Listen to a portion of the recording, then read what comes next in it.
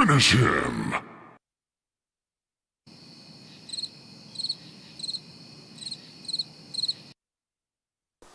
That's fucking illegal. You got knocked the fuck out!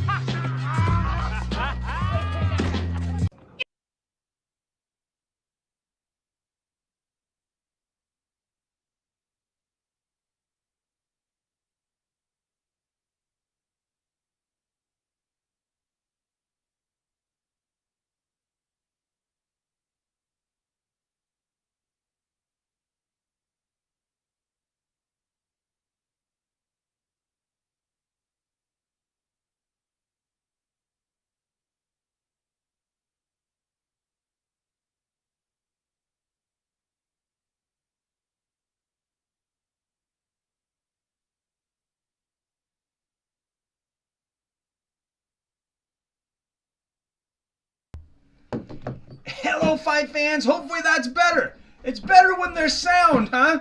It's better when there's... I move my mouse when there's actually sound coming out of it.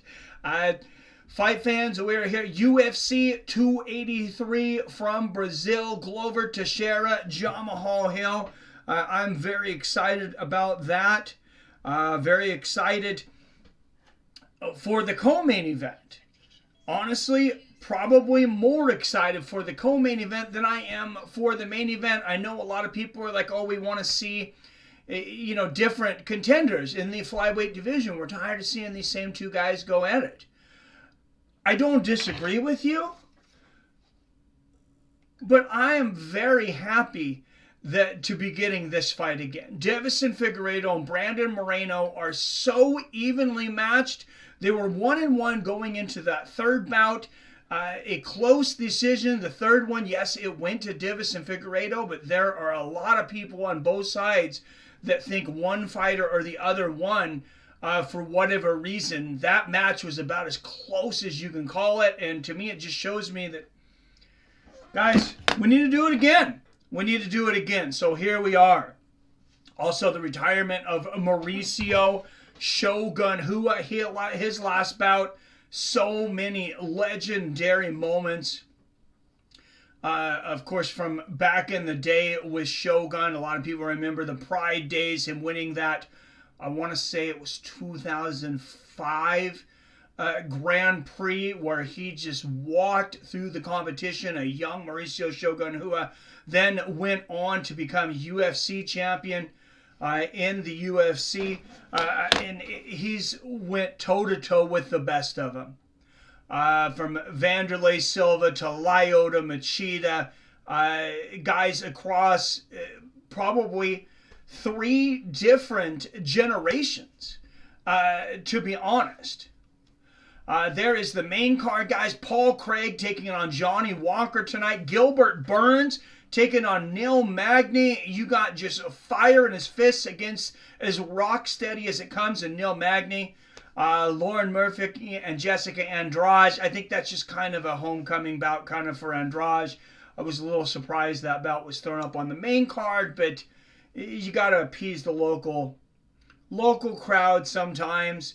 And I mean, if you're saying you're looking for a better female fight, if you just want to put female fighters on there, of course there's better female fights out there, but she is very popular. And we have a couple super chats. I missed them. We got PBR Street Gang, first of all, with the emoji with $1.99. Thank you, PBR Street Gang.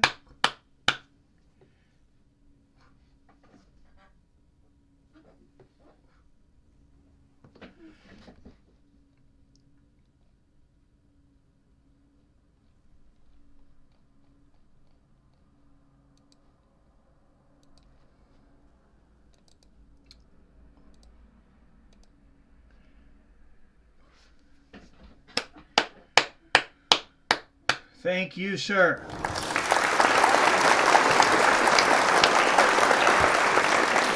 And thank you, Firefighter Gypsy.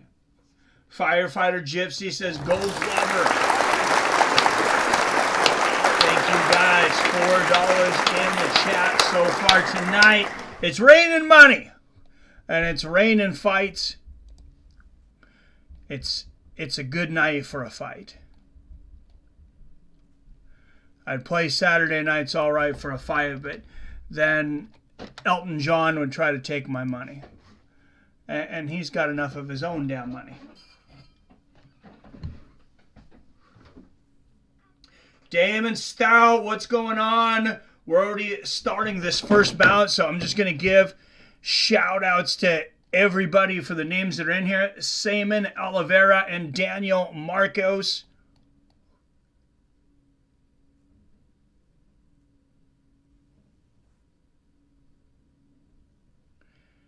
Yes, the fighters are ready.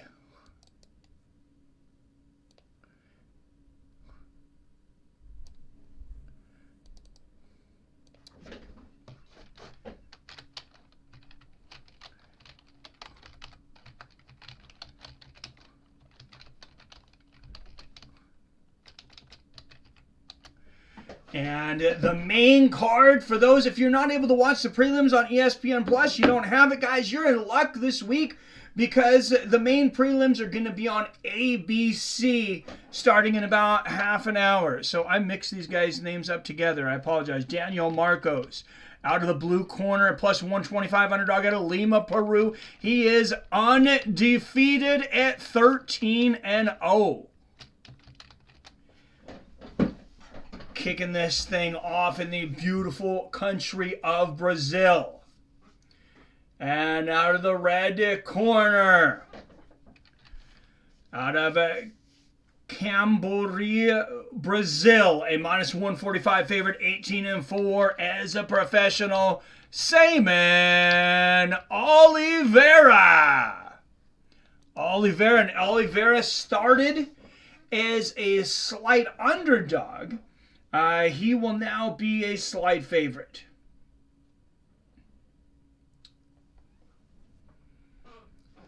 So the ring girls are out. The chat is filling up. And here we go. It's a big black square in most of the screen. Oh, that's where all the rounds and everything are. That might be a bit big.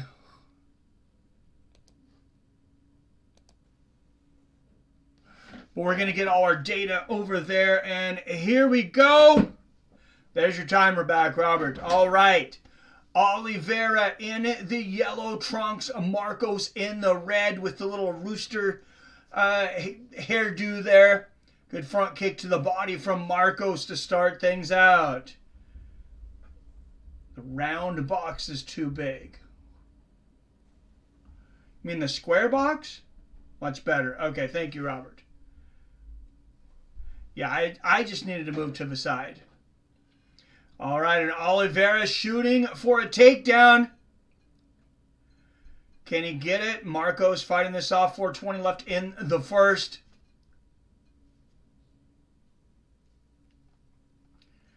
Give some shout-outs in the chat as Oliveira goes for this takedown. Robert Kerrigan, King James, they ran early. What's up, guys? Theron Nelson in the house. I'm working today. Have a pickup near my house. Good deal, man. Yippee-ki-yay. Boom. Back at you, brother. Phil D. Rowe in the house. Arcade Chaos. What's up, my man? New Britain Polly. Hey, you're not tardy today. Let's go. Frankie Terizo. Doing good. What's up with you, my man? Yippee-ki says, Hadoken PR in the house. Yes, let's go. Firefighter Gypsy, thanks for the warning on the audio, and thank you Firefighter Gypsy and PBR Street Gang for the early donations. Sound now, I actually like it better this way. Spraying crickets and sandboard. Haha, no sound. Haha, but no mic from Mike. Can't hear anything you're saying. Thanks, guys. All right.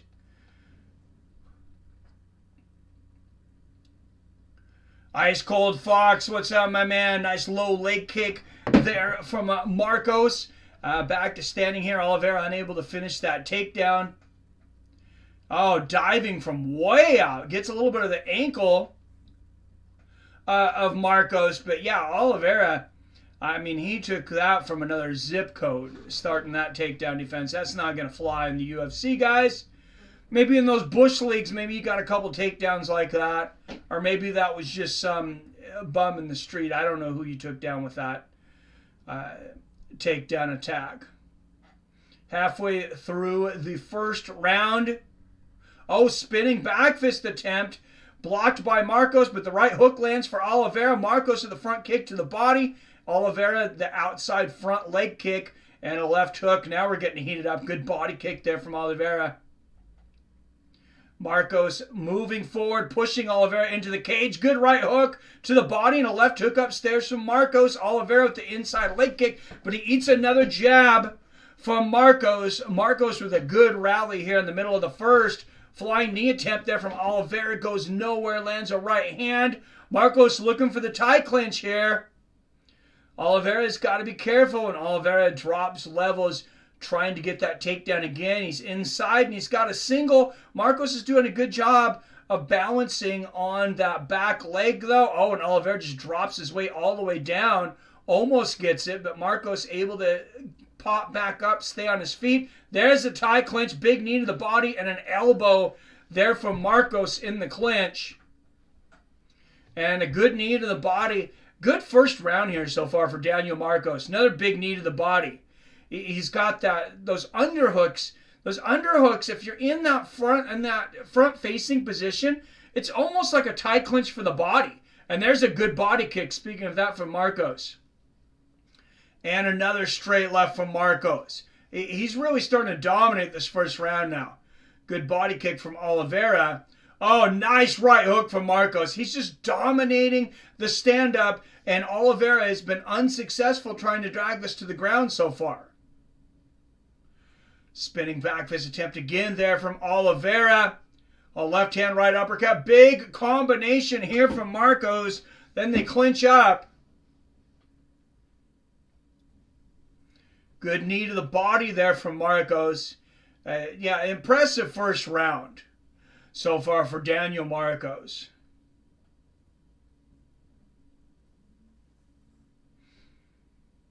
And he's just pushing Oliveira down. He's just been able to stop every takedown attempt here from Oliveira. Oliveira's in deep, eats a hammer fist to the head and a body knee to the body. Spinning back fist Oliveira, and there's a finish to the round for Marcos. Good finish at the end of the round.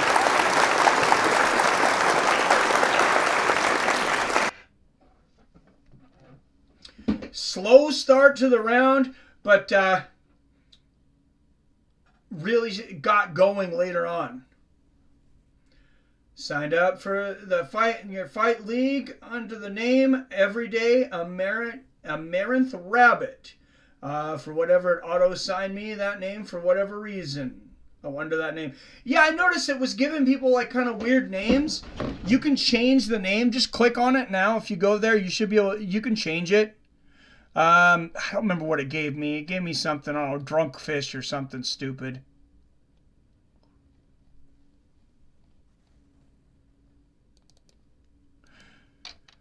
And I don't know exactly why that is, but I'm in there as Seattle Mike now. I know Robert's in there as Drunk in Charge. Johnny had half of the ring intelligence that Bones does. He would be amazing. He's working. What happened to Mike? He's frozen. Uh-oh.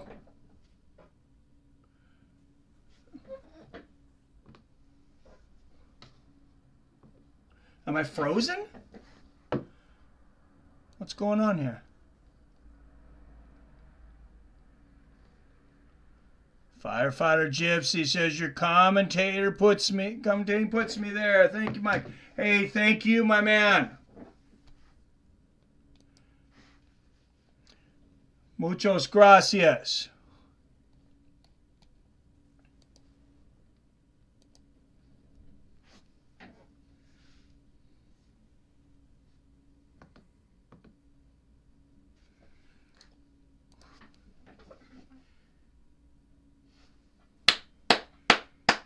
Thank you, Firefighter Gypsy, getting us up to $6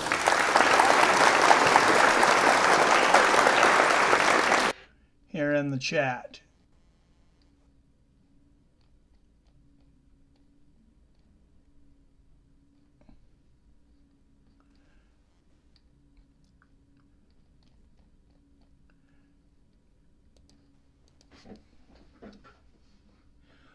Oh, big combination from Marcos. Head and body getting on the inside of Oliveira. Gave me a fucking girl's name. I was pissed. I figured out I could change it. Not frozen. Okay, thank you. Yeah, I would say Marcos is up. Oh, good right hand there from Oliveira, though. And good leg kick check there from Marcos.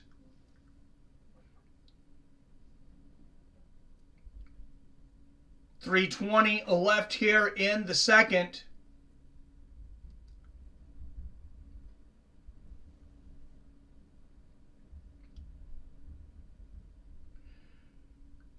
Not a lot of people right now, but a sold-out crowd here in Brazil. Good straight right there from Marcos. And he checks another leg kick from Oliveira. Blocks that spinning back fist from Oliveira. That's at least the third time Oliveira's thrown the spinning back fist. But, oh, nice right hook to the body. A big kick. Right uppercut and a big knee. Here we go. Finish him. And it is all over. Daniel Marcos finishes Simon Oliveira in the second round. You got knocked the fuck out. Wow. And, I mean, he really took him out. Get him some medical attention.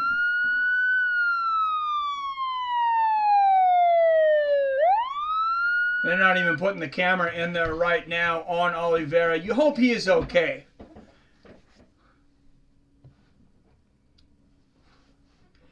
Let's watch the replay of that. A big right hook, then the left hand right afterwards. Then he comes up with a kick to the chin. Wow. And look at that flying knee to the body.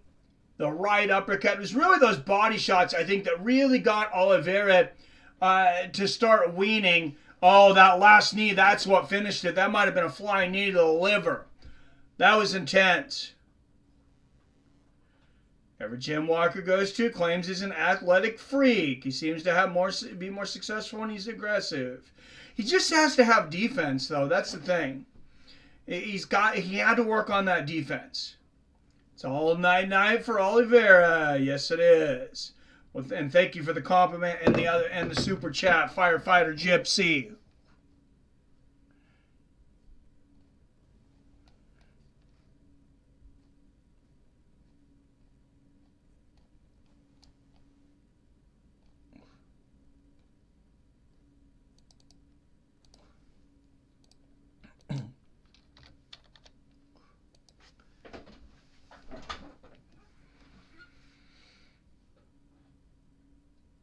Yeah, good first fight anyways. Like I said, starting at 4 p.m. Pacific. If you're not able to watch this on ESPN Plus, King James, I bet you got some rabbit ears. I think you might have mentioned that before. So the main card is on ABC, brother.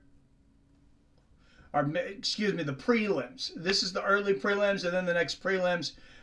We got some women in the featherweight division coming up. Josiane Nunez and Zara Fayarn, Brazil versus France.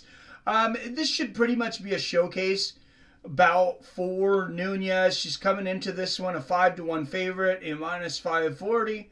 But Zara Fayarn, she's a +420. Never underestimate the power of 420.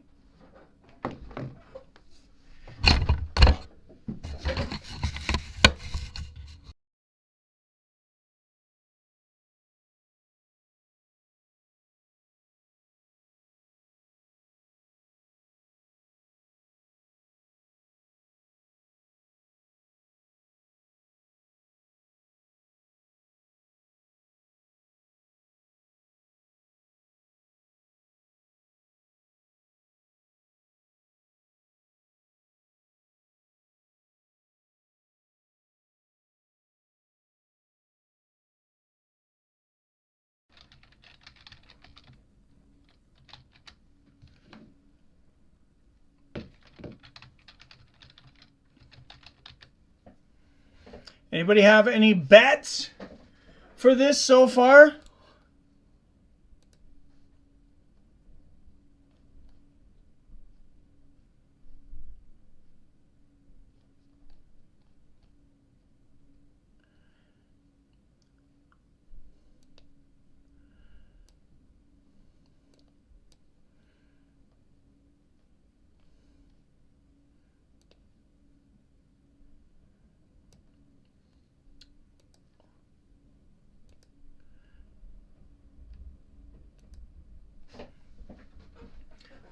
right, and we're going to jump right into the next one. Nunes 9-1. Zarafane is her opponent.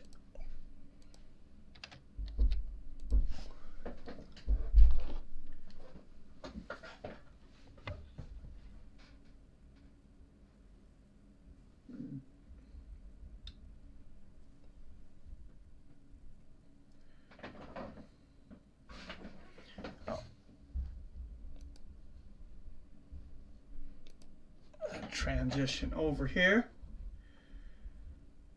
Sucks my Eagles are playing tonight and I can't watch because of fight. You don't have two screens though, huh? Mike, you like men's 125? How would you feel about men's 105? Would you watch? I mean, I would give it a chance. 105 is really small. I think 115 is probably too small for the men. The women's 115 works. I might even watch women's 105. I don't know. I don't know. I mean, if it's action-packed and it's fast, I mean, I would definitely give it a chance. I just like fighting, man. Didn't know it was on ABC. Thanks. You're welcome, King James.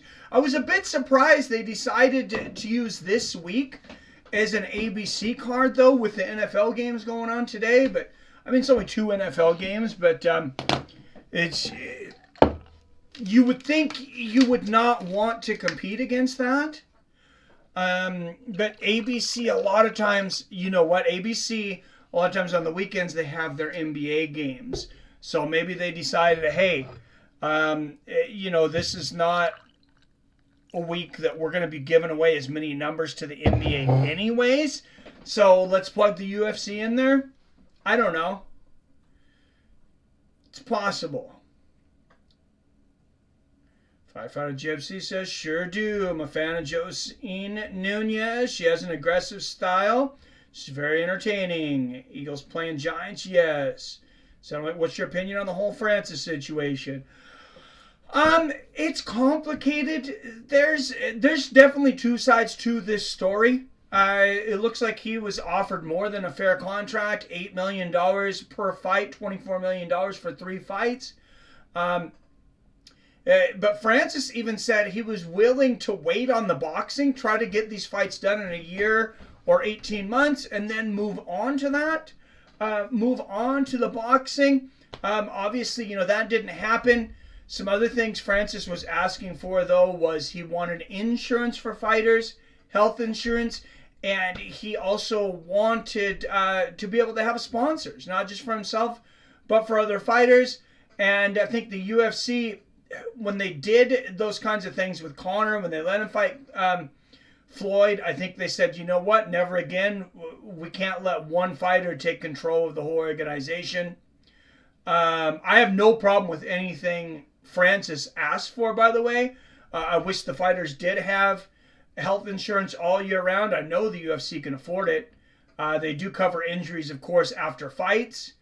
As far as in training camp, that I don't know. It seems like they don't. But I'm not positive on that. I think maybe if you get within so close to the fights, then you do. I don't feel like the fighters are being treated as independent contractors. I 100% would say that.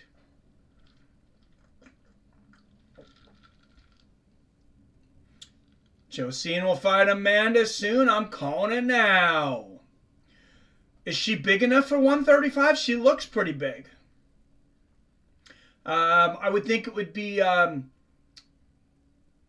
Shevchenko first, but I don't know.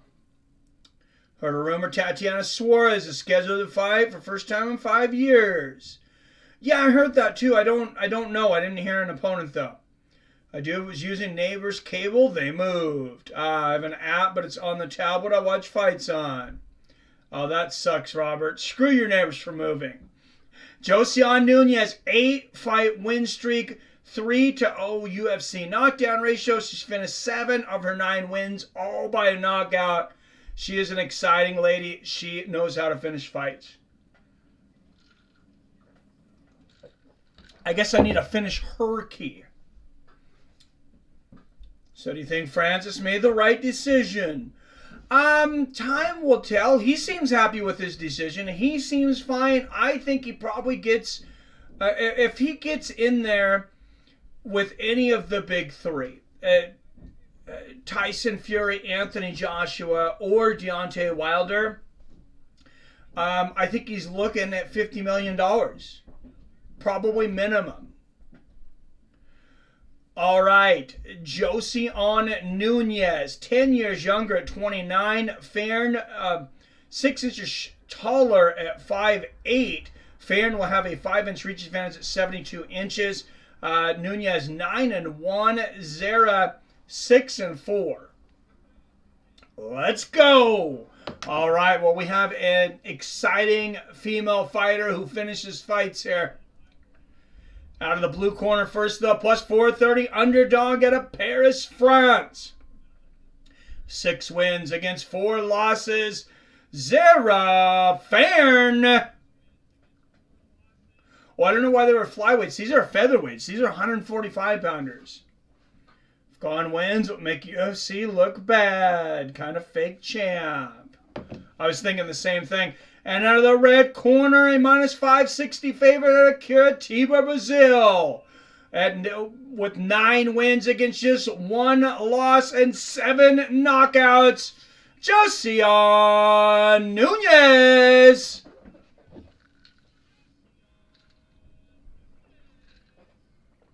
And you look at the beautiful Genesee Arena. I believe that's how you say that. I'm not positive, but either way, a beautiful arena they're in tonight.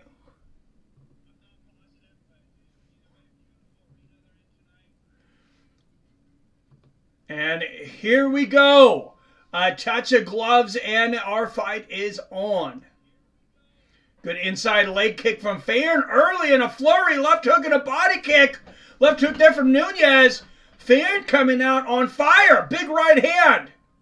Oh, beautiful left hook there from Nunes. Oh, another big right hand uppercut underneath the body. Farron going nuts here. What an upset this would be. Nunes came in today, I believe, over a minus 600. Good body kick there from Farron. 2 right uppercuts, the knee to the head. Wow, Farron is going off right now. Nunes having a hard time getting inside that 5-inch reach advantage that Farron has. Remember, she's also 6 inches taller. Big body kick from Farron. Left hook from Nunes, but Farron doing a great job using her leverage. Great right uppercut. Who has Zera Farron been fighting that she's this good and only 6-4? Great start to this round. And a good inside body kick there from Farron. If you're watching the live betting odds, I would be paying close attention. Good jab and a right uppercut there from Farron. Nunes throwing flurries, but she's having a hard time getting inside the reach. An uppercut and another body kick. Nunes trying the Superman punch, still can't get inside the reach. She can't reach her if she jumps. And a big 1-2 there from Farron. And 2 right uppercuts. Oh, a huge right elbow from Zera Farron. And a combination of punches. Another knee there. Nunes comes out swinging, but unable to get inside the giant reach of Farron. Looking at these two women, it's hard to believe that they are the same weight. And you see significant strikes 3-1 early in the favor of Zera Farron, landing 30 strikes in the first 2 minutes. Good body kick there from Farron. Farron getting the clinch again here. Oh, what a knee to the body from Farron.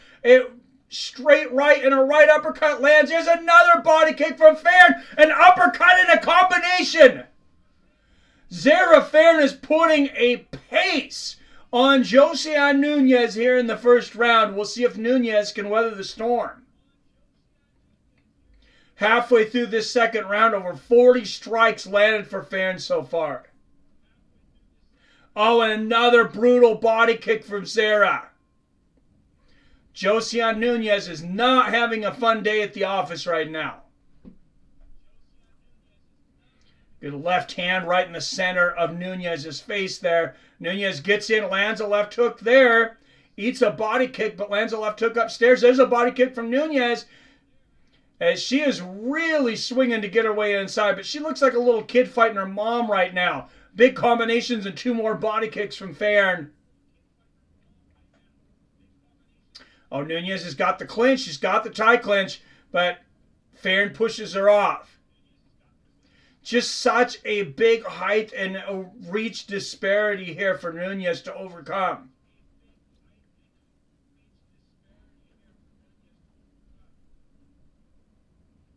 I mean, 6 inches. This is like talking about a guy 5'11", fighting somebody that's 6'5". Good combination there for Nunes. Left hook and a right hits the jaw of Ferreira there. Another right for Nunes and a body kick. Nunes coming on now.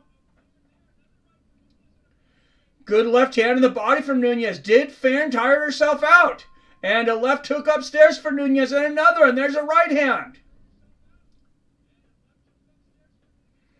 We might be looking at female round of the year so far here if we get some action in this last minute. Nunes leaning up against Ferreira on the fence here. This is where Ferreira, of course, can't, she can't use her reach as much. That reach is still going to be valuable in the clinch. But at least Nunes can get inside and hit her. And Nunes lands a big right hook on the break. Oh, there's another kick to the body for Ferreira. And you see the live odds have really switched now. Minus 145 for Ferreira, who came in a 6-1 underdog. Oh, good left hand there from Zara. And another body kick. Good left hook from Nunes. 10 seconds left here in the first.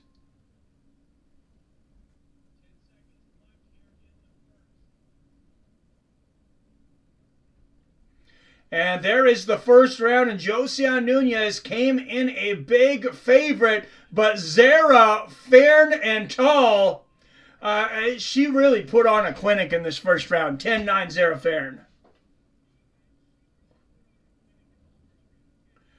Thank you, Robert, for getting the person out of here.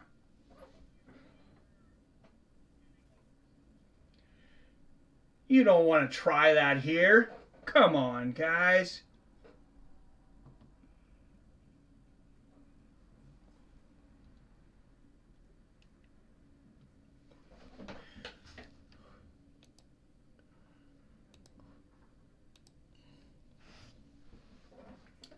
Epic fail, UFC 283. So Phantom frustrated. Francis passed up the money and ended up boxing some nobody for chump change. I don't know, man. I don't think that's exactly his plan.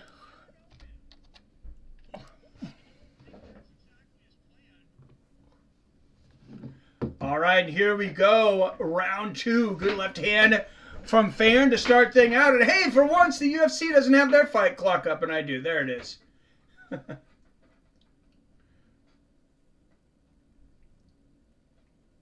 And good left hand again from Ferreira. Nunes seems to have a better game plan of how to get inside this reach this time. Eats a couple of left hands, though. Nice right hand there from Zara Ferreira. Left hook for Nunes, but there's that front kick, that oblique kick to the body from Ferreira. Nunes back to a minus 280 on the live odds, though, since she finished the first round. Ferreira a plus 220 now. I mean, you get plus 220 on Ferreira right now. I like that. Oh, nice 1-2 there from Nunes. And a good inside leg kick from Nunes. Nunes was getting some momentum at the end of the round, though. And that's probably the reason for the difference in those live odds. Zara is 6-4 for a reason. If Nunes gets past this fight, though, I mean, what a good learning experience. Oh, good body kick. And then the kick to the chest, it looked like there from Ferreira. Oh, big left hand from Nunes. Superman punch and another one. She just landed 2 Superman punches from southpaw. Nunes is figuring this out. Good left hook to the body from Nunes. And a right hand there from Ferreira, who may be tiring out, though. Good left hook upstairs and then one to the body for Nunes. Good 1-2 from Farron. And now they're back to the center of the octagon. And we'll see if Zara can start to use that reach a little bit now, but she's not throwing shots. She's not throwing those kicks out like she was early in the jabs. I think she's getting tired. She's breathing with her mouth open right now. And Nunes patiently waiting on the outside for her moment. Oh, good left hook there from Nunes. And Nunes is the one, see, she's continuing to measure. She's throwing her jab out there as a feeler. She's not, oh, nice left hand there from Nunes upstairs and a left hook to the body. And Farron's going to clinch. And this is where she completely loses her reach advantage, of course. Fury's last opponent, professional boxer, only made $700K. Yeah, but that guy was a joke. That was literally his friend. He got his friend a payday. I'm with you, King James. $8 million, that's a lot, dude. It's like, fight your 3 fights at $8 million a piece, then go box.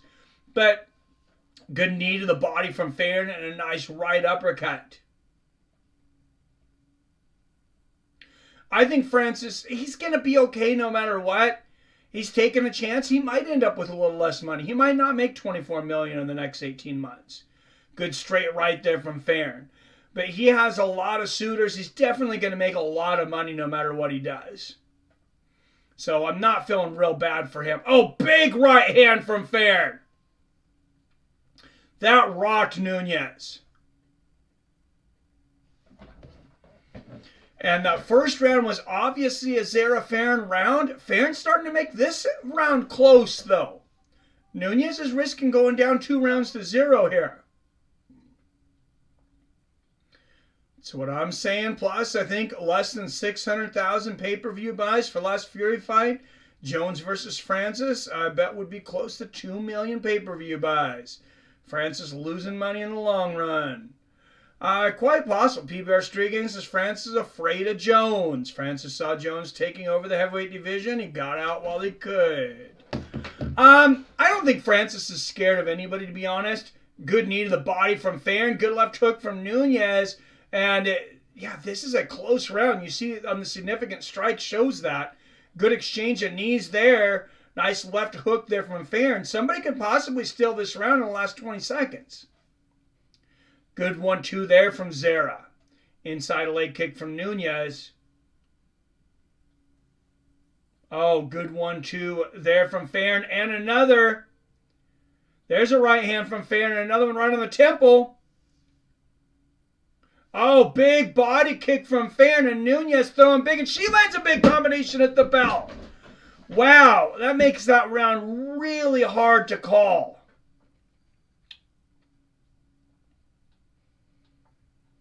That round definitely could have went either way.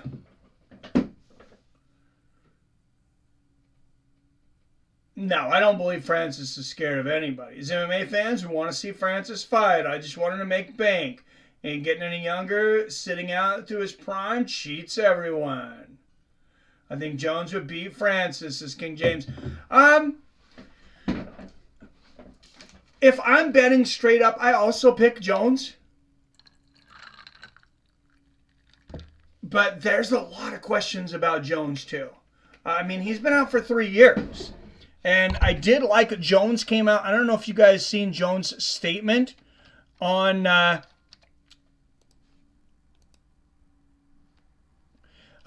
Francis's decisions and everything. But he says, hey, I completely support him. He goes, I stayed out 3 years myself to get a better deal because I didn't feel like I was getting what I deserved. Of course, there's speculation that Jones was sitting out for another reason, and I have my own suspicions, but we can only report on what we know. Jones destroys Francis in the first round. Away an idiot walks away for $8 million. Yeah, good straight right there from Farron. I think there's a great chance that he doesn't make $24 million in the next 3 years. Couple of good right hands there from Farron. I think a lot of it had to do also with his bad relationship with Dana White.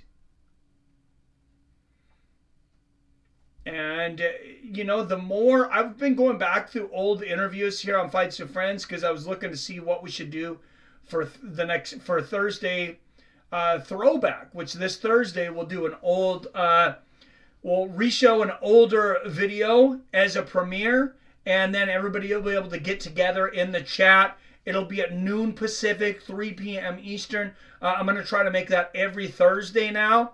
Good left hook there from Nunes. Good straight right from Farron. So even if you're not interested in watching the throwback, you can at least get in the chat, catch up with everyone.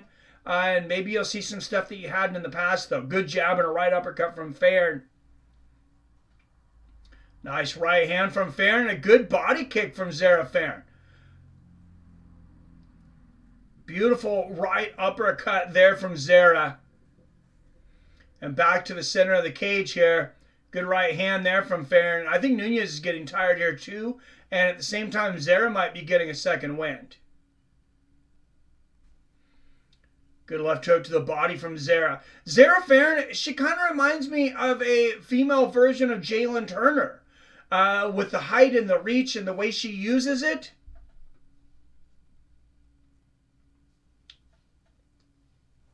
She uses that leverage well. Obviously, you know, she's got a lot to learn.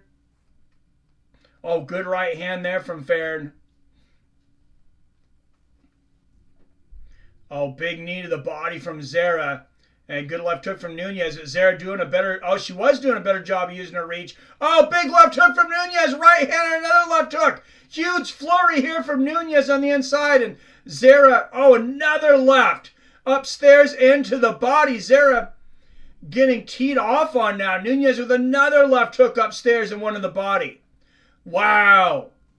Josian Nunes really going off here from about the 245 to the 220 mark. There's a good left hook to the body from Nunes. And Zara Farron, she looks tired again. She looks like a sitting duck right now. Another good body shot from Nunes. Oh, big left hook on the chin from Nunes. Nice right hand from Zara. But Zara, yeah, she's tired again. She fights in flurries, and, you know, there's a risk to that. Good left hand from Nunes. I know a lot of times you come in such a big underdog, and you kind of feel like, hey, what do I have to lose? I'm just going to go in there with a big, fast start, and kind of seems like that's maybe what Zara did. Good left hook there from Nunes upstairs. Right hand gets through there for Zara. But the last two rounds have really been a tale of two rounds. You know, one half to Zara, one half to Nunes. Good right hand there from Farron. I would hate to be a judge right now because the only round I'm really confident... Oh, a huge right hook there from Nunes. Only round I'm really confident about is that first round for Zara. Oh, big knee there from Farron. I think it's going to come down to how they scored that second round because Nunes is walking away with the third here. Oh, good right hand there from Farron. And another right on the chin. She may need a finish here. Either fighter could need a finish, though. Nobody should be stopping.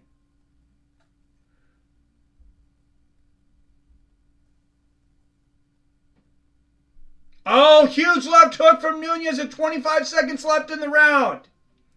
And she clinches against Farron next to the fence here. We'll see. Maybe she thinks that a takedown would be in her best interest here. Oh, a big right hook in the clinch for Farron. Or for Nunes, excuse me. Good body kick there for Farron. Left hook for Nunes. And a nice right hand for Zara Farron. And another. She ends it well. But, wow, that's going to be a tough one to call. Yippee-ki-yay. Re-upping the premium membership. Thank you. Yippee-ki-yay.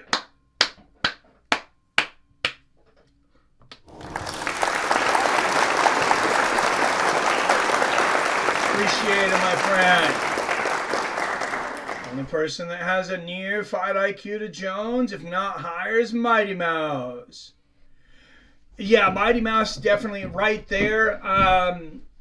As far as fighters that are still active, we can't forget about about George St. Pierre. Never forget about George St. Pierre. I feel like he's one of the greatest to ever do it. Hey, what's up? Greg Brimstone in the house. Hey, UFC 283, get the fook out of here. Oh, are you upset?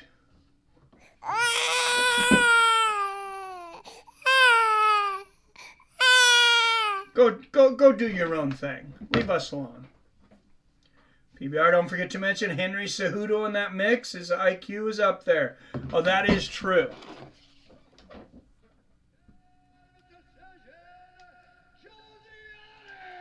All right, so Josiane Nunez takes it here in Brazil.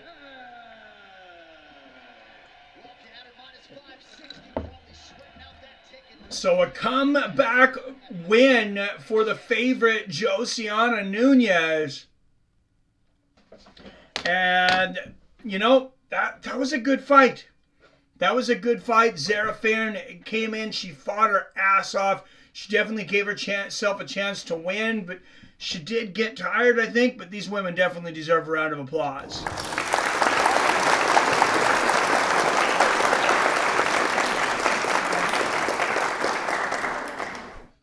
Everybody overlooks the fact that Bones can take a punch. Reyes and Santos' career ended after Jones broke them. No, I don't overlook Jones at all, but I also think about what Jones did after last time after a long layoff, and it wasn't impressive, man.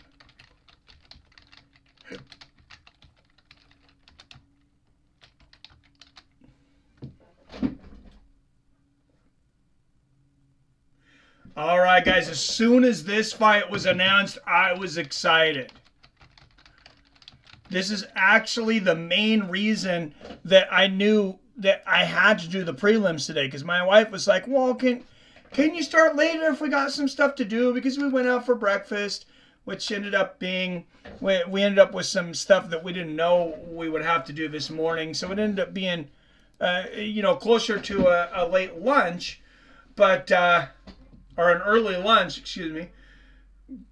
But I was like, no, I scheduled this for 2:30, and this was the main reason I knew I did not want to miss this fight between Nicolas Dalby and Warlley Alves.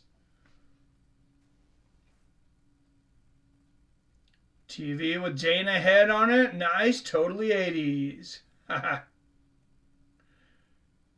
Dana White sitting ringside via Zoom because he's not interested in being in Brazil.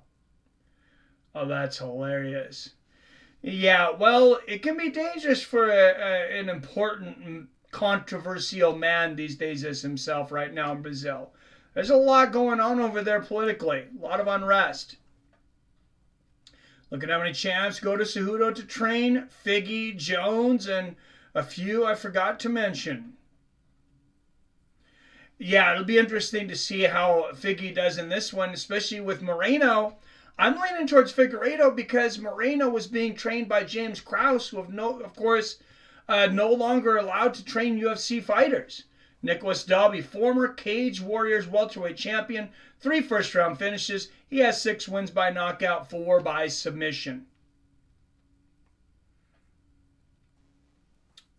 Look, Reyes got screwed, right? So when you put the fight of your life on the table for the championship and you get screwed, what's the point? We're totally going 80s again. This next fight is going to be a war. I agree.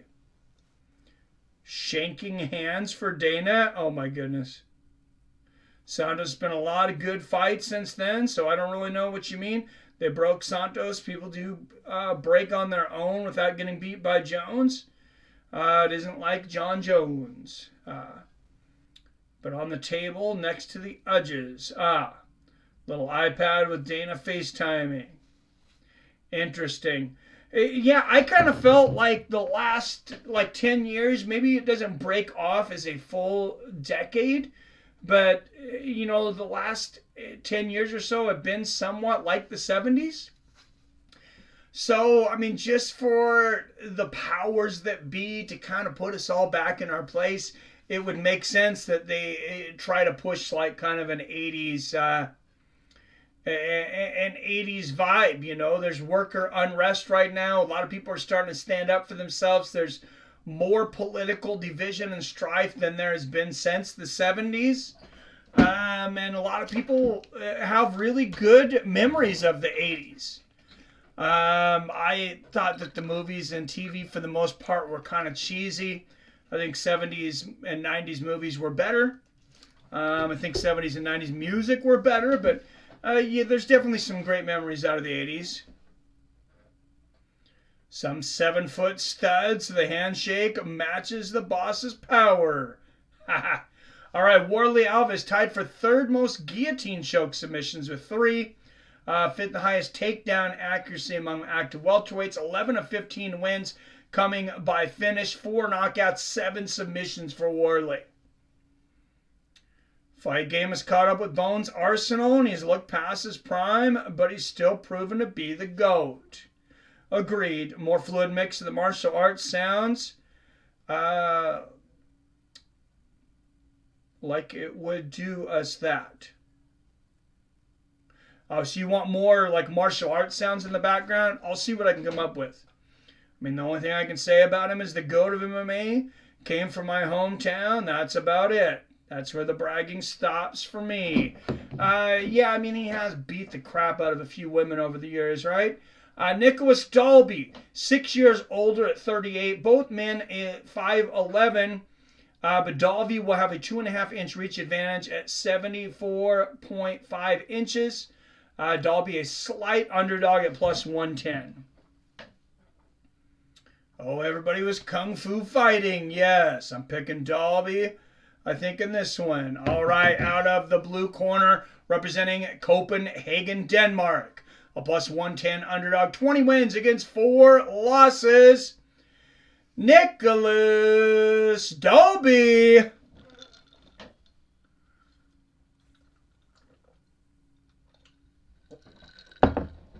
I like the 30th anniversary gloves there.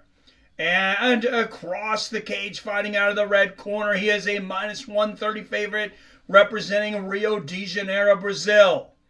With a fighting record of 15 wins and 5 losses, 10 coming by way of finish, Warley Alves. What's up, 7 in the house? Haven't seen you in a minute. 7. Good to know. RoboCop fight tonight is what I'm looking forward to. Me too, PR. I love that guy. Gregory Rodrigues is a beast, man. I seen somebody put out a meme calling him, what was it, Robama Cop. Because he looks like a mix between Obama and RoboCop. All right, Alves in the yellow shorts, Dalby in the red. Good inside leg kick there from Alves and a left hand behind it. A beautiful right uppercut from Warley, and there's a body kick from Warley. Warley looking to go to war early. We got some fireworks early. Oh, and Dalby catches him with a off-balance front kick, but there are fireworks. 4:20 left here in the first. And Alves pushing Dalby up against the fence here. Dalby's got great grappling himself.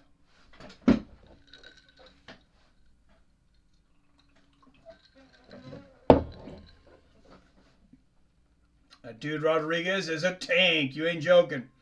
What's the white guy's name again in the heavyweight division? The Russian. Is that Sergey Pavlovich? A couple of good knees to the body there for Dalby. And another. Dalby going off here.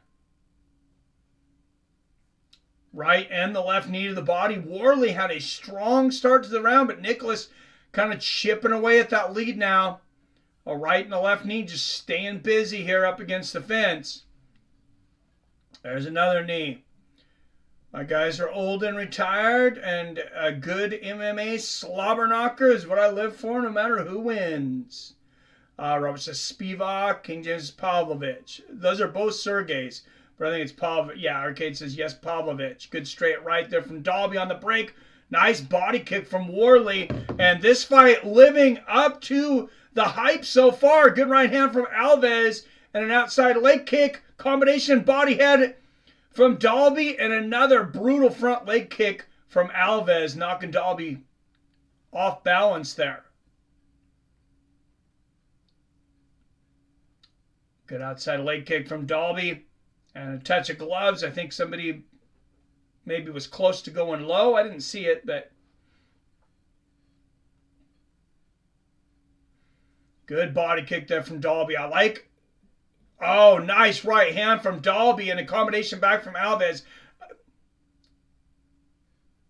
I like the feints there from Alves trying to keep Dalby working. And a front kick to the knee there from Dalby.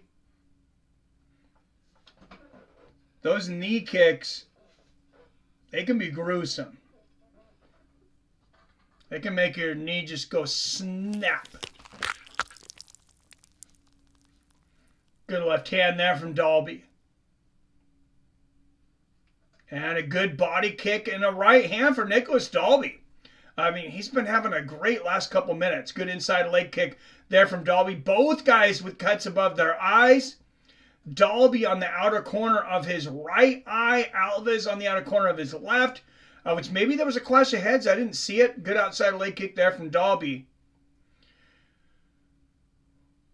But, I mean, there's a symmetrical line between the cuts when you see them standing against each other. So it was almost... It's almost guaranteed that that was a clash of heads. I don't know if anybody caught it. Pavlovich may have that title a while if he gets a crack. It's Pavlovich. He's got to be looking at a big fight soon. Agree. Yeah, just nobody else be jumping in front of my man Curtis Blades for that title shot. You know, Stipe gets the winner of Francis and gone if he's ready to go. But then Curtis Blades has got to get in there. He kind of already got bumped for gone.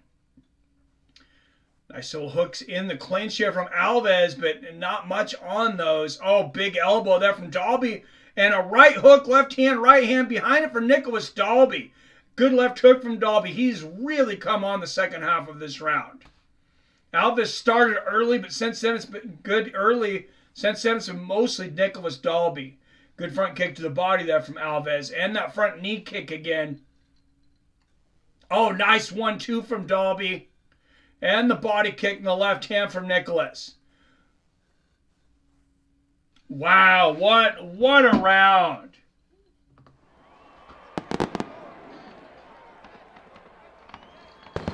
That was some fireworks. Robert says 10-9 Dalby. I agree.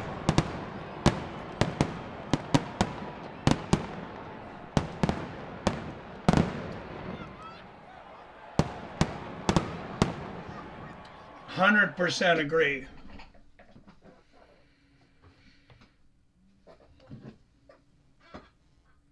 Dana said fans would be surprised of the names of heavyweight who refused to fight Pavlovich. I mean, I wouldn't be surprised. I know a lot of you are big fans of Dana, though, and, you know, I have my love for him, too.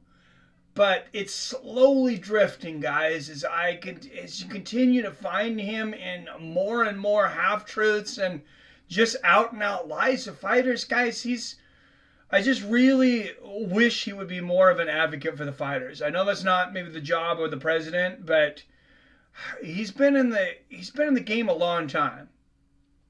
I gotta say, I'm a little disappointed from what I've seen from him recently. Like with some clash of heads, commentary just said. Thank you, Robert. Sound effects are nice, but need to be shorter. All right, I can shorten them up, PR. Thanks. Good front kick to the body there from Lazzez. And a left hand.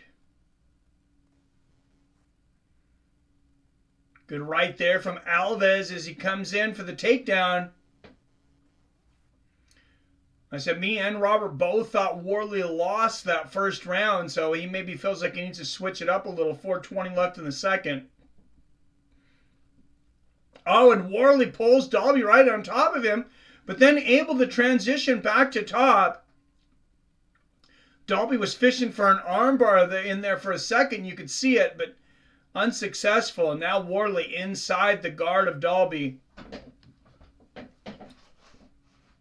If the guy says, Dana. I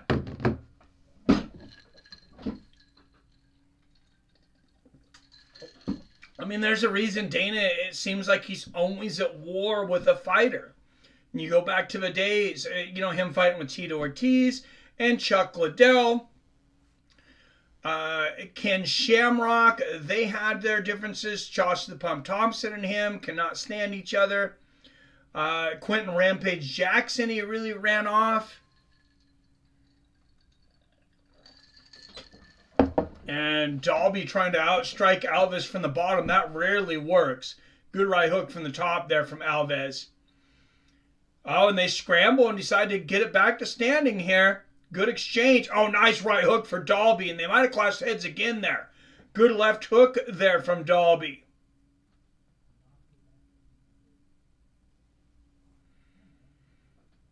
Generally, when you see so many head clashes between southpaws, but both of these fighters are orthodox. Good right hand there from Dalby. Good inside leg kick from Worley. And Dalby coming in, getting the underhooks. God, I think they bumped heads again. These guys have really got to be careful. And look how Dalby's he's just like rubbing his head against Alves here. And I mean, both guys are kind of doing it at one time or another. I don't know that it's one fighter more than the other, but man, guys, get your heads apart. Don't put your heads together for once. A couple of good knees there from Nicholas. Dana old, so it just reminds me of good old days for us, 30-something-year-olds now. Yeah, he does. Dana know how to spin tables about it when he said, she said. Expects us to believe Francis fears fighting. Yeah, that's, I had a little bit of an issue with that. And I think a lot of people did. Worley on the warpath here, but Dalby just keeping him off of him. Good body kick there from Dalby and a left hook upstairs. Oh, nice exchange. Both guys landing right hands. Good left there from Dalby. And a right on the chin. Alves lands a right hook. I'd like to see the live odds on this fight. They got to be about even. Good straight right from Nicholas. Oh, brutal front leg kick there from Alves. Body kick from Dalby and another. Oh, and a three-piece from Nicholas Dalby. Beautiful 1-2 there.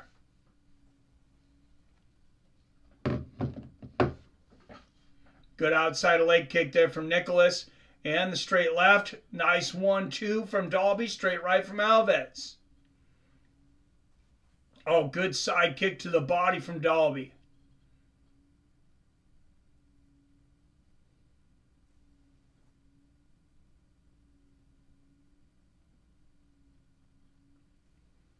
Worley really needs to kick it into second gear here. I think he's pretty close to needing a finish. Couple more good left hands there from Nicholas. And a nice 1-2 from Dalby.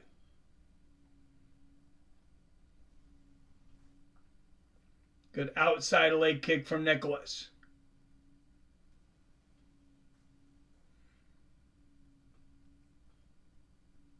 Oh, looks like there's a low blow here. That's going to kill our time clock because it's just, oh, it's an eye poke actually. The right eye, official timeout. Looks like Alves got Dalby in the eye. Let's watch the replay here and see what happened. Alves definitely has his hands open and, yep, just reaches across and rakes across the eyes of Dalby there. Oh, bad move. No excuse for that one. Dalby about to get screwed, says PR.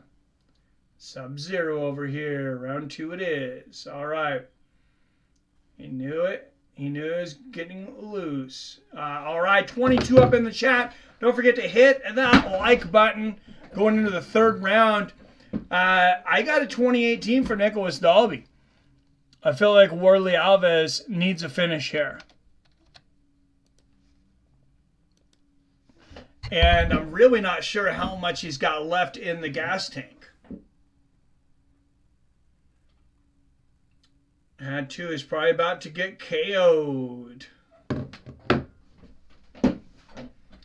But yeah, both guys definitely having their moments in that last round, and especially in the first. Nicholas Dalby is just continuing to, push himself away from Alves, Alves, I think.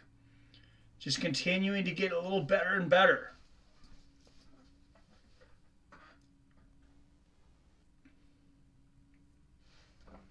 All right, third round coming up.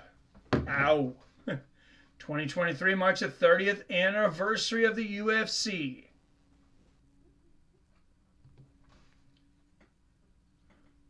All right, here we go. Third and final round. Big right hand from Alves and another. I think he feels the pressure that he needs a finish. Good left hook there from Alves and another right there from Warley. Good body kick from Dalby. Another combination from Warley, though, and a big right hand on the chin from Alves. Both guys exchange. Big right uppercut from Warley.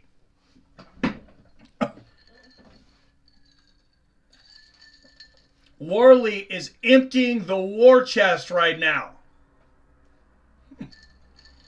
And he's going to lean inside and clinch on Dalby a little bit. That was a lot of energy expended in a short amount of time, though.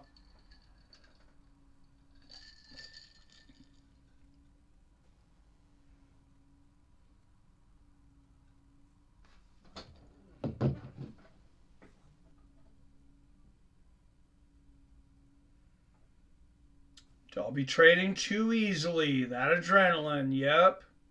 No anticipation. Wow, Dalby. Good knee to the body there from Dalby. But yeah, he took some shots there from Alves, but he survived.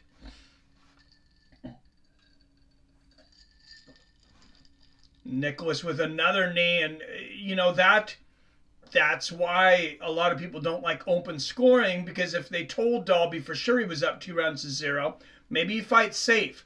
Oh, good 4-piece there from Dalby. Shots to the head and the body. Head kick Dalby and left hand on the chin.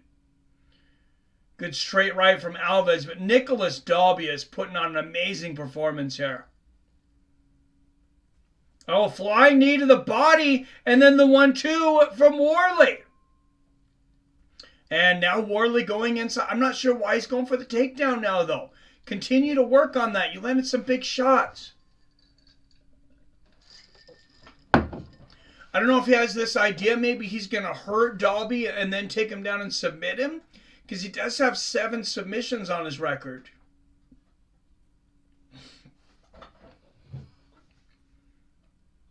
This is a war. 3 minutes is Yippee-ki-yay. Yep. Yeah, it is definitely a war. It's a hell of a fight. Good knee to the body there from Nicholas. And, I mean, this is what I expected out of this fight, though. Both of these guys, I mean, they always bring it. Big right hook there from Dalby. And a nice left hook from Alves. And a good right hand there from Alves. Pushes Dalby into the fence. Good 1-2 from Dalby. And another 1-2 and a body kick from Nicholas. Oh, good left hook to the body from Nicholas. The left hook upstairs and a body kick for Alves. Oh, what a right hand from Warley Alves.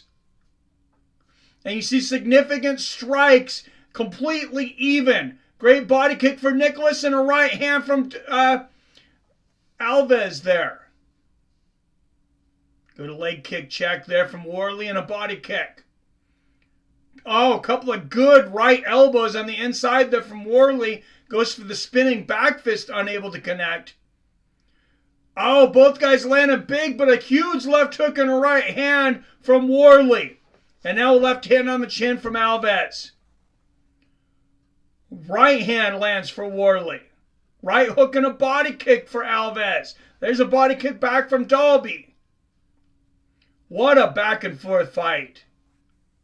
Oh, big right hook for Dalby, but Alves catches him off balance. Lands a nice right hand there, unable to get the flying knee, but a left hook and a right uppercut combo for Alves. There's the left hand for Nicholas.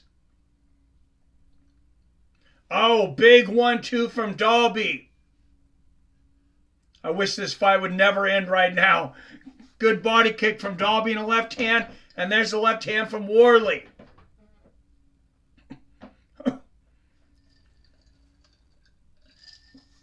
Good knee to the body from Dalby, who's clinching now. Worley fighting with desperation most of this round. Goes for a throw there, but Dalby counters. Throws him to the canvas. Now they're back up against the cage. But it looks like they'll end this one in the clinch. Oh, a big right hand from Dalby. And there's a right hook from Alves at the bell. What a classic right there. Both guys embracing each other. Both guys raising hands. Wow. That really had my heart beating. That was great.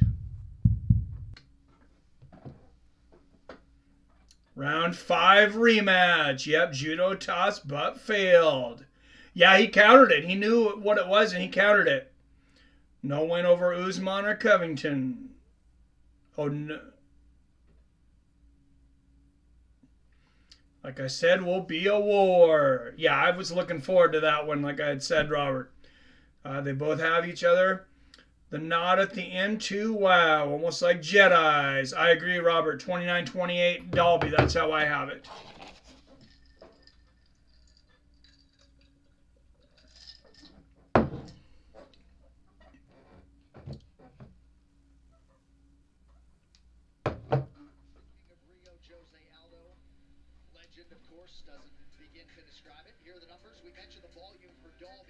All right, yeah, you look at the volume across there.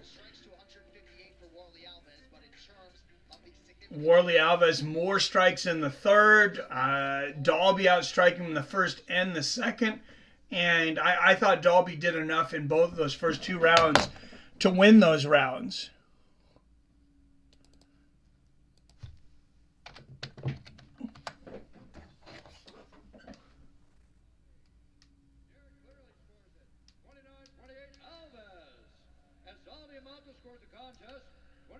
We got a split.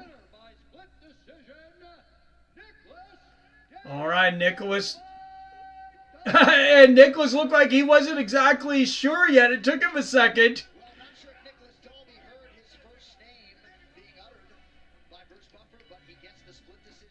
Wow, that was one of those nail biters that, you know, both fighters were definitely not even sure how that was going to go.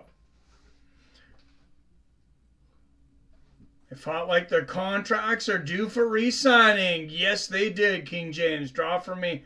Both ones, Yippee-ki-yay.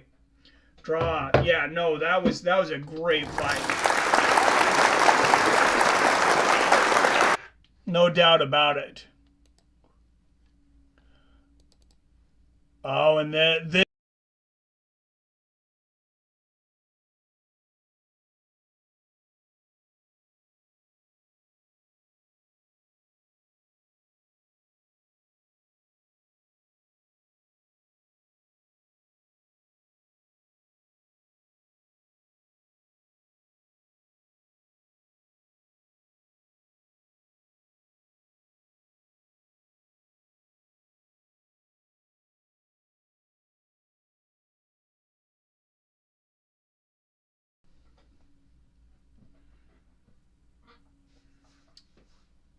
hello, Micah Fighter friends. Been like 1,000 years since I've been here. Well, hey, good to see you, OG Derek Carr. I think the last pay-per-view. I think it was the last pay-per-view was the last time you were here.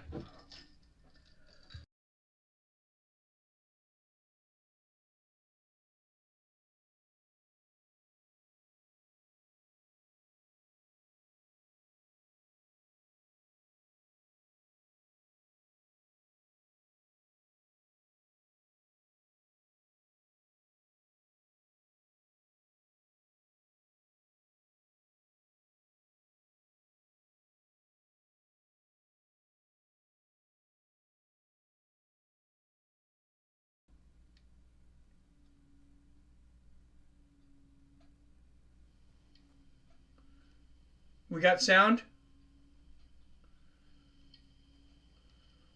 We got sound? Okay, that's weird. It cut out for a second, didn't it? Okay, that's weird. It cut out for a second, didn't it?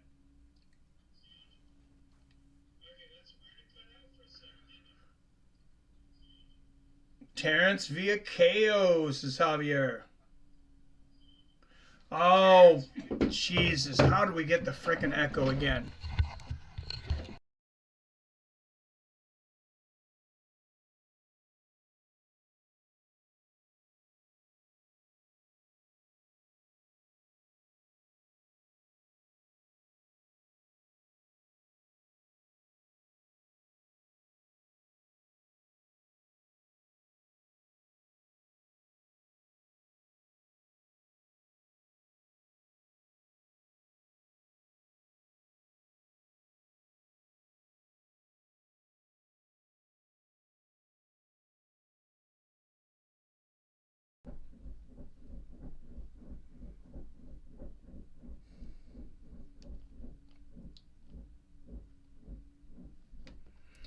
Moving up George Jefferson style. Yeah, I'm trying, man. Yeah, I got the green screen back here. Billy Hughes has donated a bunch of cool stuff. I got a nice stream deck here. So I got some cool little icons here.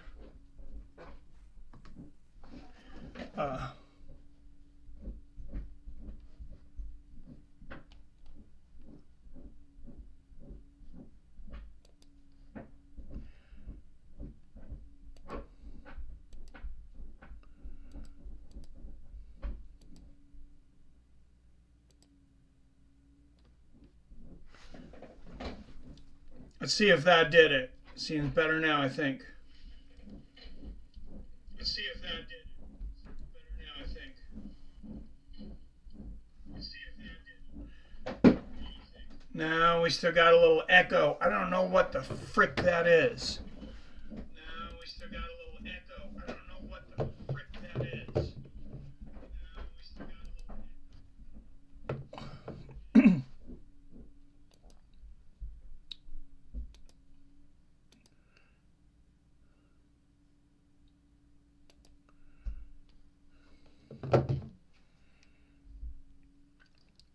Let's see now. Let's see now.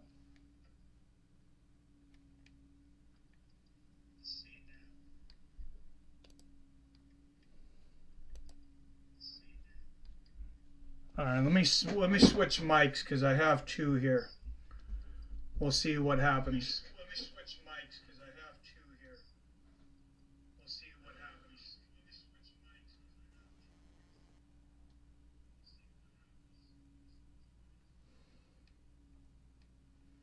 That is ridiculous. I don't know how the hell this happens.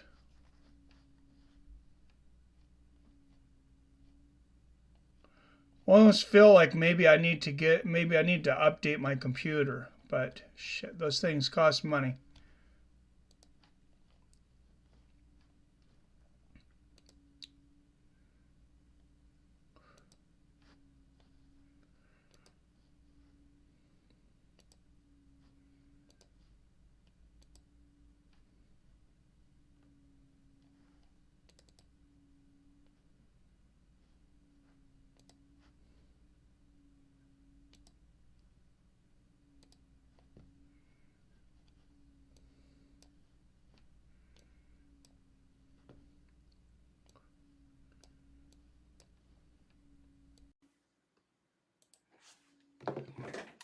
All right, Terrence McKinney, 1 year older at 28.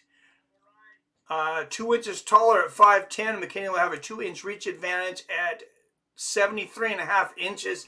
And this is a pick 'em on the odds.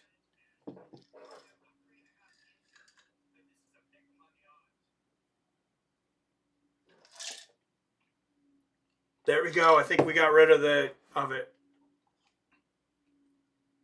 we go. I think we got rid of it. McKinney winning around 2 KO. All right. Fighting out of Spokane, Washington. Out of the blue corner. 13 wins against 4 losses.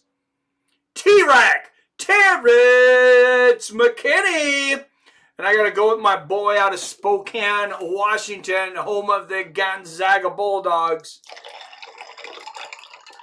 And home of my youngest kid, my daughter, living over there in Spokane now. Out of the red corner, a minus 105 pick him out of Brasilia, Brazil. 18 wins against 3 losses. Ishmael Bonfim. McKinney dumps everything in first round. Yes, he does. Yeah, McKinney may get the KO first. Osiris Maya is the referee for this one. All right, yeah, McKinney, he is a storm when he comes out in the first round. All right, a touch of gloves, and here we go.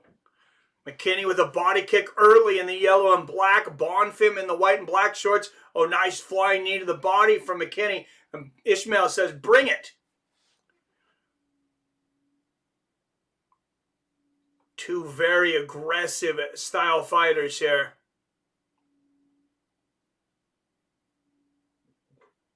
Oh, big right hook from Ishmael. And Ishmael's a great counter striker, and good job by the matchmakers to put this together. Right hand lands for Bonfim. Good right hook for Terrence.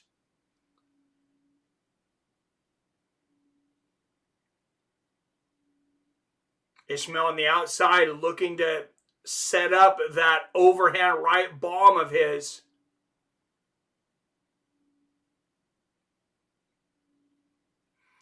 Front kick to the body from McKinney, who switches to southpaw.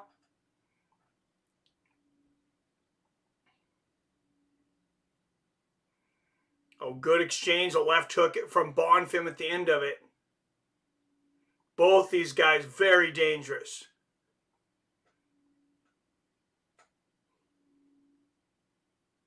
Oh, good left hook there from Ishmael. And Ishmael shoots, and he gets McKinney down. McKinney right back up, though. Good knee to the body from Ishmael. And I'm sure Terrence thought that his biggest advantage was going to be at standing, but Ishmael was, he was striking right with him there. Good knee to the body there from Terrence.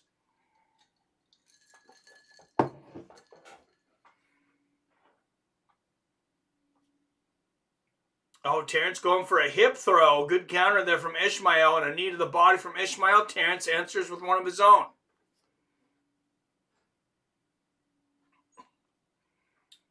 Some of the best fights in the prelims. I never understood why people with tickets miss anything.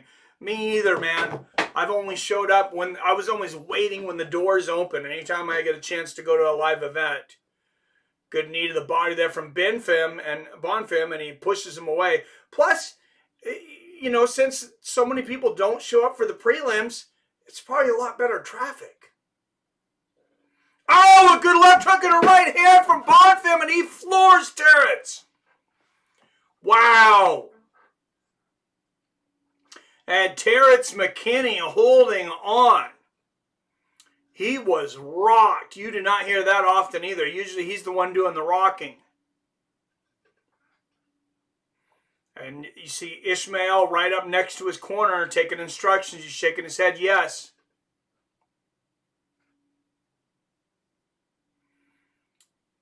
I'm pretty sure Terrence is still stunned though.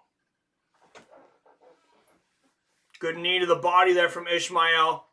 And Terrence answers with one of his own.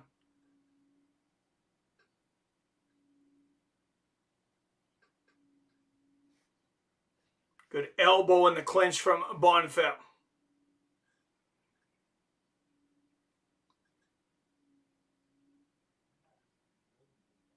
I would say Terrence needs to break through, break free of this, get to the center of the cage, but Ishmael was outstriking him. And it's Terrence that pulls Ishmael down, but he pulls him down right on top of him. Ishmael just kind of sitting on Terrence. He's like, yeah, I'm good. I'm just going to relax and wait to see what you're going to do next, buddy. There's 5 elbows to the body there from Ishmael.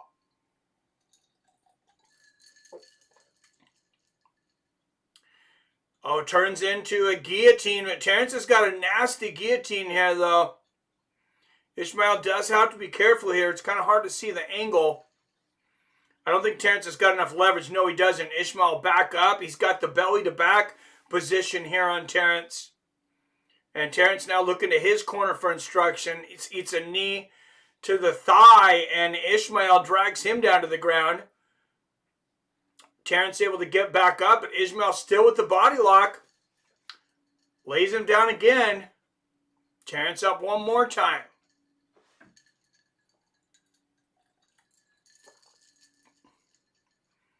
Great game plan this first round from Ishmael Bonfim. Hurt Terrence McKinney once. Oh, and a head kick from Bonfim there, though. Mostly missing, falling off balance, and Terrence falls on top. And they're going to end that way. Terrence in the guard of Bonfim. First round, Ishmael Bonfim. Got to find the weakness first. He needs to counter Bonfim's hooks. Bonfim only has bombs, easily countered. I agree. Derek says, oh no, we got back up. But that was clean, and we walked into it. Buying time, not smart. He's lost. Kenny gets up quickly when taken down. 10-9 Bonfim, I agree. That's his only ace, says Yippee. All right, and we'll go into round 2 here. You see Terrence's mouthpiece getting knocked out there in the first.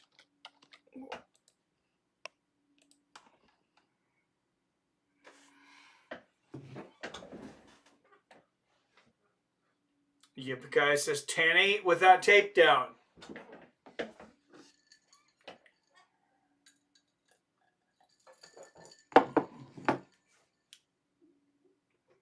We did get a knockdown in the round. I didn't give him a 10-8, but it was a pretty good round for Bonfim, for sure.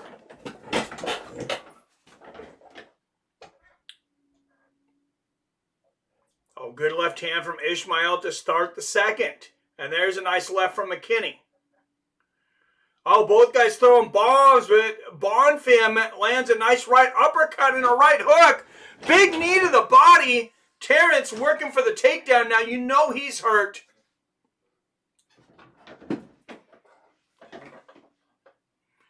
Oh, big right hand for Bonfim after Terrence misses that uppercut. Good left hook there for Terrence, but a good combination there for Bonfim. And if you looked at Terrence's social media this week like I did, Terrence seemed very confident, maybe a little overconfident. I'm not sure that, he took Bonfim as serious as he needed to. That's to take nothing away from Ishmael.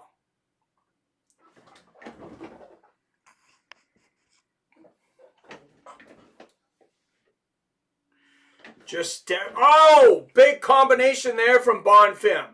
Just a big mistake from Terrence if he did underestimate Ishmael. Nice left hand there from Terrence. Oh, big right hook there from McKinney, but a good left hook to the body from Ishmael. Terrence going for it with that head kick. Oh, big left hand from Bonfim. Snaps Terrence's head back. And you see total strikes over 3-1 in favor of Ishmael.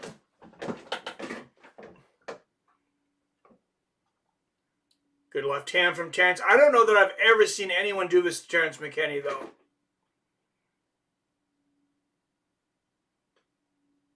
Oh, good left hook and a right hand, and a left knocks the mouthpiece of Terrence out.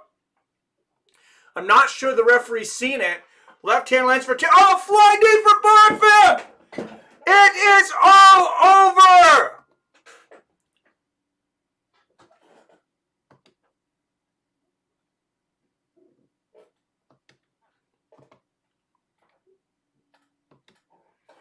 Wow! Oh, wow!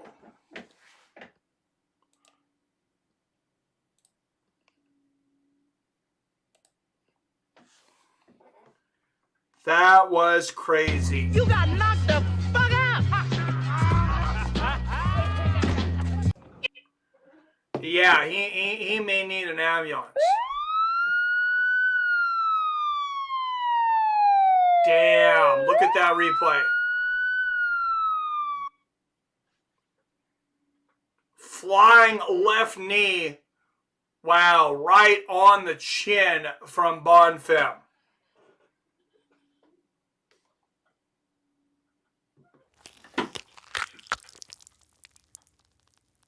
And he just crumbles to the ground. No, he didn't have a mouthpiece. He lost it before the knee during that right. No, he lost it several shots before that. And I was waiting for the referee to get in there. I'm not sure. Excuse me, guys, my camera is getting floppy on me. But I'm not sure that the referee noticed he didn't have his mouthpiece.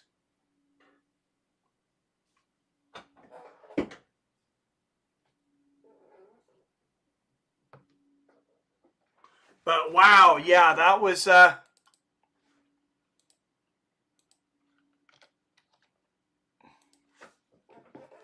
crazy moment there. Doctor should have stopped it. F the doctor, says Yippee.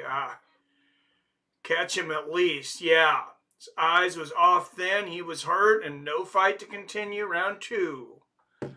Man, that was special performance from Ismail Bonfim, but yeah, too bad he got hit with a flying knee like that without his mouthpiece. You're very experienced. How was your UFC debut? In your opinion, it was fantastic with that type of knockout. That's a 13-fight win streak for Ismail Bonfim in his UFC debut. 9 wins by knockout, 4 by submission. Guys, I could not think of a whole lot better UFC debuts than that. On that level against that kind of guy, I mean, you almost have to compare that. You got to go back to Anderson Silva over Chris Lieben, in my opinion, to get that kind of unexpected knockout. And let's watch this again. Ismail Bonfim with the huge flying knee on Terrence McKinney, and that's lights out. Let's look at it from another angle. Boom, the left knee lands right on the chin. Unfortunately, Terrence had just lost his mouthpiece before that, so insult to injury. But what a UFC debut for Ismail Bonfim. All right, guys, we'll get that up on the Twitter for those that weren't able to see it. And we're about to go to ABC. For those that haven't been able to watch this on ESPN+.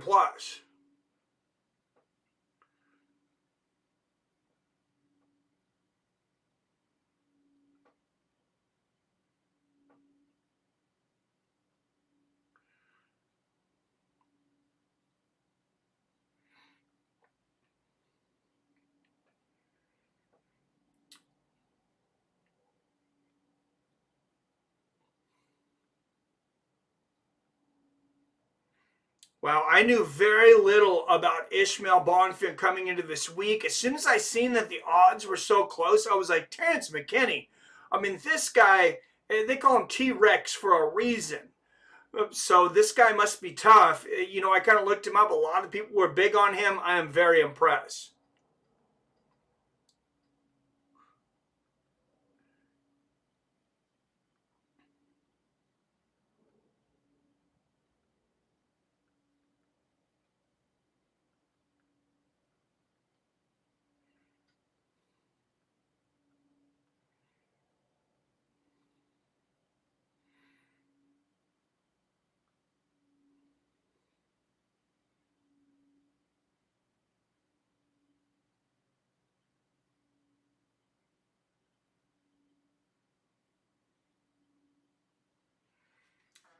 Yeah, huge fight, though. And we got a great prelims. We got Mauricio Shogun Ihor coming up.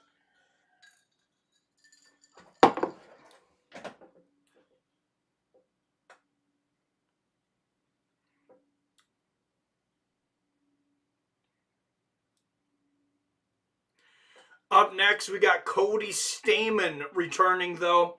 Bantamweight against Luan Lacerda. And that is the main fight of the early prelims.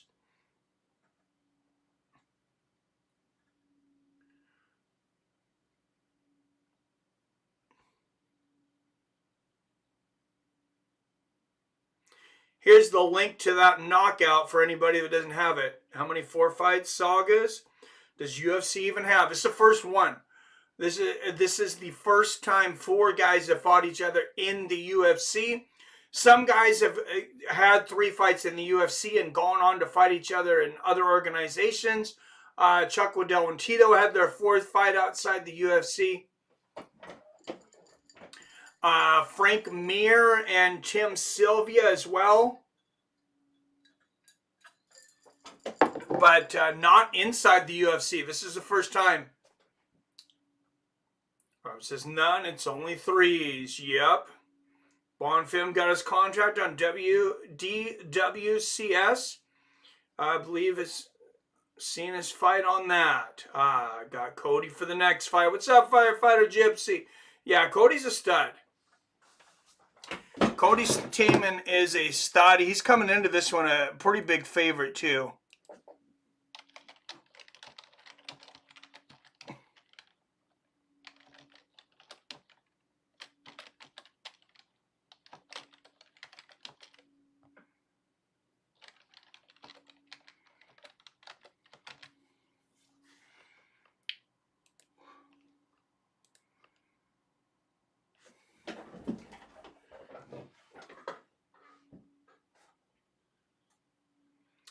Holy flying knee is right, Robert.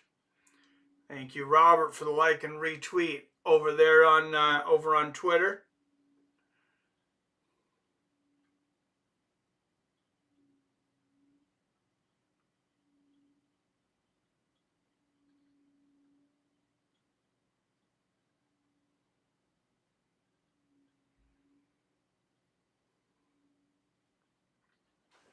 I don't know a lot about Luan Lacerda. I know he's got a tough fight ahead of him here, though.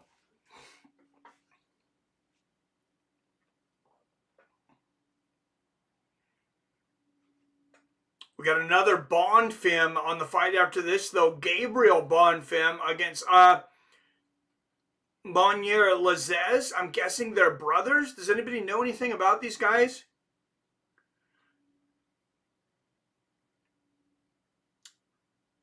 Figueiredo Moreno is first 4-peat I know of. Yeah, I think it's the first ever. We never seen 2 guys go for the 4th time in their prime. This is crazy. Still neck to neck. Yeah, and I thought we might end up seeing Max versus versus Alexander. I thought we might see that one 3 times, but Alexander put him away so convincingly in the 3rd that, yeah, we're not going to see a 4th. I doubt it.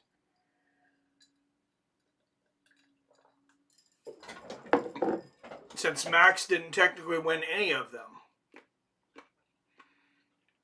Yes, they came from DWCS.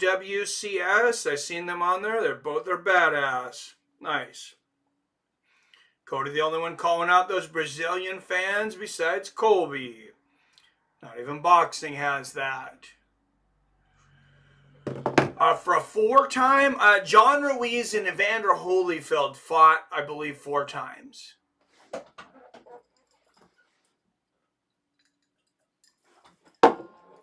There's been quite a few of them in boxing that have, if that's what you're talking about, have had the 4 fights. Back in the day, guys used to fight a lot of times. Raging Bull, Jake LaMotta, fought Sugar Ray Robinson. I want to say they fought like 8 times. They fought a lot. It was at least 6. But not as much today. A lot of trilogies in boxing. Holyfield and Bowe, of course. Frazier and Ali.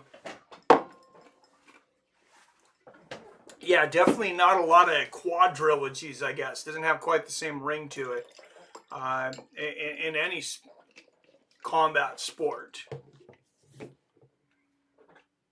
By the fourth fight, one is washed up for sure. Yeah, generally. And Ihor didn't have a fourth.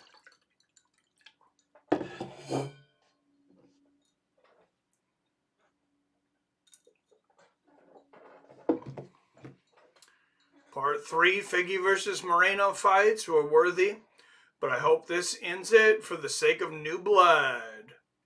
Yeah, I agree, King James. I'm very happy to watch him do it again because it was so much fun, but there's guys waiting to get their shots as well. Luan Lacerda, 10-fight win streak. This is his UFC debut as well. Finished 10 of his 12 wins, all by submission. He is a BJJ black belt. Fourth usually for money, not for honor. Oh, yeah, for sure, Yippee. That's 100%. Almost always, like you say, Tim Sylvia and Frank Mir. Money grab. Tim Sylvia is way out of his prime. And then, Chuck and Tito, same kind of thing. Chuck should have been fighting for a long time. Tito was right there at the end, too. Chael still got a hit out from Brazilians. Oh, yeah, he knows how to make friends, doesn't he?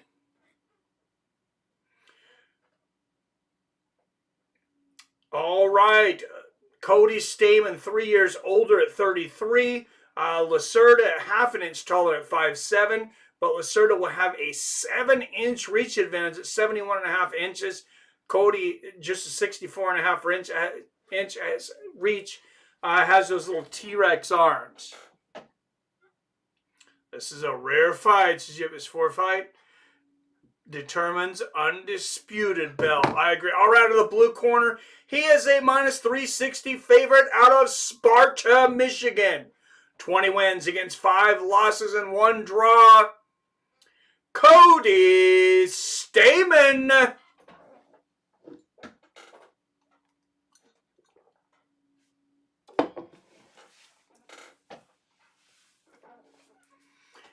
And out of the red corner, representing Rio de Janeiro, Brazil, a +295 underdog. 12 wins against 1 loss, making his UFC debut tonight, Luan Lacerda.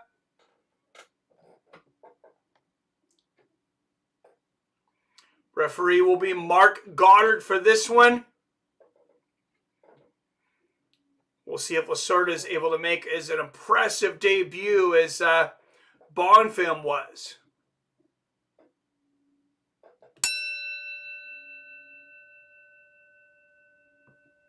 Here we go.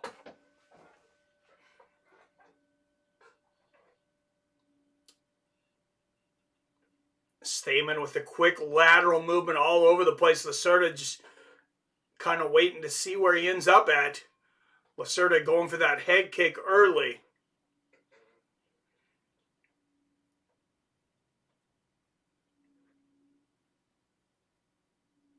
Yeah, Stamen, if you just let him bounce around enough on his own, he's going to give you a lot to look at.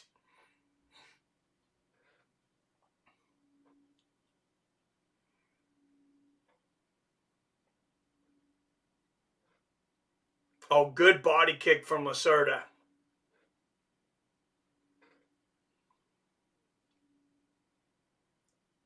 And the outside leg kick from Luan. 1 minute into this first round.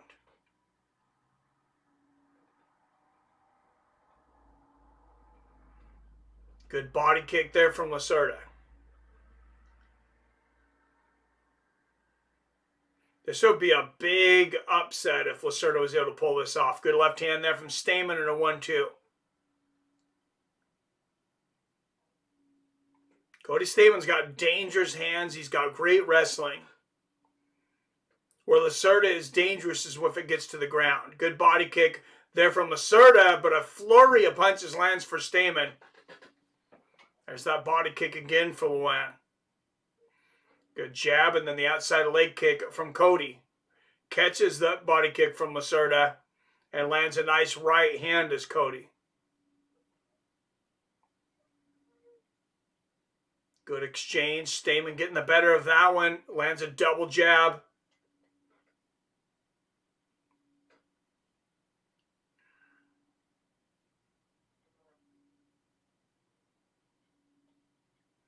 Yeah, Staman's footwork is magnificent tonight. Oh, good jab upstairs. Touches him to the body and then lands the right hand. And then a good inside leg kick from Cody.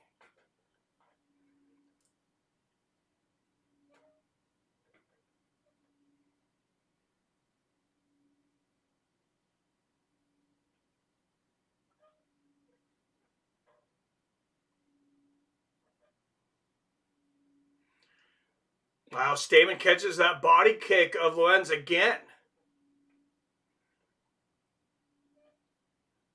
Good defense, Cody getting out of the way of everything Lacerda's throwing at him.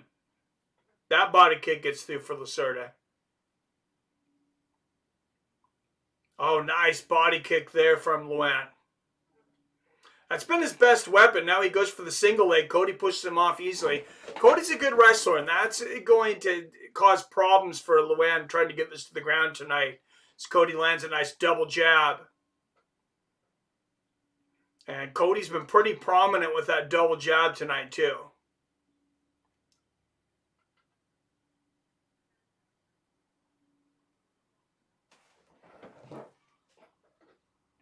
Remember Lacerda from some fight promotion and think it was jiu-jitsu. That makes sense. He's got all of his finishes by submission. Good body kick there from Luan. Might have been in submission underground or something.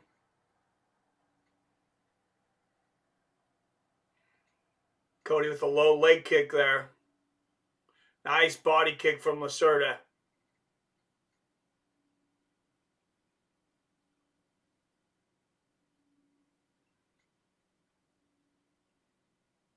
Oh, head kick there from Lacerda. Staman catches it at the end, though. Another good body kick from Lacerda. Double left hook from Staman. Good exchange. Both guys landing shots.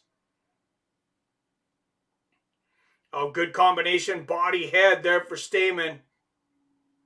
And the outside leg kick from Lacerda. You see, body strikes, that's what Lacerda's landing the most of, but that's kind of always landing.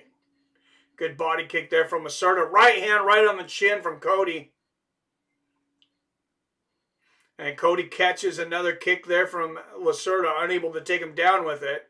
Oh, nice right left hook to the body combo from Cody. Body kick right hand from Lacerda. Oh, and Lacerda catches Staman with a flying knee to the balls. Ouch.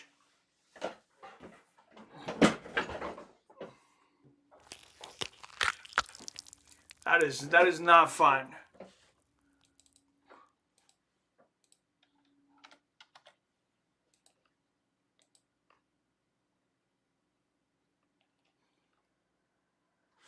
That's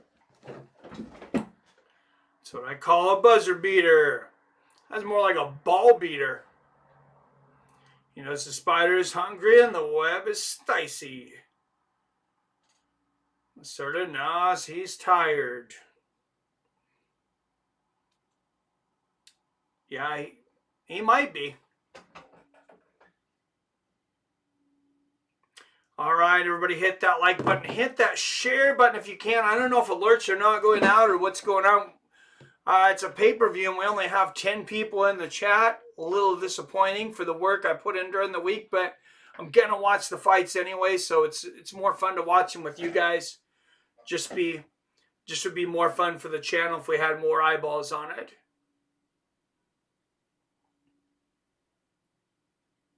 Good inside leg kick there from Cody.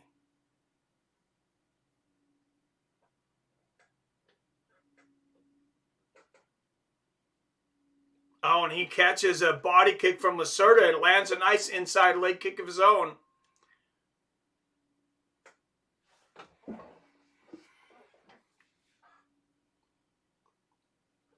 Great body kick there from Lacerda in the left leg. Oh, Stamen floors him with a leg kick and then lands a body kick as he gets up. Good combination there from Cody. Left hand upstairs. Lacerda having a rough debut here, but he's still in there. Oh, head kick Lacerda. Mostly blocked from Stamen. Stamen just looks at him like, what was that? Good left hand from Stamen. Cody playing mind games with Lacerda now. Lands a nice overhand right in the left hand. I think Cody knows that Lacerda's not on his level striking.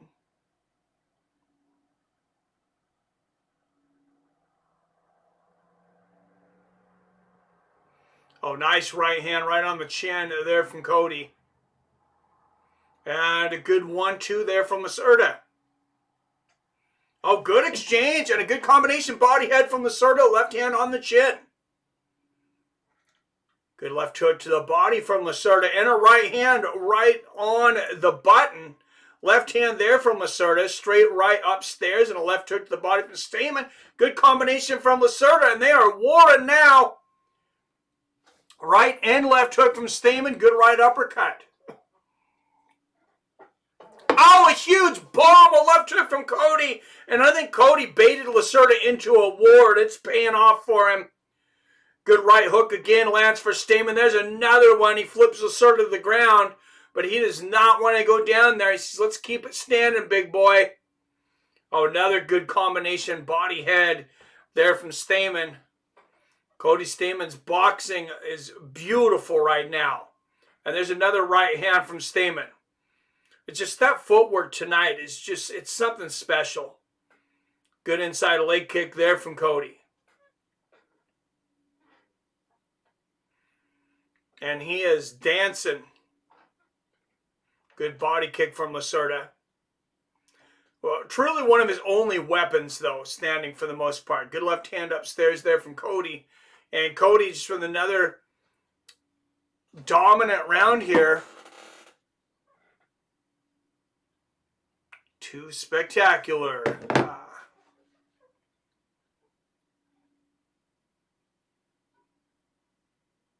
And good exchange there. Oh, double jab to the body and then to the head and then a combination to the body for Cody.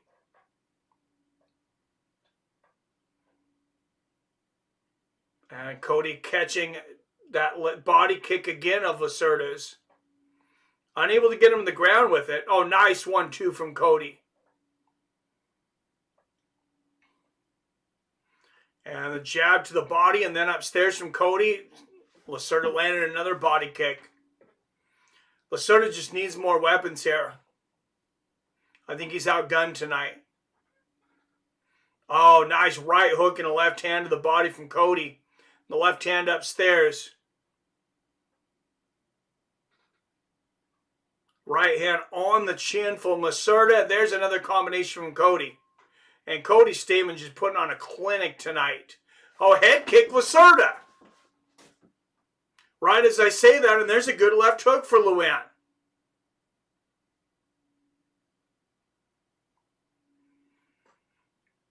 Luan Lacerda, he just seems to be one of those dogs that, like, he's just there. He gets hit and he just keeps coming. Good front kick to the body from Stamen. Kind of like Marlon Vera in his early years when he was still losing a lot of fights. Good right hook to the body, another left from Cody. But he continued to get better, and now he's a motherfucker. Good right hook there from Cody. And the left hook upstairs. Good combination from Lacerda. And they exchange at the bell. Another great round for Cody Stamen, though. I got it 2018 Cody. By the looks of it, that super guy, maybe Dominic Cruz. Who does Cody train with out of Grand Rapids, Michigan? Anyone know who else is in that gym? Grand Rapids, I know Dan Severn's still got a gym there.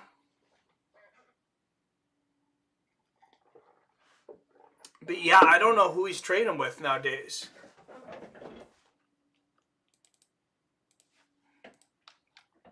And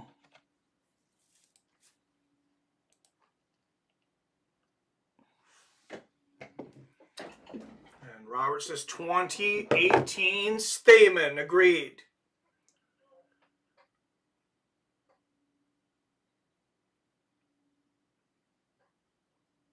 Yeah, good fight so far for Cody Stamen.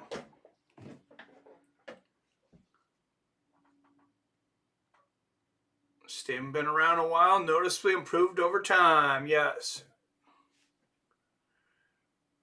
Yeah, but Jeremy Stevens and and Carl Parisian, are they there? I don't know. I don't think Parisian's still in the game. I don't know if I know he had a lot of back problems.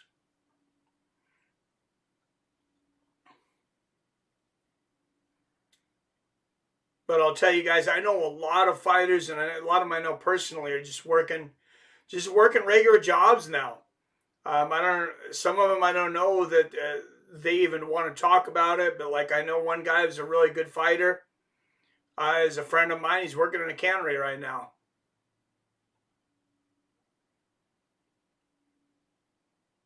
Oh, nice right hand from Lacerda. And another. He caught Cody right on the chin there.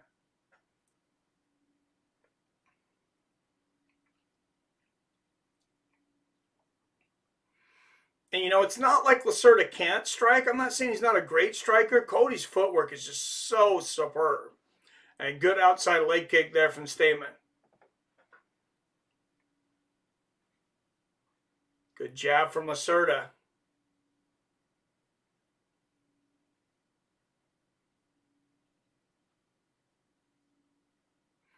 And the outside leg kick lands for Cody.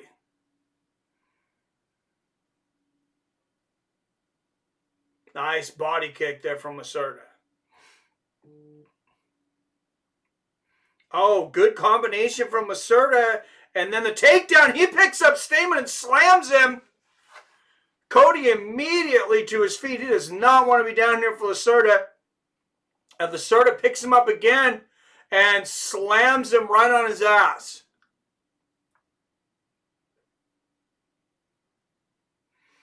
And now Lacerda looking to his corner. Biggest moment of the fight for the win. Lacerda, remember, all of his finishes have came by submission.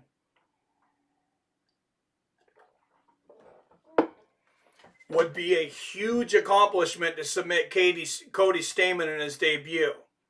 And he's moved to half guard. Oh, moves to mount just for a second.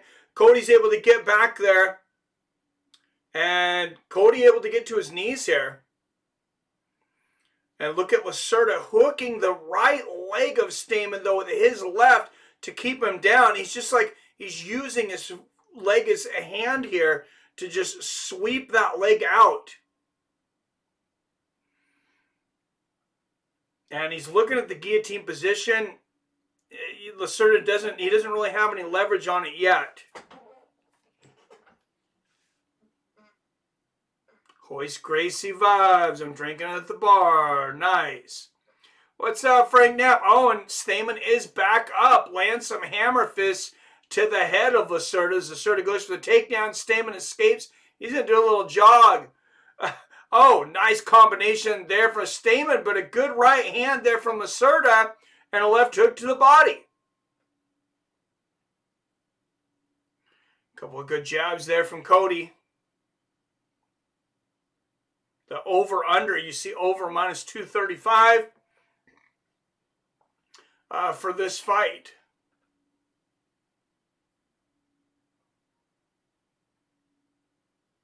If you have the under, you just cast. Or the over, excuse me, you just cast. Good left hook there from the Lacerda and a 1-2. And a good combination from Cody. Oh, Cody catches a body kicked attempt there from Lacerda. And a triple jab from Stamen. Good body kick there from Luan. And another body kick from Lacerda. And the left hook to the body. Stamen might have gassed out a little this round. Oh, and there he throws a big combination to try to prove me wrong. And Lacerda just continued to land that body kick. Good defense there from Lacerda, ducking under a wild shot from Cody. And back with that body kick. 30 seconds left in the third here. Cody may end up winning this fight, but, I mean, his ribs and kidneys and everything are going to be hurting tomorrow. He had a lot of big body kicks. Another one to the right there. Another left body kick from Lacerda. Oh, good combination upstairs from Cody. And he checks 2 leg kicks there. Cody saying, come on in. Another body kick from Lacerda. And Stamen lands one at the bell. 29-28, Cody Stamen. I thought Luane Lacerda did enough to win that third round. If this had been a 5-round fight, it could have gotten interesting. Seattle Mike, what's up? Spring up, stop by, drop a like and share. Probably be back if I'm still coherent for main card. Just drop 400 milligrams. Let's go. Dude, you're supposed to drop the 400 milligrams in like the co-main event, man. You're going to be blazed out of your mind, Frank. There's a smoke up, Frank. I'm at the BR. Nice. Cheers, Greg. Yeah, not enough grappling. Drink and smoke up, Johnny. Robert agrees with me. 29-28 Stamen. Yeah, that's how I see a PR. 29-28 Cody.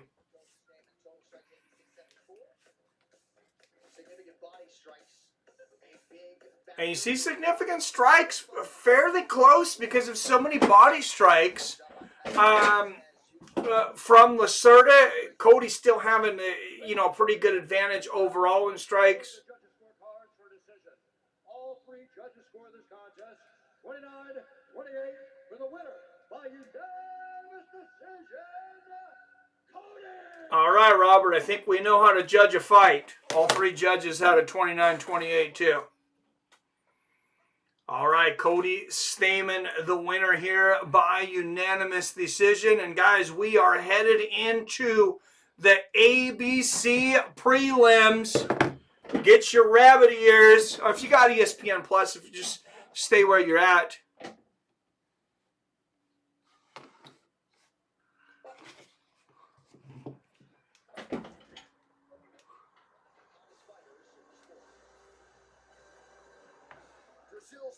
Oh, did a fight get canceled?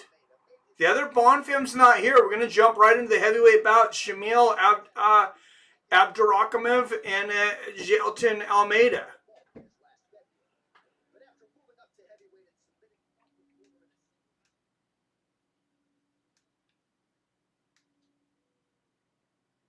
That's what it looks like anyways.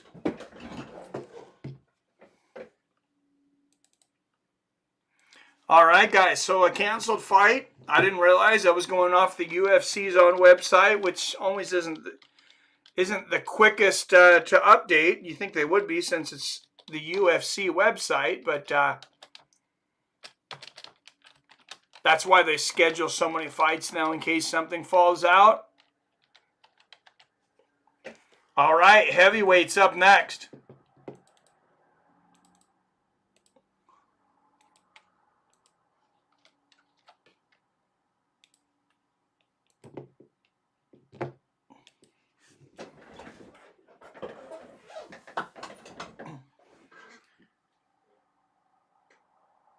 Pulver says it jumped.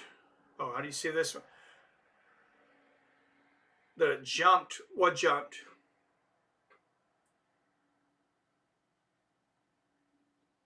The odds or what? All right, and here comes Jailton Almeida.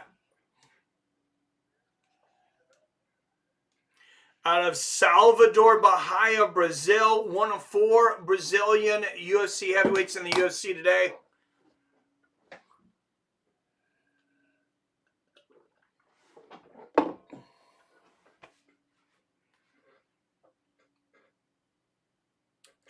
And yeah, Jailton, Almeida looking to put on a show for the hometown crowd. Yeah, I got Jailton too, firefighter. 12-fight win streak for Almeida, tied for most finishes in 2022 with 3.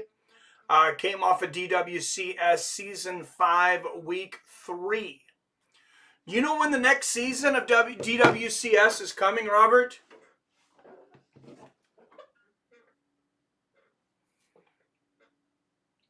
It sounds like it's here to stick around for a long time.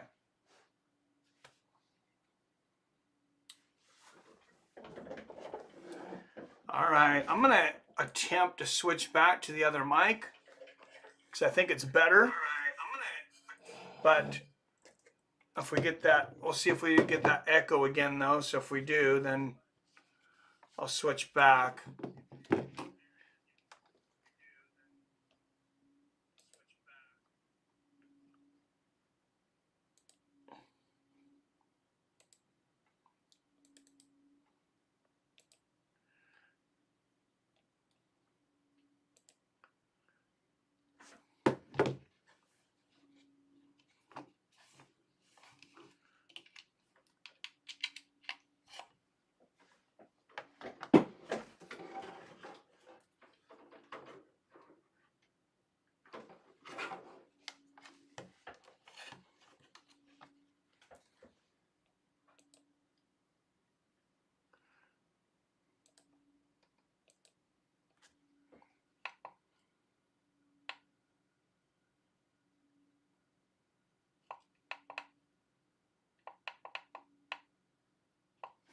Well, strangely enough, it's not even registering now, so.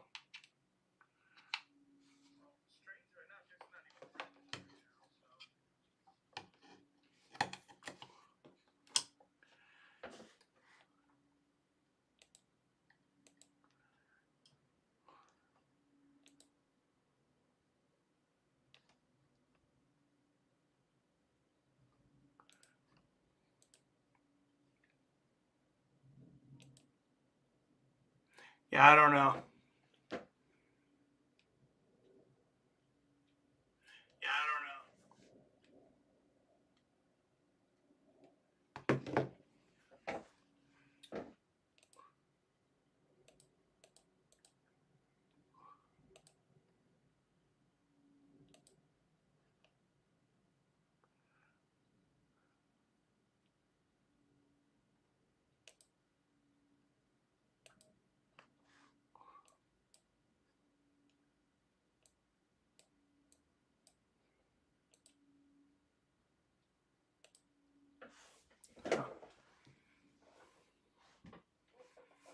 Oh, I think it starts in July every year. Can't remember for sure, but goes for 10 weeks. All right, out of the blue corner, representing Salvador, Brazil, a -975 favorite. 17 wins against 2 losses, weighing in at 232 pounds.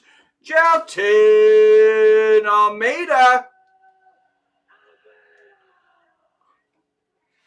And getting the big fist bump there from Bruce Buffer. And on the red corner, a +675 underdog out of Dagestan, Russia. 20 wins against 7 losses, weighing in near the heavyweight limit at 263 pounds. Shamil Abdurakhimov.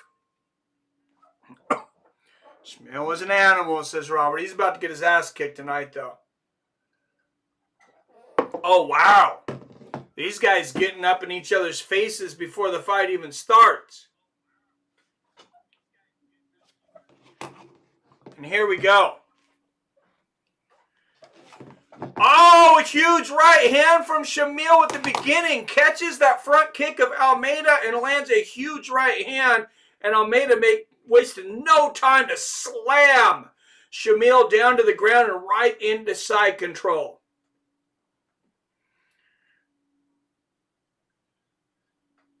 And Abdurakhimov is up. Abdurakhimov. And Almeida, he's got that body lock, though. Good little judo trip inside and gets Shamil down one more time. And Almeida's going to look to go to work here now with the ground and pound. Jailton is he's just such an incredible wrestler. Moves to half guard. You can see him playing around there. He almost wiggled his way into mount. And Shamil he's going for a Kimura here. I'm not sure if this is a defensive move or if he's actually going for that. Oh, but Almeida slips through, and now he's got the mount. He's got legs hooked. Abdurakhimov is in a ton of trouble. Wow, and Shamil's able to escape, but Almeida, now he's got the back. And he's got hooks on. Shamil's in a lot of trouble now.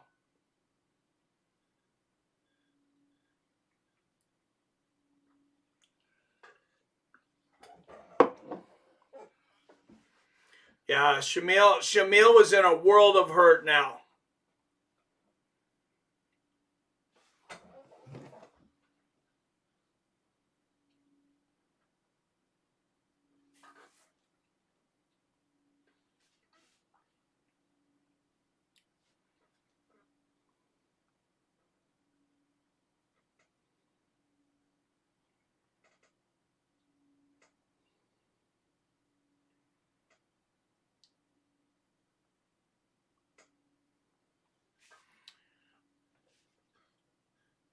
And Shamil working his way to one knee here. Oh, and now Almeida back and mount. Shamil just shrimp crawling away. We're just over 2 hours from the main card, guys. If you have not entered the first ever Fights with Friends Fantasy MMA, this is the link. It's on Verdict. You might want to start now and just kind of just play with it a little bit to make sure and get all your picks in. Change your name. Oh, nice elbow from the top there from Almeida. And Almeida back to full mount. Yeah, this is a nightmare for Shamil right now.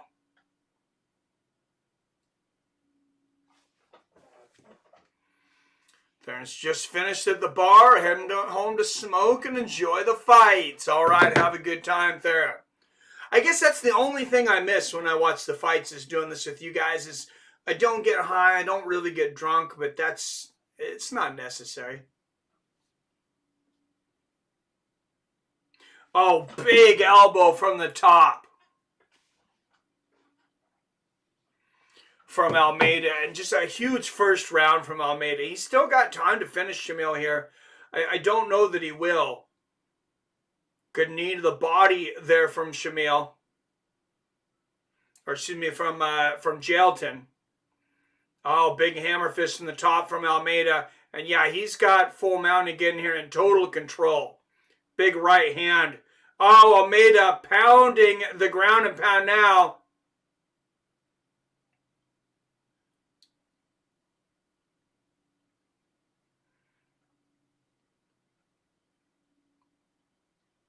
Almeida going down and looking for the head and arm choke. Oh, Shamil escapes.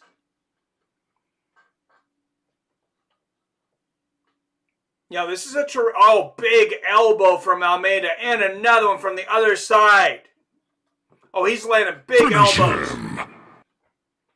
And another elbow. Seconds left. Can he finish it?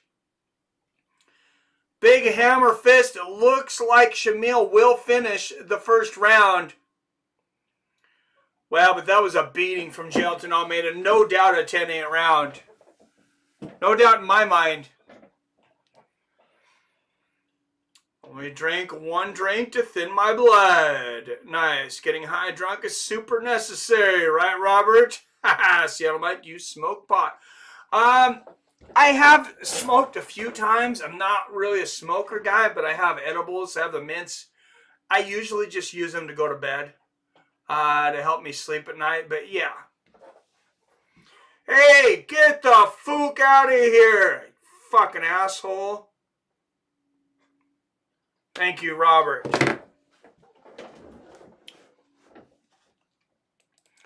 I don't know how that guy keeps getting back in. It's like a lot of times it seems it's like the same damn guy, too.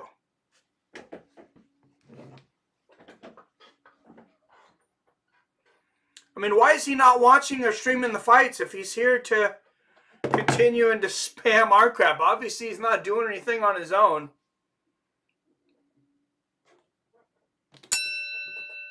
Finish him. Oops, I didn't mean to hit that, guys. Uh-oh.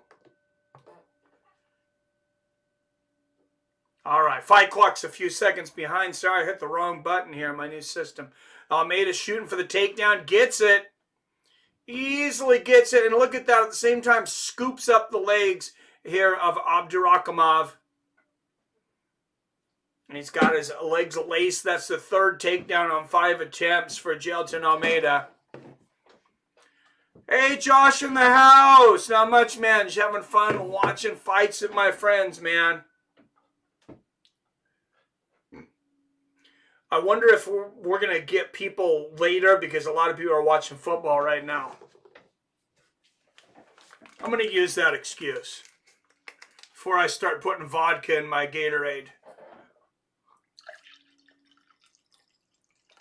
Oh, big shots here from Almeida from behind.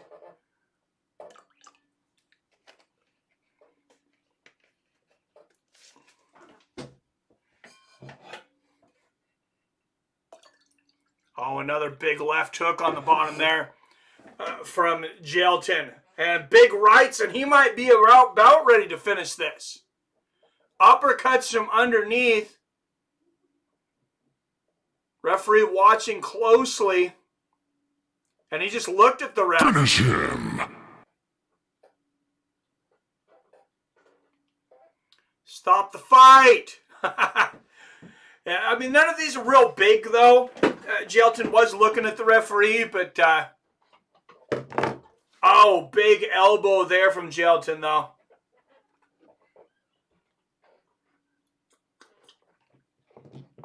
And Jailton in side control now. Now he's going to move to dominant north-south. Vodka and Gatorade, not sure about that one. Vodka and tomato juice, now that's a winner. No, vodka and Gatorade, man, and then you avoid the hangover. You avoid feeling dehydrated in the morning. Vodka and tomato juice? I've tried tomato juice and beer. Now you got me interested. I've never tried that, PBR. All right, Jailton Almeida riding the back of Shamil now, landing some more big shots. Jailton just able to do whatever he wants here. Oh, box in the ears. Big, big shots. Referee about to stop this now, I would think. Wow, he is just punishing Shamil. And there it is. That's going to be the fight. Jailton Almeida stops Shamil Abdurakhimov in the second round. That's a Bloody Mary. I like mine spicy. Vodka and tomato juice, the component. Ah, okay. I actually have never had a Bloody Mary. I had a friend I used to go out with all the time. That was his favorite drink, but for whatever reason, I never tried them. I would always get, if it wasn't beer, I would get margaritas. He would always go the Bloody Mary route. I guess I'm going to have to try one now, though. Some reason I thought they were a girly drink. Maybe because some people put a celery in them. But,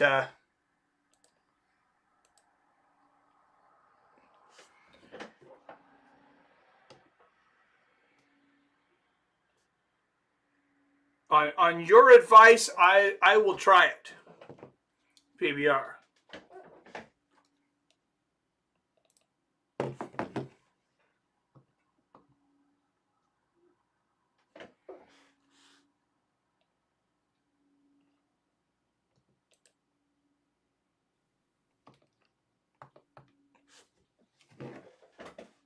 It says vodka Gatorade, tried it, sucks, but goes good with white tequila.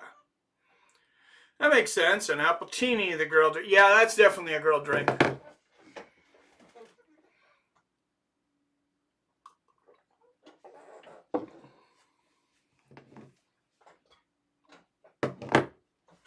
God, yeah, I'm craving a beer now, guys. Thanks.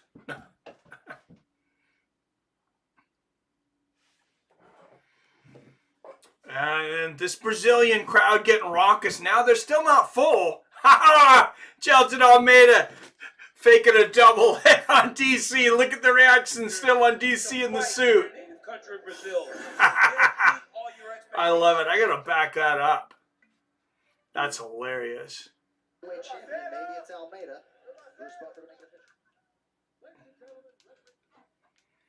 That was good. Purple Jesus, vodka and grape juice. Oh, disgusting. Yeah, that doesn't sound good.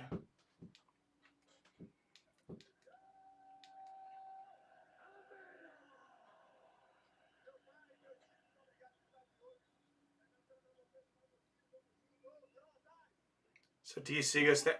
Yeah, DC was on it. I like it. Still got those reflexes. You can tell DC likes to eat nowadays, but he's still got those reflexes. And drinking 25 plus years, but still missing the fun I had. Gilbert Paul says, happy Josh Emmett is getting to fight for the title next month. He's super underrated. I'm happy for him. Good spiced rum and cranberry juice is really good, I think. Dude, a good spiced rum is good with just about anything. Had some white rum. We just finished, actually. We just had a good Caribbean white rum. And yeah, that goes good with a lot of things too.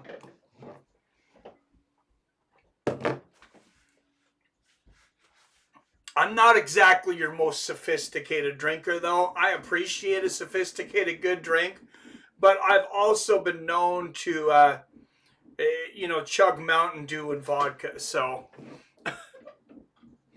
vodka, spicy tomato drink mix, Worcestershire sauce.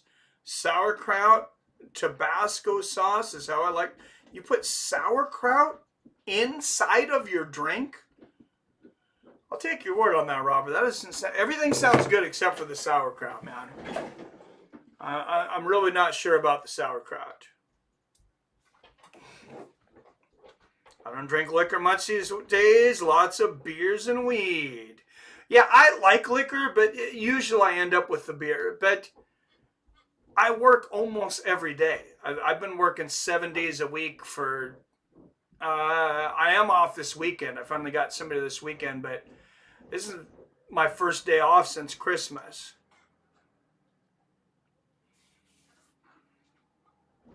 Got 3 buddies who tried Howler Head, and they all been spiking it since.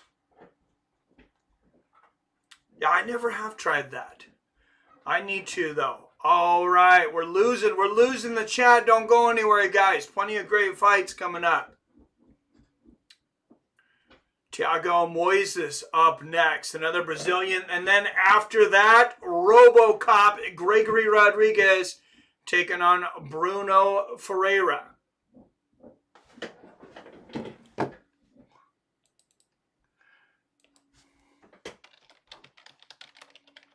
I'm assuming Billy's out there watching football somewhere.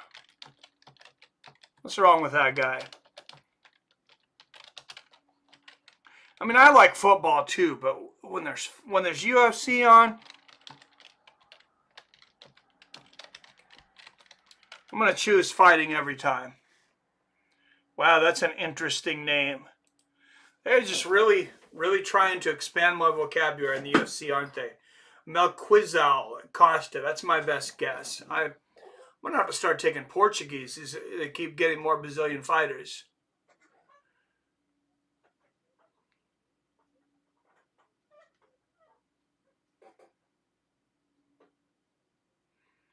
Mixing Howler Head with orange cream soda.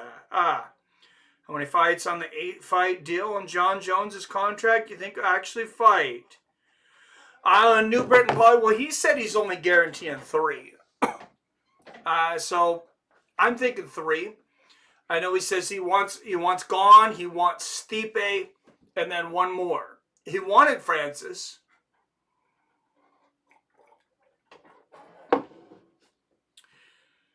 So by the time Jones and Gone fight, and by the time Jones and Stipe fight, should Jones get past both of them? God, I really want to see Stipe knock Jones out. But should Jones get past both of them, I think about that time, they could set up Francis coming back.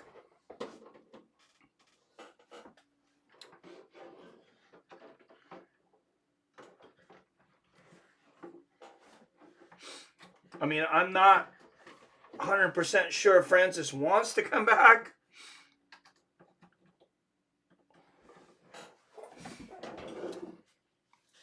But if I was the UFC, I would take him back any time he wants to come back.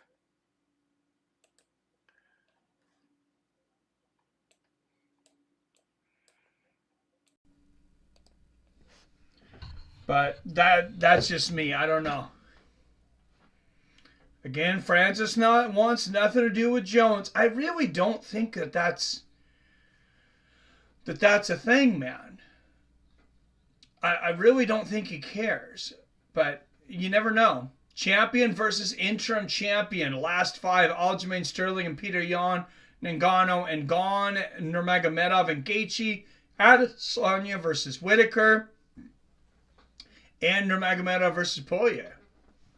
There is our main card. Paul Craig versus Johnny Walker kicking it all off. Jessica Andrade will be stomping Lauren Murphy after that. Gilbert Burns and Neil Magny. Then we get the 4-peat. Deiveson Figueiredo versus Brandon Moreno IV. And for the UFC Light Heavyweight Championship, Glover Texeira and Jamahal Hill. Bones Jones GOAT, says Derek. I catch scores but quit watching NFL once they went woke.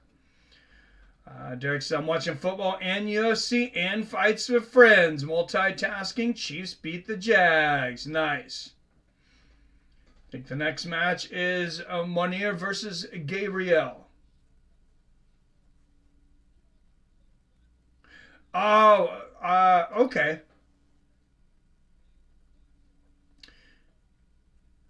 I thought maybe that fight got canceled because they had it listed before the Shamil Jailton fight.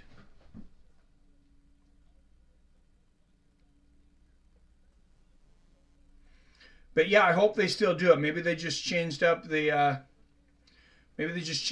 order. And I think they're having the intro to the UFC ABC now. You see Shogun.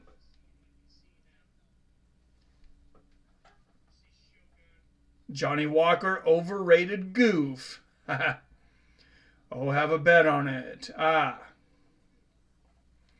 Well, I hope they end up fighting then. Might be why there's no score yet.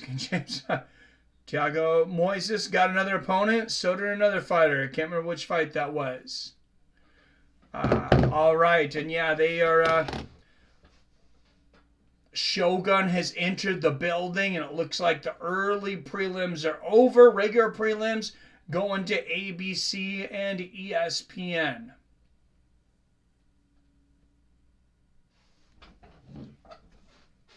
And ESPN Plus. Detroit, probably. We think Carr will end up. Yeah, he could definitely end up in Detroit. All right, to the city of Brazil. Or excuse me, the country of Brazil. The city of Rio de Janeiro. I want to go to Brazil just for their street food. Their street vendors and everything. That looks like such a cool culture. I'm sure being an ignorant American going in there, they would rip me off, but it's not like I'm rich. Let's turn to ABC on. Got to see Shogun's last fight. Oh, for sure. Brady going to be a Raider. You think Brady's going to play another year? Cool, I'll be rooting for him. Miami might be interested in Carr. I don't even know who's in Miami right now. I honestly mostly just watch the Seahawks. I used to watch a lot more of the games, but now that there's so much MMA on, that's pretty much what I have time for.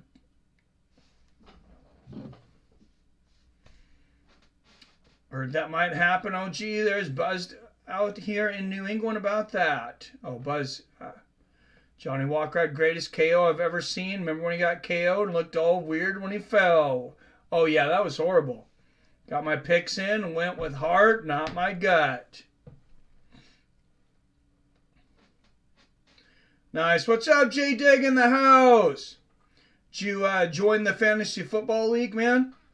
Or Fantasy MMA League? I don't know why I said football.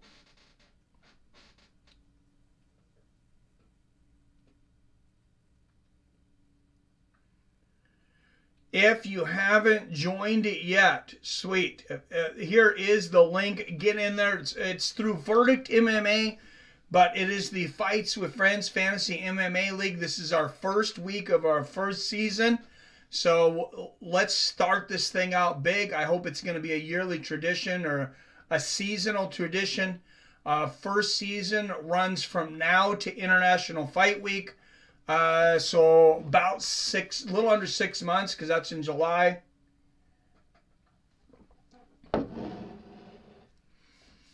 And Firefighter Gypsy with the super chat.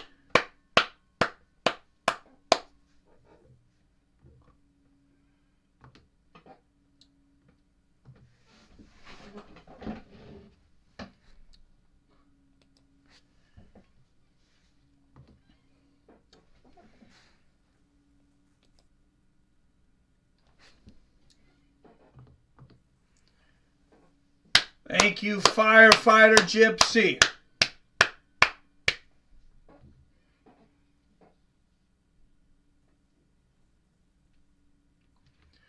Getting us up to $11 on the day.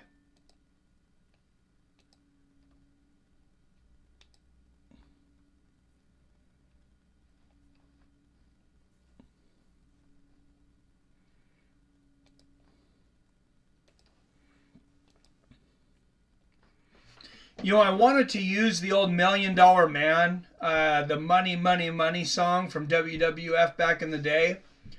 But they have a copyright on that. I used it in a little bit of a video before I uploaded it. And YouTube now will tell you if you're going to get copyrighted. And they gave me a warning, said it would be copyrighted if I uploaded it. So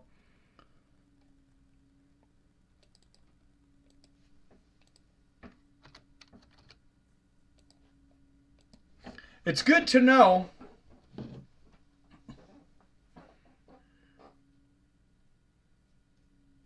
PBR Knuckles wipes the cage with him. Alex Prayer. Yeah, that'll be a good fight. Denver needs a QB. Russell Wilson sucks, says Robert. Well, he needs to learn that system over there for sure.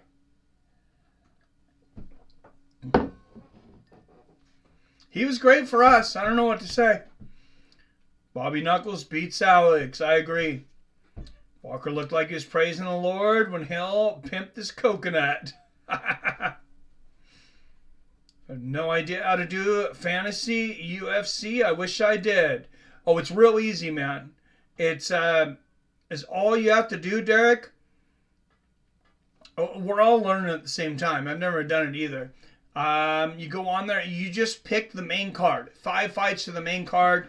And then you get bonus points for if you pick the round and, you know, like submission, knockout, or if you pick by decision. Okay, Jim, we'll check it out. Nice. Mike made a vid on it because I didn't know how to play either. Yes, I did. It took a minute, but I figured it out. Use Mike's link to Verdict MMA. Nice. $250 million for Russell. Denver is unworthy of success. Oh my gosh. Oh. No wonder Billy's not in here. You guys are all bullying Denver. No, I'm just kidding.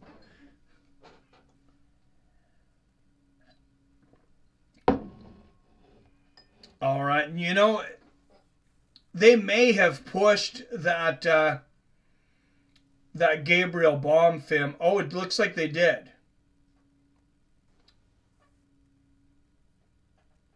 It is on the prelims. For whatever reason, they just threw the Shamil Jailton fight like in the middle of it because I think they ran out of fights for the early prelims. That's what happened, I believe. So I think it is the other Bonfim, the other brother.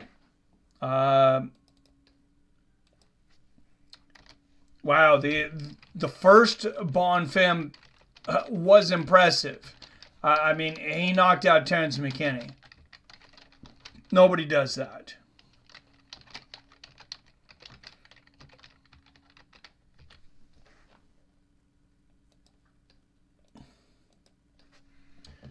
All right, Bonfim and Lazzez will be at welterweight then.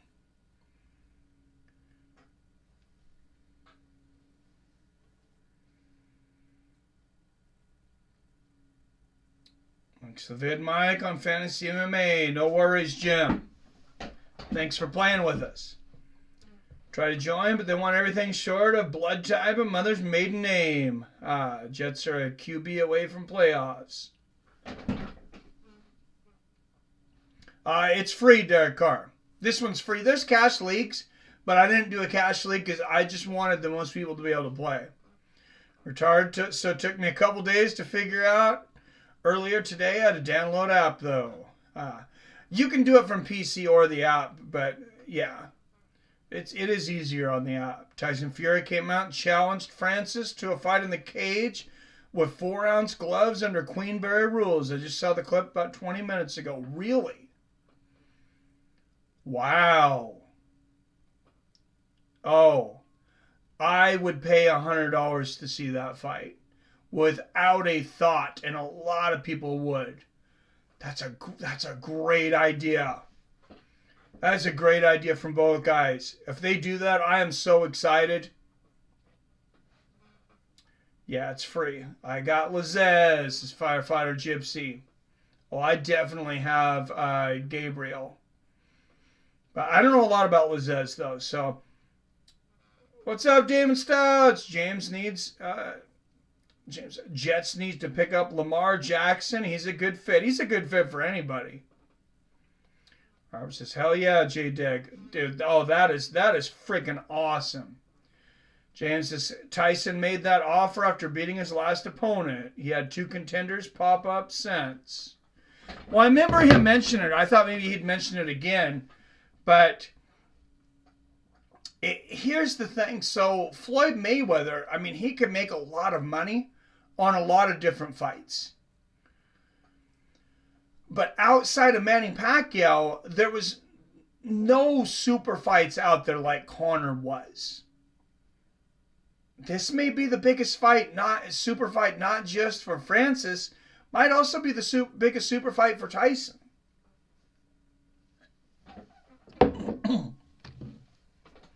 And also Tyson Fury, he's got so much money that if he thinks it might make the same or even a little less as a bout against Anthony Joshua, he still might take the Francis fight. And Usyk, yeah, I thought Tyson fighting Usyk next as far as I know.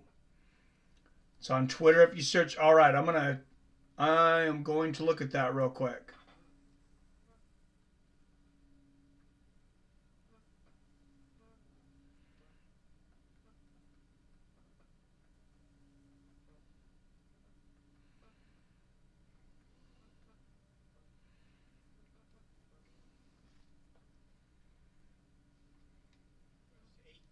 You want to earn some big boy money? Come see the Gypsy King and let's do a big fight for the baddest best MF on the planet. And let's kick it up spicy in a cage, 4-ounce gloves. Francis Ngannou. All right, this is new. All right, we're going to put the video up for all to see.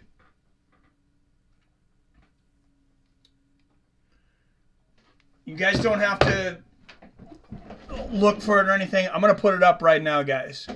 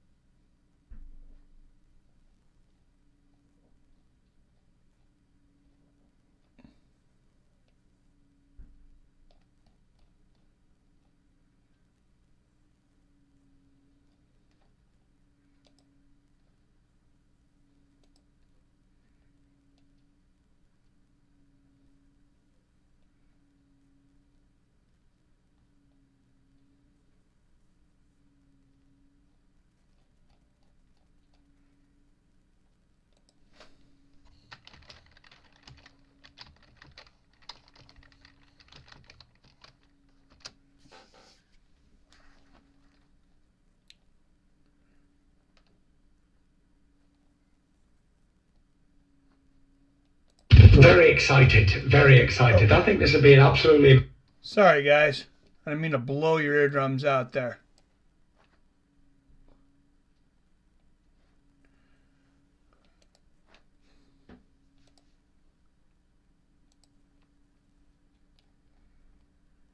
I didn't realize the video was on there.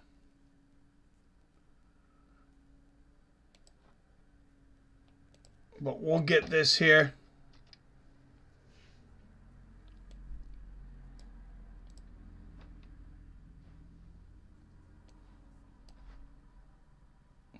Let's watch this and then we'll get your reactions. I think of the Clash of the Titans, Fury versus Ngannou. I think very excited, very excited. I think this will be an absolutely amazing fight. Las Vegas, the world will want to see it. The Clash of the Heavyweight. I think of the Clash of the Titans, Fury versus Ngannou. I think very excited, very excited. I think Las Vegas. The world will want to see it. The Clash of the Heavyweight. Think of the Clash of the Titans. All right.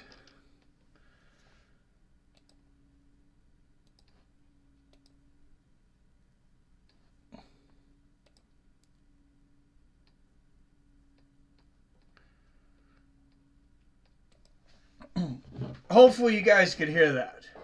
Queensborough rules, no clinching. If that's the case, France has no way to recover. Once hit hard, he is screwed if he accepts the rules. Dude, he's going to make $1 billion. He's not going to care, though. All right, Gabriel Bonfim, former LFA World Welterweight Champion. Comes from Dana White Contenders Series Season 6, Episode 7. I'm still interested, though. Fury's got 2 real boxers to contend with first. Would love to see Francis versus Wilder. That's a good one, too. Guaranteed highlight, real KO. No way that fight goes the distance. Oh, I agree. That's a wild, wild fight. All right, Mounir Lazzez, 10 years older at 35, both men 6'1". Lazzez will have a 3.5-inch reach advantage, though, at 76 inches. Bonfim is a -160 favorite at 13-0. James, no way France beat Fury or Wilder. He's getting KO'd into outer space. But he's going to land on a bet of money.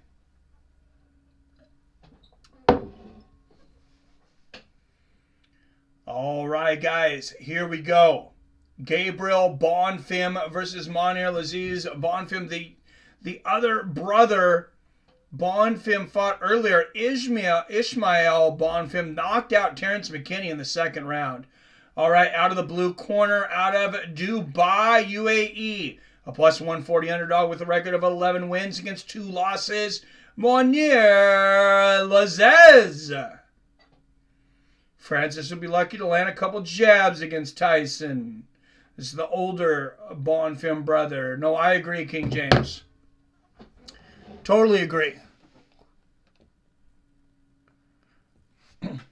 And out of the red corner representing Brasilia, Brazil, he is a minus 165 favorite. 13 wins against 0 losses. Gabriel Bonfim. And like we said, a highlight knockout earlier from the other Bonfim brother over Terrence McKinney. That was Ishmael Bonfim. We'll see if his brother can match him. Herb Dean, the referee for this one.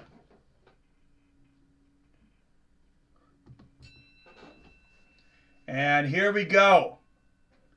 Oh, wow, a big shot from Lazzez out of the gate. Bonfim off balance. Low leg kick there from Lazzez. And another.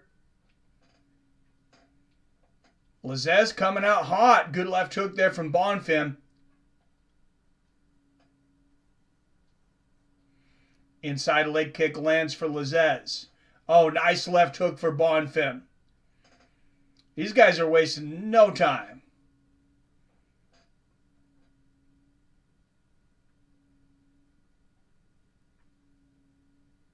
Oh, good left hook from Bonfim. Lazzez taking him down. Look at Bonfim rolling and transitioning, though, and Bonfim holding on to a guillotine. And Lazzez taps just like that.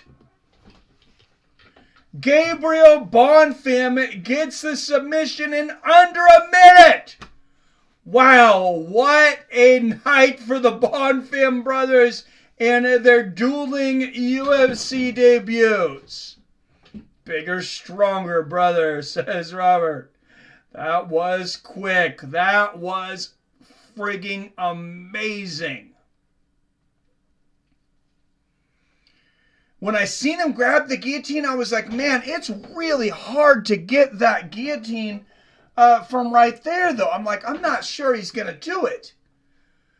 But, wow. All right. And I'll upload the finish. Gabriel Bonfim and Mounir Lazzez. Look at Lazzez going for the takedown. Gabriel rolls him, holds on to the guillotine, and gets the tap in less than 1 minute of his UFC debut. Let's watch it from another angle. They both came out hot. And there's the roll and the transition again, and he just holds on to that guillotine. What a beautiful submission. And you see all of his teammates celebrating there in the back. His brother Ishmael was victorious earlier with a knockout over Terrence McKinney. Wow, what a night for the Bonfims.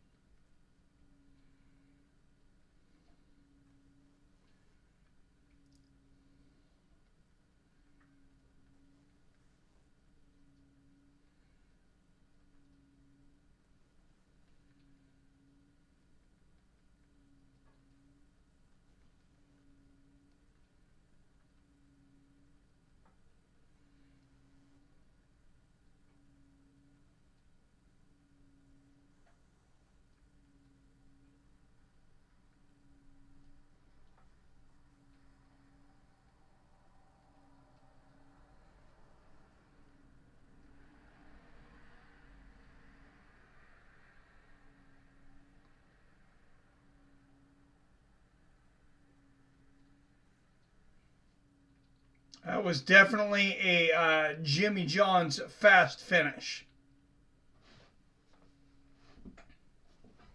It'd take longer to announce it than it did to win the fight.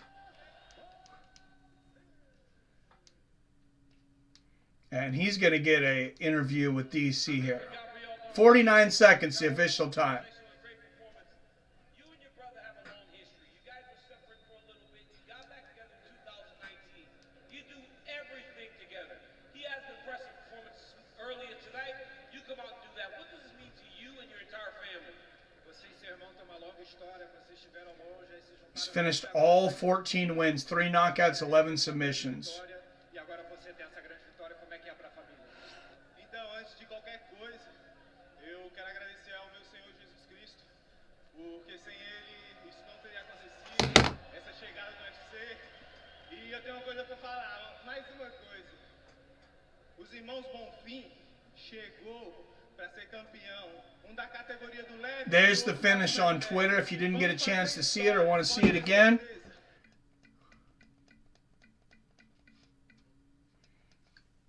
Or you can give us a like and a retweet on Twitter over there. Helps us out. Damn, under a minute. That was fast, says Jim. And thank you, Robert, for the like. Got to see more of him on WCS. He is well-rounded, skilled in all areas of MMA. Striking is also on point. I think I kind of remember the brothers now. At least one of them. I think that is one of the DWCSs I started watching. Now that you say that.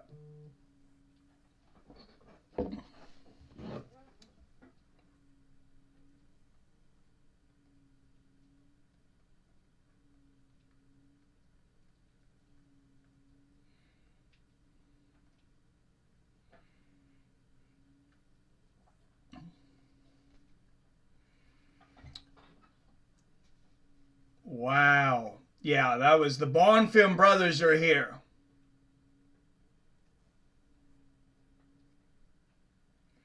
Now Thiago Moises up next against Melquizael Costa, and then RoboCop, Gregory Rodrigues and Brunno Ferreira. Followed by the last fight ever for Mauricio Shogun Ihor. There is Thiago Moises warming up in the back.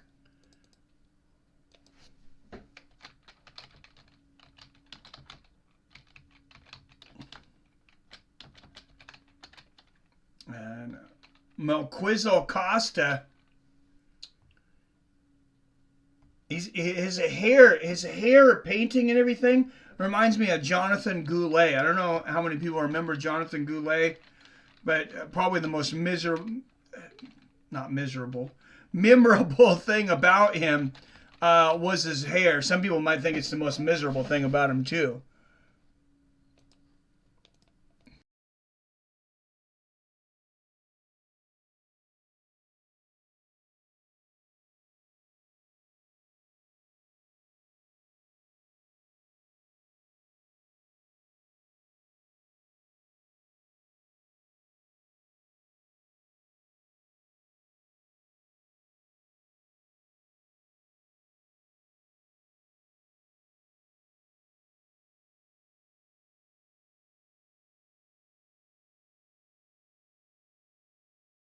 Of Faraz Zahabi's. List audio again. As far as I know, List audio again. As far as I know, list audio again. We have the repeat again. Son of a bitch. Well, I know how to fix it. It's turned to the mic that doesn't have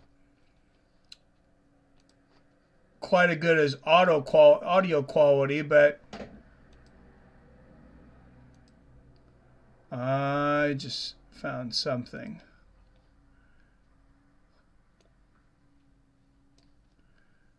Let's see if that fixes it.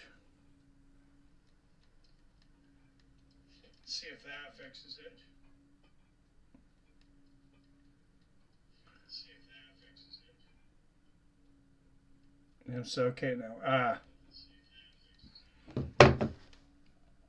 It's okay now.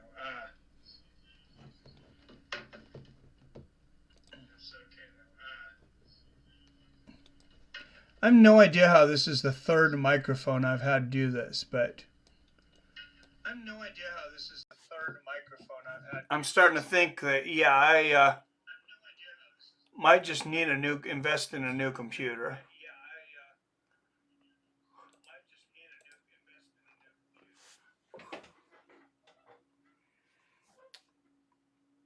Recent Rodrigues fights on fire, and dudes should be gathering up enough fans for big checks by now. You would think so. I hope so, man.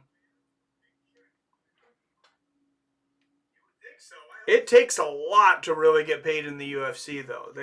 I mean, a lot of these fighters, they're not joking. The UFC does not like to put out the paychecks. They put them out for very few guys, or guys that have been around for a really long time or really put asses in the seats.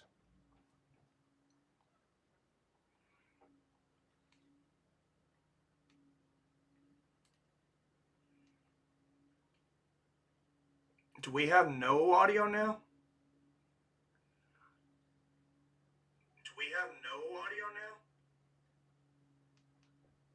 Okay, there it is. No echo. Well, son of a whore.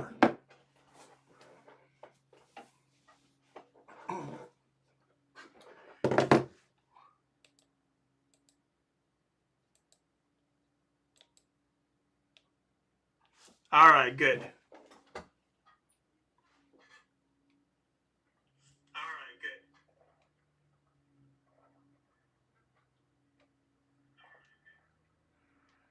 All right, guys, I'm going to take a quick restroom break. I might run down and try to find a little bite to eat because I feel like my blood sugar is getting a little low or something. Yeah, I hear it, Robert. It's,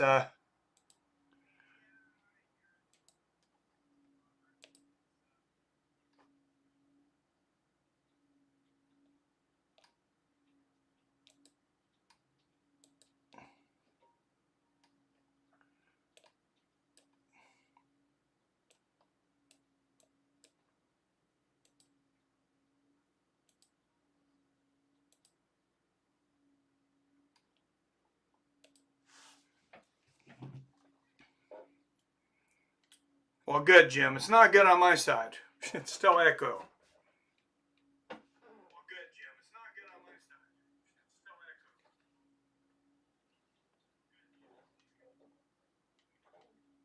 All right, guys, I'm going to go take a quick pee break and grab something to eat, and I'll be right back.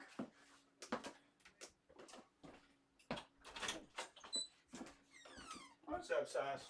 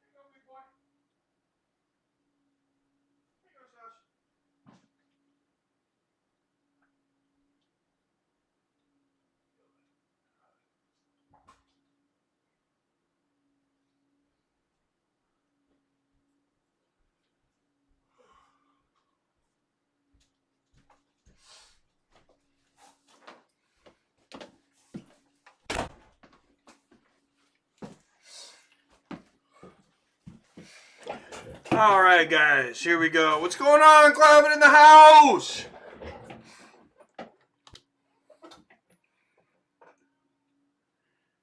Been a while, my man.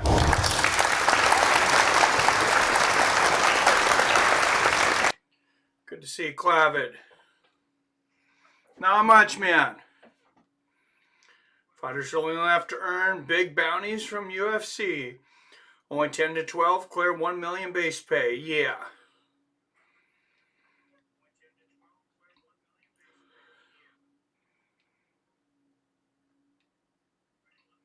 You're exactly right on that one, James. I'm just going to keep on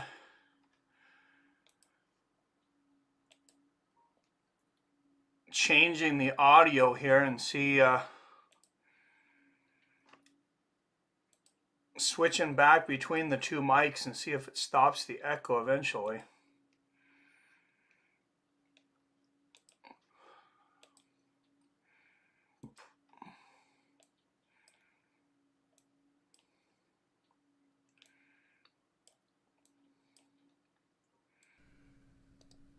I'm starting to think it's got to be something in like my sound card or something, though. Is it not echoing now?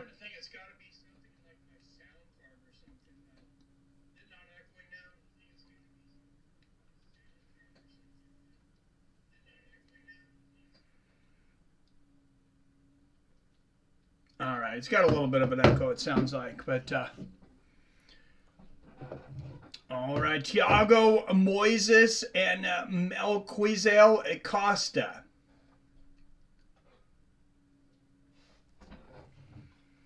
Sounds good to me. Thank you, Josiah. What's up, Josiah Perez in the house? Jay Dixon is back. What's up, Josh?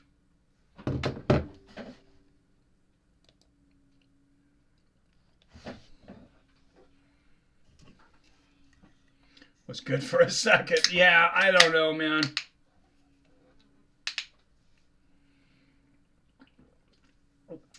I went down and got a beer. Good again. Good. Well, I just switched it back to the other mic, so I was hoping that would do something. But little break here. Thiago, Moises, and Melquizael Costa. Good on my end now. Cheers. Ihor turned ball over on downs. Didn't even attempt to throws. King James. The more you drink, the better it sounds. All right. We'll stick with that.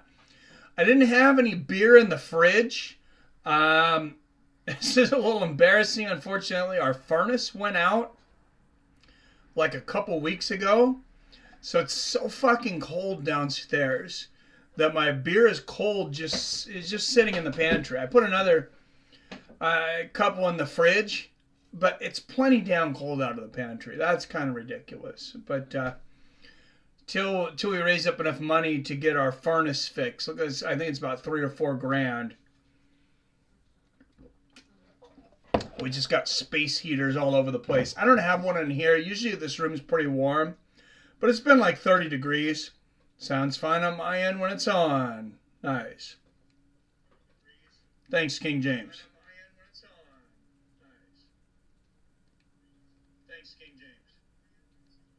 Yeah, it looks like it has just a slight echo in the background. I don't know.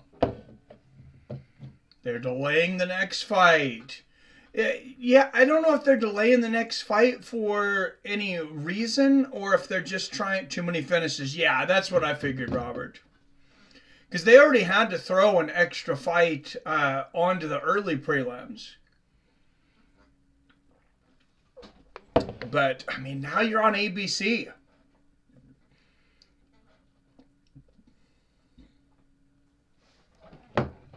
Commercials like crazy. Yeah, well, and I mean, ESPN doesn't generally get as many chances to have commercials on the UFCs. So, I guess they're taking advantage of that, but they're back now. Thiago Moises, 27 years old. There's no way he can be 27 years old, you liars. Costa, 26 years old. Costa, an inch taller at 5'10", Costa will have a half-inch reach advantage at 71 inches. Let's get it on. Yes. All right, guys. UFC Brazil. The ABC prelims are here. Out of the blue corner, he is a plus 300 underdog out of Bureau, Brazil. 19 wins against 5 losses. Melquizael Costa.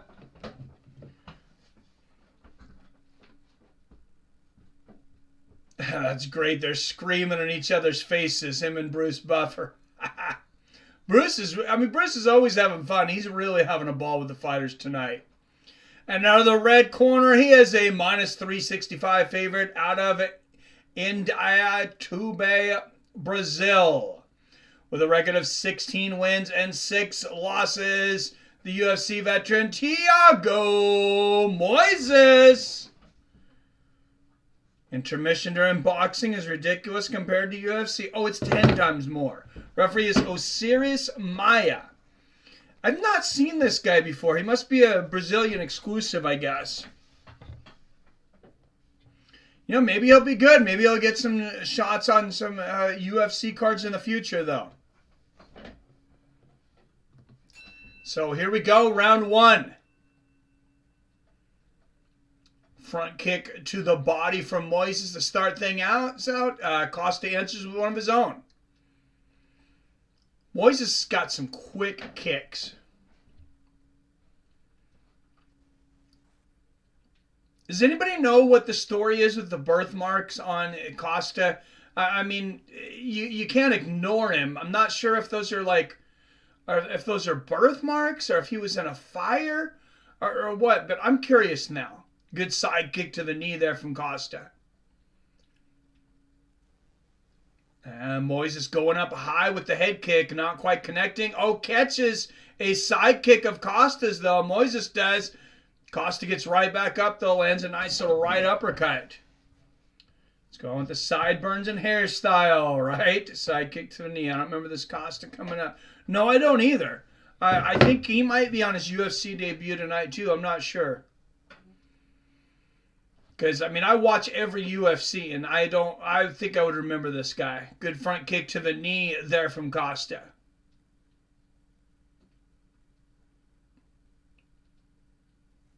And Moises digging deep, going low for the takedown defense, but great takedown defense there from Costa.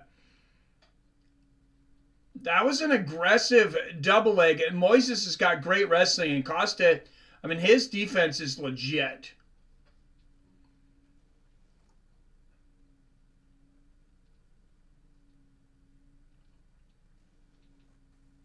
And Costa trying to turn out of this. Moises continuing to work on through this body lock. But, yeah, Costa's takedown defense is on point. Nice blonde. So-called Michael Jackson thing where their skin turns white. Are you guessing or do you know, Jim? That's weird. So it's like a pigment disorientation thing? Argyria is a skin disease causing bluing of skin. Oh, I feel bad for him. That sucks. That sucks. Poor guy. He seems to be doing the best with it. You know, I would probably color my hair different colors and have tattoos if I was him too. And Moises finally gets this takedown after eating a knee to the body.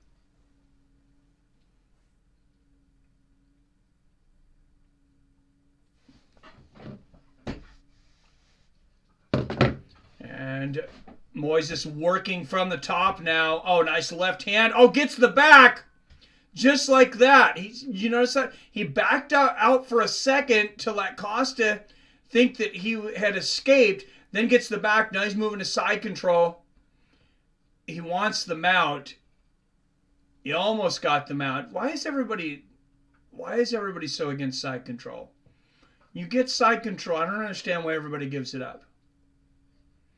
Everybody gives it up for the mount, and the majority of the time you end up back in the guard. So now he moves to side control. And now back to guard. Good fight so far. I agree, Phil. Good ground and pound here from Moises.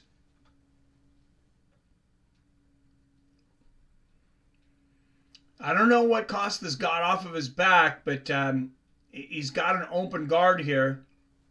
Oh, good job of Moises spinning to get to a better position here. And some good ground and pound, some shots to the temple. There from Moises, good knee to the body. And Costa makes his way back to his feet. Nice knee lands there for Moises, but they're back in the center of the cage. Fun transition there. Oh, good body kick there from Moises. Spinning kick to the knee lands for Costa. And the inside leg kick from Costa. Costa with the body kick. You can tell he's definitely having fun. He might be a big underdog tonight. Oh, nice 1-2 there from Costa. It's hard not to root for this guy now. Side kick to the body lands for Costa. And another, a thunderous right, left hook, and another right afterwards for Moises, though, to end the round. Big round for Thiago. Moises 10-9. His birthmark or whatever has got like hair exploding from it, like a giant hairy body wart. Yeah, that's interesting, man. That sucks. Scott Jorgensen had that same skin condition, I believe. I think he was 135, J-Dig. Yeah, I feel bad for the guy. I'm certainly not, pointing it out to make fun of him or anything. I'm just kind of trying to sympathize,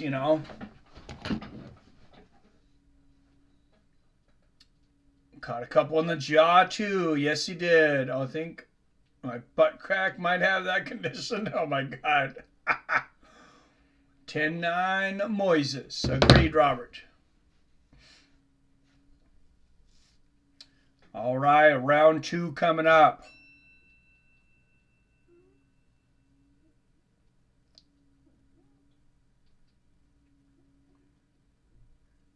Moises, Costa, here we go.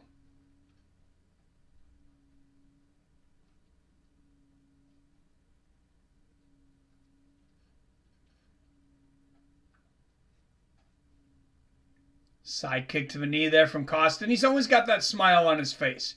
And a good front kick to the body from Costa.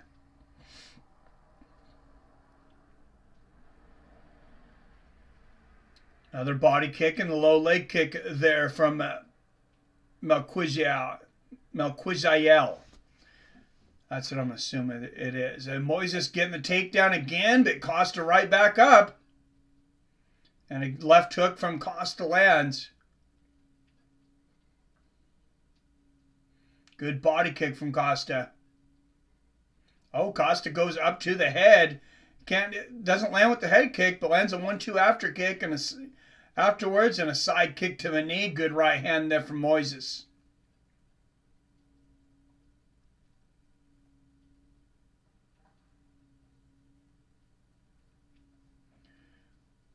Now Quizael's he's got some good body kicks. And that side kick, that front kick to the knee there landed again.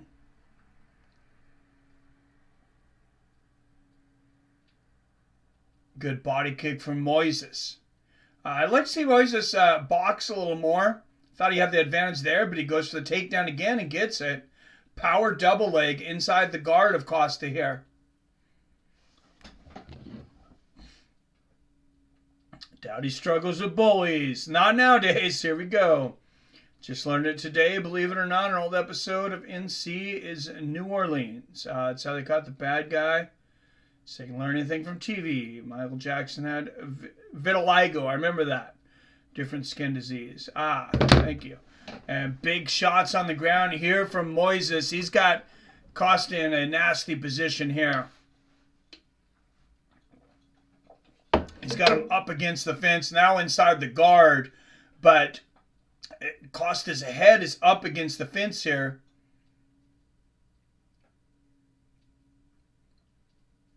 His head is up against there, but his body's not. And he had some big elbows. Costa some big elbows there.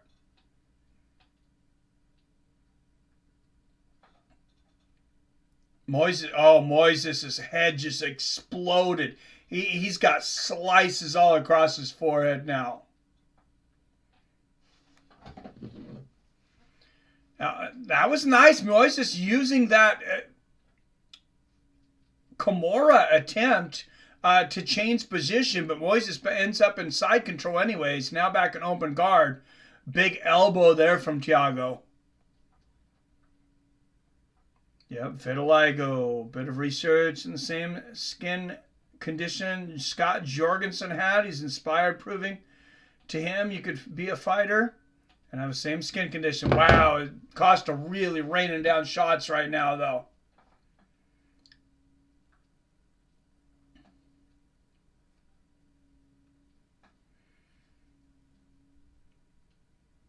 And Costa, he's up, but Moises has still got the body lock here. Oh, good job of Moises. You see that? How he swept the leg out and stretched it out right into the body hook. Right into the body triangle. What an advanced transition there from Thiago Moises. That's some black belt stuff right there. Wow. What condition caused my head to produce 8 hairs since 18, yo? Oh, man. Moises is smashing him up. Oh, he's got it. He's got the choke in. And there it is. Thiago Moises gets the finish. Chokes him out in the second round.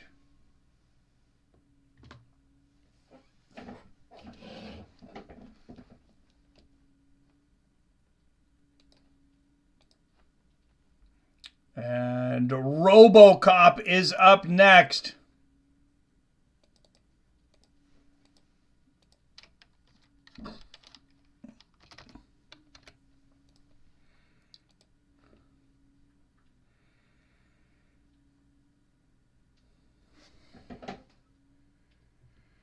I can't believe Billy Hughes hasn't come in and say hi. You not in here, Billy? He's watching the football games. I thought he'd come in and say hi, but...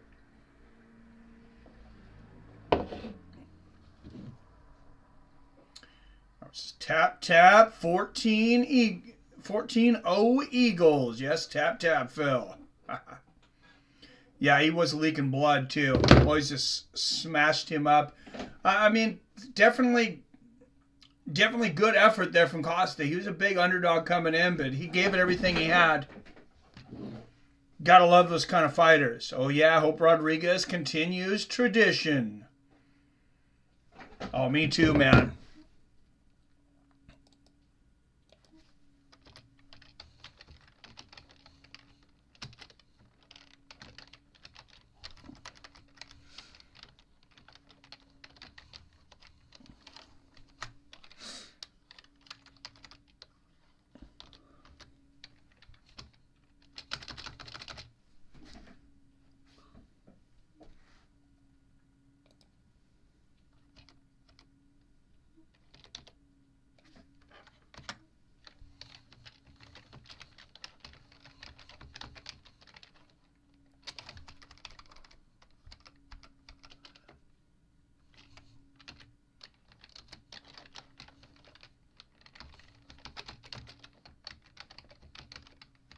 Brunno Ferreira is, he's no slouch, though.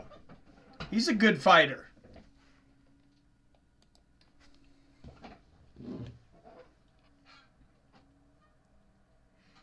Robert says, fly, fly. Oh, yeah, I hope Rodrigues continues tradition. Yep. Yeah, hey, your Eagles have got a good chance to make the Super Bowl this year, man.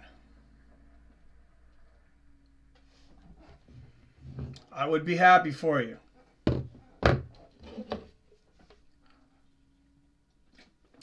It's my Hawks are out. I didn't expect them to really make the playoffs this year anyways.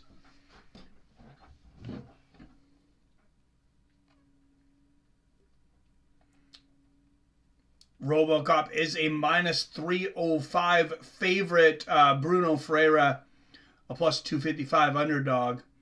And yeah, we are going to get probably some more commercials now with the quick finish. That's back-to-back wins for Thiago Moises.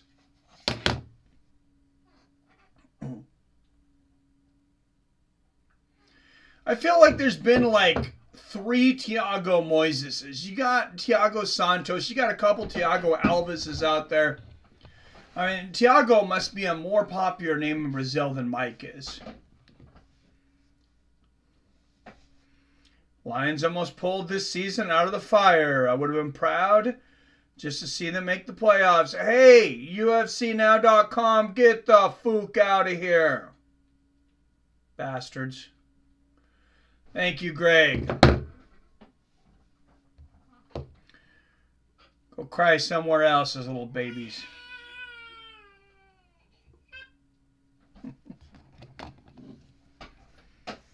Rodrigues looks unsuspecting as a combat practitioner, and he's proven to have a heck of a jaw, but he's not fighting an easy victim. That Brunno dude's got great hands. Yeah, dude, this is a great fight.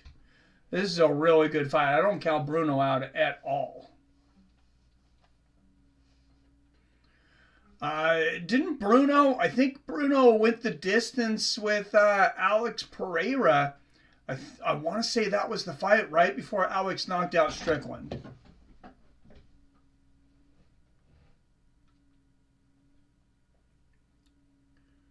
me see if I'm right on that.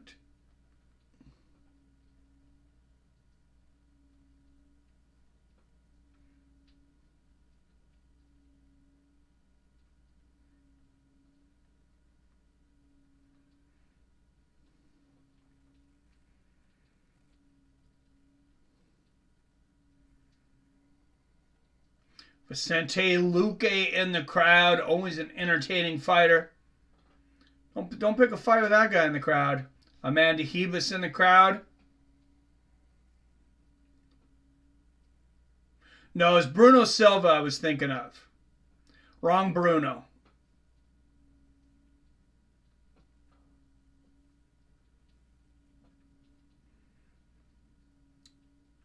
Lions gonna take division in 2023, says King James. Could be, man. They would have made it to the playoffs had my Seahawks not gotten past the Packers. Or not, it was the Lions that beat the Packers, excuse me. It's had the Seahawks not got past the Rams. There's the undefeated Bruno Ferreira warming up in the back, 9-0 with 7 finishes. Thiago Moises says he wants Paddy Pimblett next. Who doesn't, man? That's a money fight. Really hope Shogun gets a win in Brazil tonight. I agree. Yep. Your Hawks cut us off. Not Bruno that fought Pereira?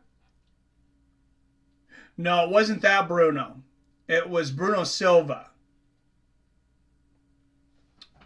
I knew it was a Bruno, but I wasn't sure. I was having too many fighters. Too many fighters to keep track of in my head here. But hey, we made sure Green Bay didn't get a go either, and that felt good. Hey, and that helped us out, man, because we got to go. We got to go fight San Francisco and get our asses beat. But you guys got us in, so we appreciate it. Oh, I got mixed up. I got mixed up too, King James. I wasn't sure. I knew it was a Bruno.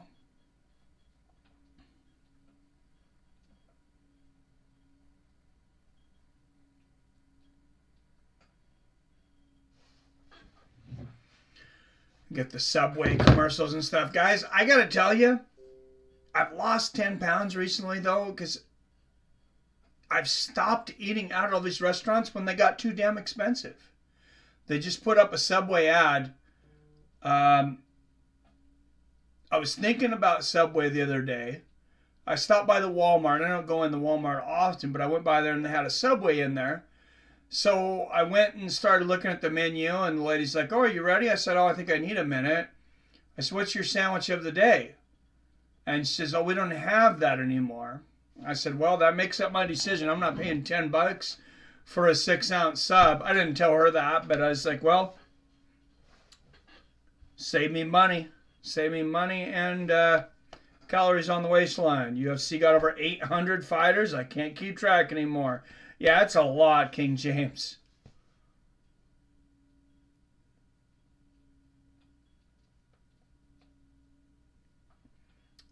It's definitely a lot.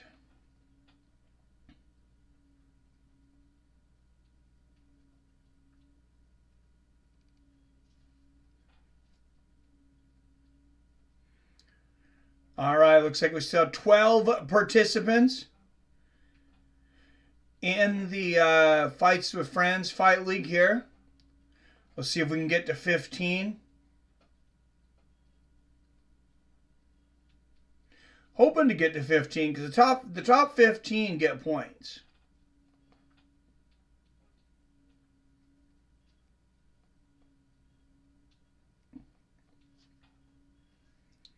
Get like bonus points.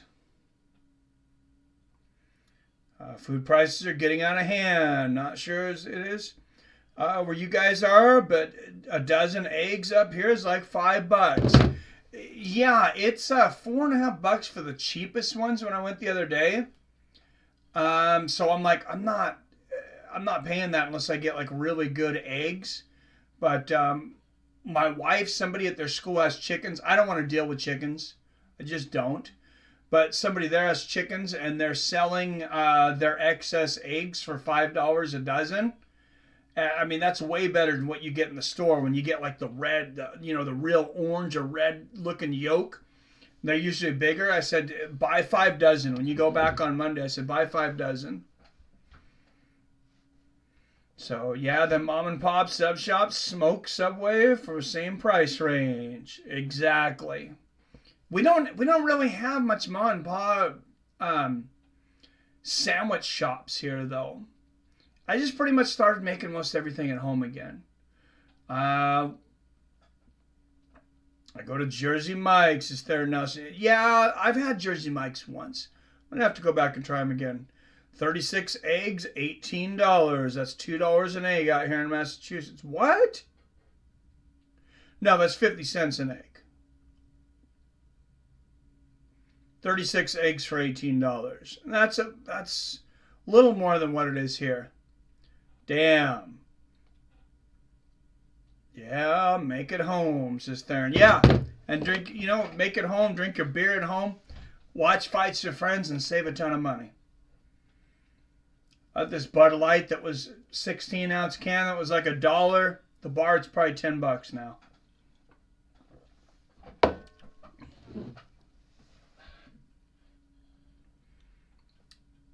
Not eating out our back gate taco shop. Greg says life hacks. We used to just call it living.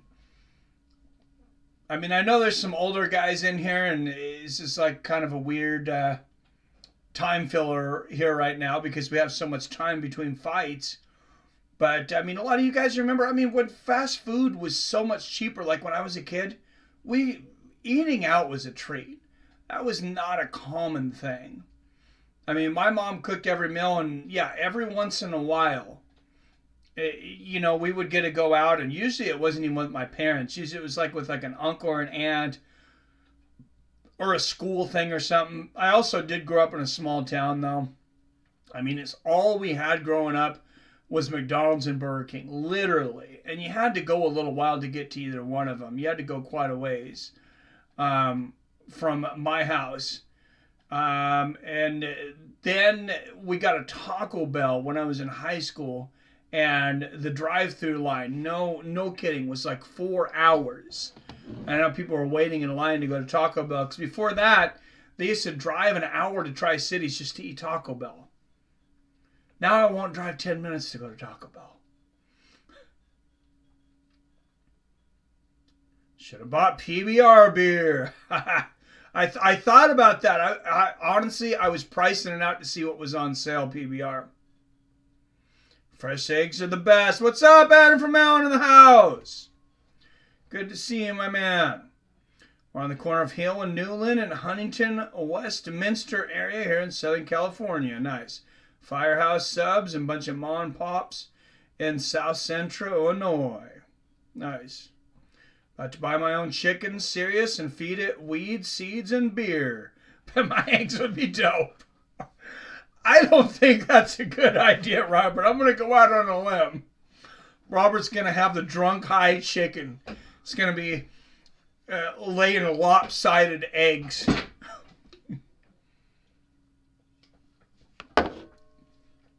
Yeah, we have a great sub shop nearby that blows away all the places. Nice. Yeah, the last town I lived in, they had a really good, like independent sub shop. But there is really nothing by me right now. OMG on the corner of Beach Boulevard and Warner. There's an amazing UFC gym, and in the front of the gym there's a strip mall that has an amazing sandwich shop. Oh, that's awesome. Still want to try Firehouse subs. Haven't seen one yet. We have them here. Haven't tried them yet. I've helped several of my city friends set their own chicken coops up. Nice. There's this Dairy Queen. We have a Firehouse here in Huntington Beach across from Home Depot. This famous psychiatrist in the San Francisco Bay Area has a housekeeper, live-in gardener who is put in the chicken coop. Nice. All right, Brunno, the Hulk, Ferreira, and Gregory, RoboCop Rodrigues. Coming up after one more ESPN commercial break here.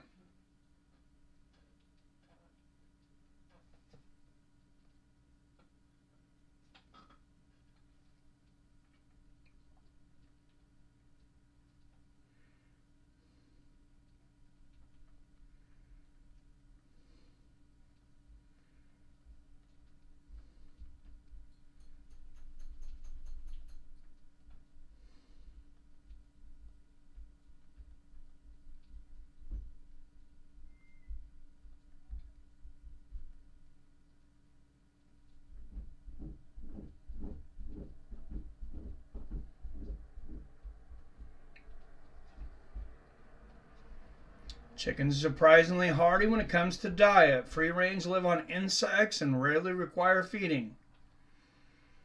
Oh, nice.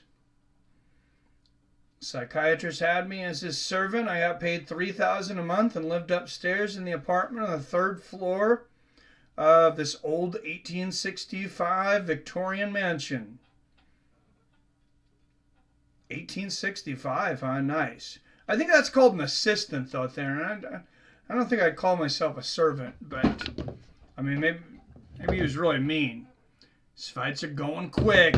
Yeah, they are. That's why they have such a long break in between these ones, because we had some quick finishes. But yeah, we're less than an hour away from the pay-per-view. Speaking of which, if you have until the main card starts to get your picks in for our Fights with Friends Fantasy League. So I know I keep on mentioning it, but I'll put the link in here again. 12 of you have made your picks. If you're signed in, you haven't made your picks. Some people earlier had entered, but you hadn't made your picks yet. So make sure you do that. Yeah, I'm trying to remember the name of the sub place. It's really good though. No, our best ones, when I was in Tri-Cities, and I lived in West Pasco. This is Eastern Washington. And it was just in a place called the Sun Mart. And they made their own, it was a big, like, convenience store, gas station kind of thing. But they made their own subs, like homemade subs in the back. And they were so damn good. Greg's got my picks locked in. Me too. Key to chicken is heat availability, as long as they have access to heat when it cools off. Yeah, I know you have to have like your chicken coop like heated up. I'll tell you, the only reason I don't have them here, King James, is the city I'm in. We don't have it personally, thank God, but a lot of people here have a rat problem because there's a lot of rats in this area. And I don't know why, but I do not want to do anything to attract them. And they seem to be attracted to chicken, at least the feed. I guess if they were free range. They seem to be that might not be a problem. And I know that they'll also attack rats, so.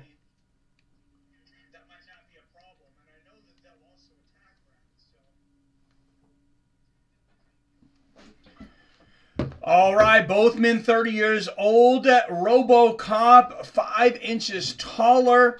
He'll have a 3-inch reach advantage at 75 inches.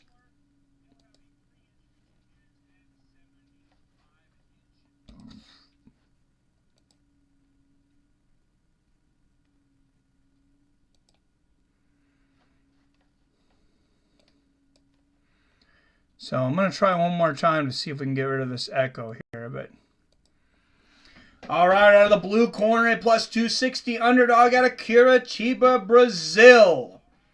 Undefeated at 9-0, Brunno Ferreira.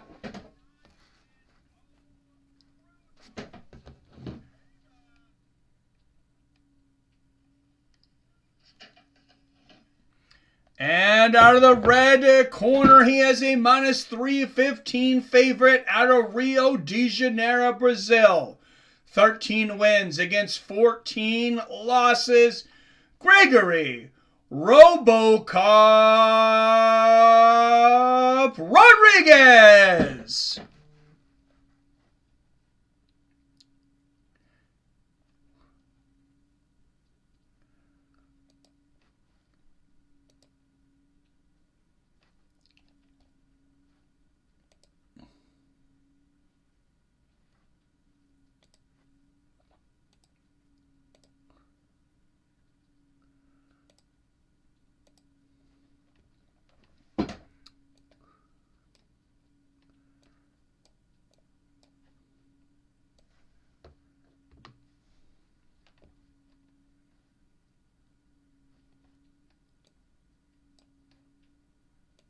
All right, here we go.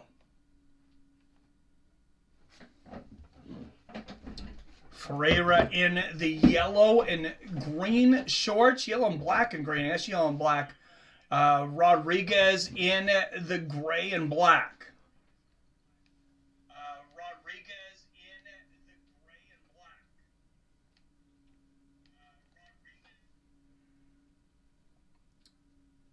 I guess I was butler, pool guy, gardener, housekeeper. Yeah, it sounds like you were kind of a servant then. Never mind. Theron. Oh, Rodrigues stalking Ferreira early here. Oh, nice left hook there from Ferreira. Of course, oh, 3-punch combination. A big right uppercut there from RoboCop and a right hand to the body. Good right hand there from Ferreira. Ferreira is a stocky dude.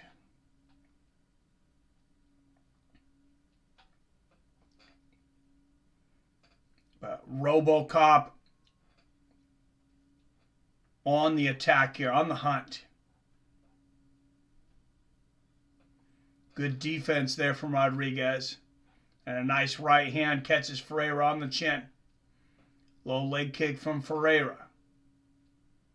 You have a feeling one of these guys or both of them are about to explode at any moment.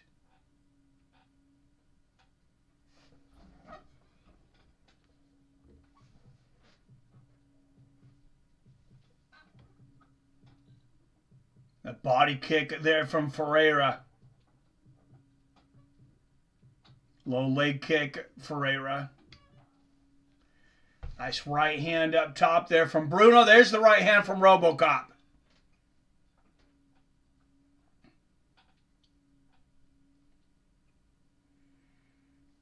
And RoboCop patient tonight. Ferreira shoots for the takedown. RoboCop easily defending it. Lands a 1-2.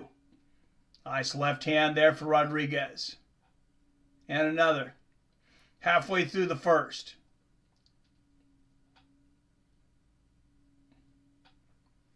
Bit of a feeling out first round here. Both guys trying to find their range. Oh, good outside leg kick from Ferreira. Floors Rodrigues for a moment, but Rodrigues pops back up, takes Ferreira down. That was an interesting transition. I think Rodrigues went the wrong direction. If he'd have went to his left, he could have got the back. He went to the right and let Ferreira up. Oh, huge right hook there from Rodrigues. A left and another right hook. Maybe he wanted to get it back up. Maybe that was the point. Spinning back fist attempt there from Brunno, but not close. Oh, nice 1-2 there from Ferreira on the right hand. Good right to the body from RoboCop. And a right hand upstairs. 1:30 left in the first. Oh, nice right hand there from Ferreira.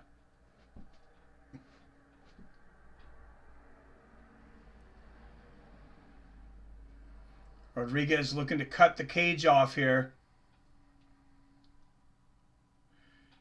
Good push kick to the middle there from Brunno. Oh, nice right hand from RoboCop. And another nice right hook. He's starting to find his timing here, I think. And Brunno's, oh, right hand right on the chin. Huge left hook from Brunno! And it is all over! Are you kidding me? Wow! Brunno Ferreira with a shot from hell! And you know Gregory Rodrigues has a chin like none other, but Brunno just put him into another stratosphere.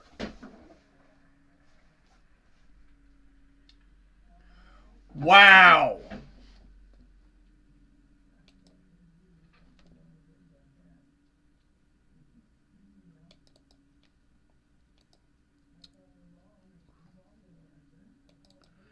That was wild. Uppercut. Uppercut. Actual replay of Brunno Ferreira's shot there. Uppercut. Uppercut. Uppercut. Uppercut. Uppercut. Yeah, that was crazy. All right, I got to get a replay of that up on Twitter. That was wild.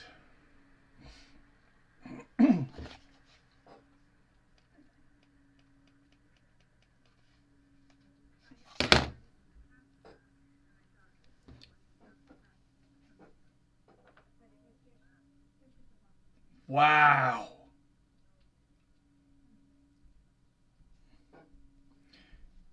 Was anybody listening to the commentary? Was this Brunno Ferreira's, was it his UFC debut too? Because I wasn't sure if I'd seen him fight before.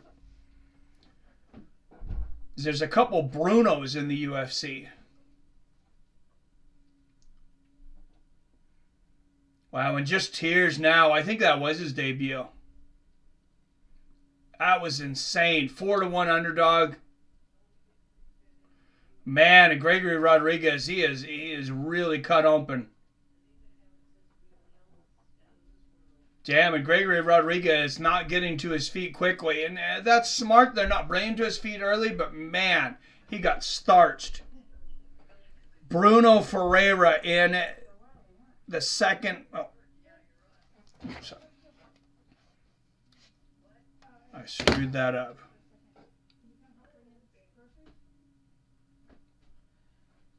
Brunno Ferreira in the first round with RoboCop Gregory Rodrigues lands a left hand right on the button. And he knocks Rodrigues out cold. Let's watch it again. It's just a straight left right on the chin, and Rodrigues he's just out. There it is again, perfect spot. Oh man, and the hammer fist afterwards, not necessary, but super necessary until the ref jumps in. Wow, what a huge win for Brunno Ferreira. All right, guys, I will put that up on the Twitter too.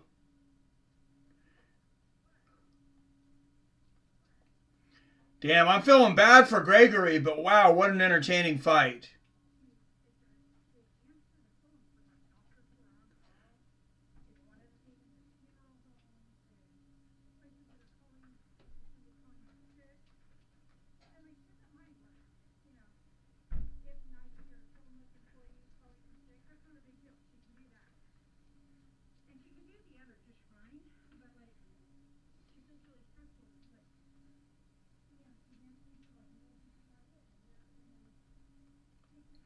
So if you wake up in the morning, as I've said before, if you wake up in the morning, want to see some knockouts in the morning now, and you go to Twitter, type in hashtag Fights of Friends, every single finish you'll get every single finish we've ever posted there. So it's just going to be more and more and more knockouts. It's all I post with hashtag Fights of Friends is finishes.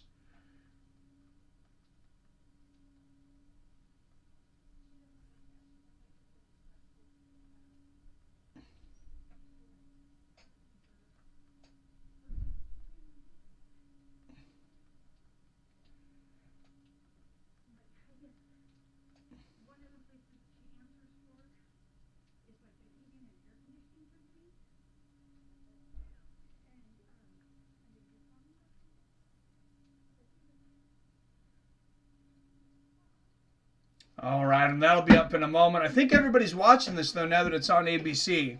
But it'll be in our collection.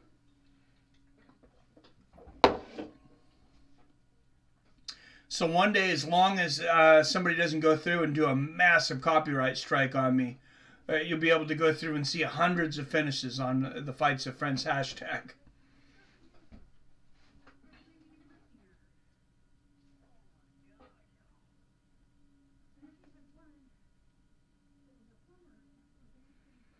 That's 8 first-round finishes now for Bruno Ferreira as he moves to 10-0.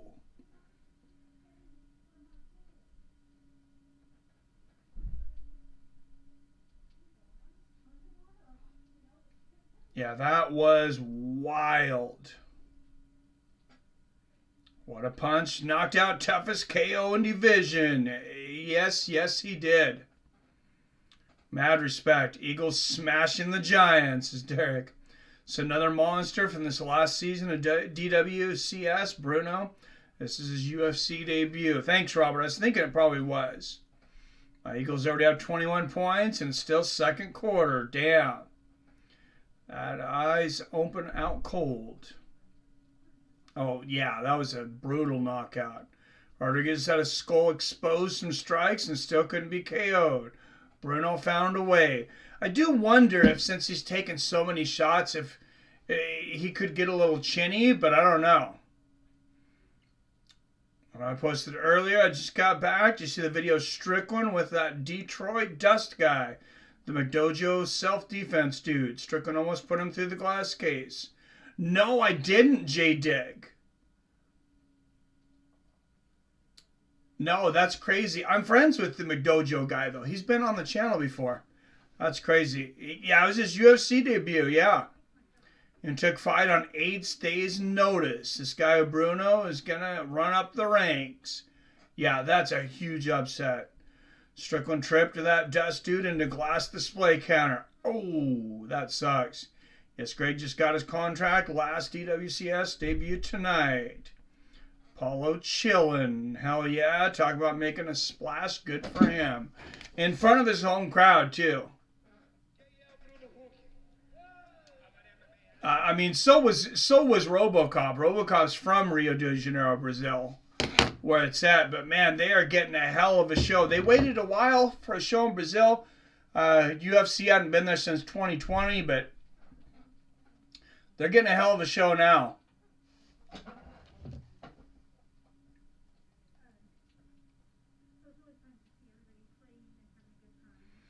So you got, with that fight out of the way or taking place, you guys know what's next.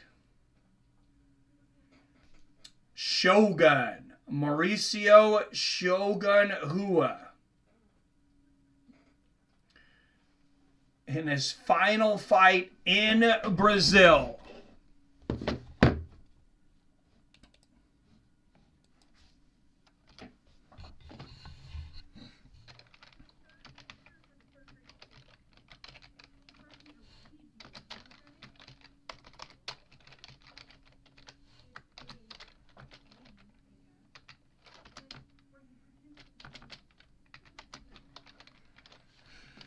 He is an underdog tonight against Ihor Potieria. Potieria? I'm not sure how you pronounce that name. I want to hear Bruce Buffer say it.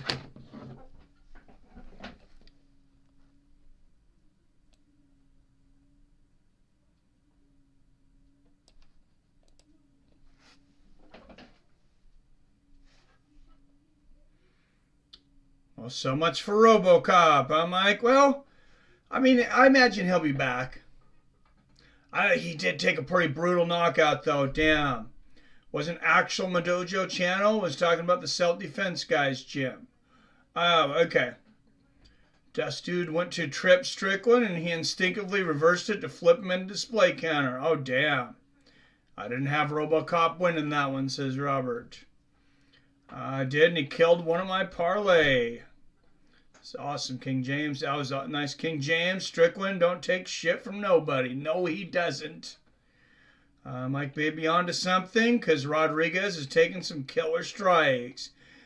Yeah, especially that one fight, man. I don't remember what it is, but man, he went through hell to win that fight. And I mean, yeah, he won, but damn. My last parlay is Moreno, Glover, and Burns. I got Glover and Burns, but I actually have Figeiredo in the Figeiredo Moreno fight. But it's gonna be close. Those guys are so closely matched. And my biggest reason for taking Deiveson is, of course, Moreno losing James Krause's coach. And then Deiveson just having more time with Henry Cejudo. You're taking Magny, huh? I'm not surprised by the Hill or the Figgy choice. I'm a bit surprised by the Magny choice. I don't give Magny much chance, and I don't think he hits hard enough. I don't know, man.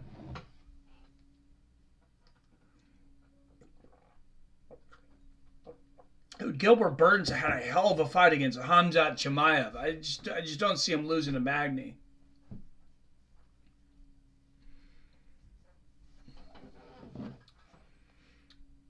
All right. You've been pretty accurate, though, Robert. I'm going to take a quick restroom break, and we'll be back for the last fight of Shogun Hua's career.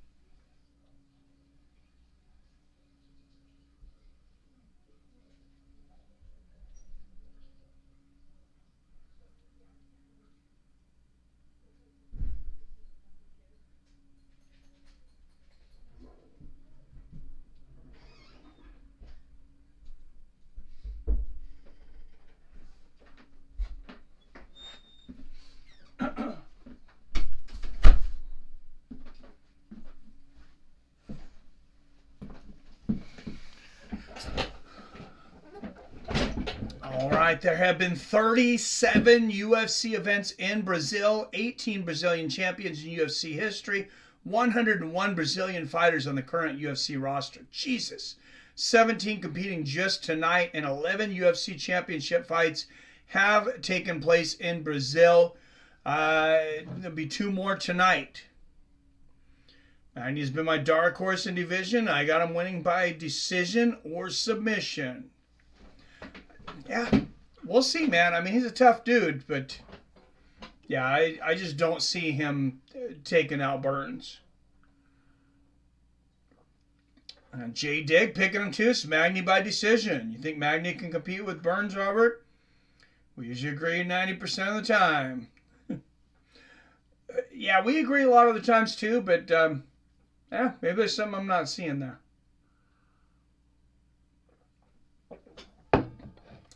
All right, and there he is, Mauricio Shogun Hua warming up in the back. And he's going to have to make it out there quick because we only got 30 minutes until the pay-per-view starts.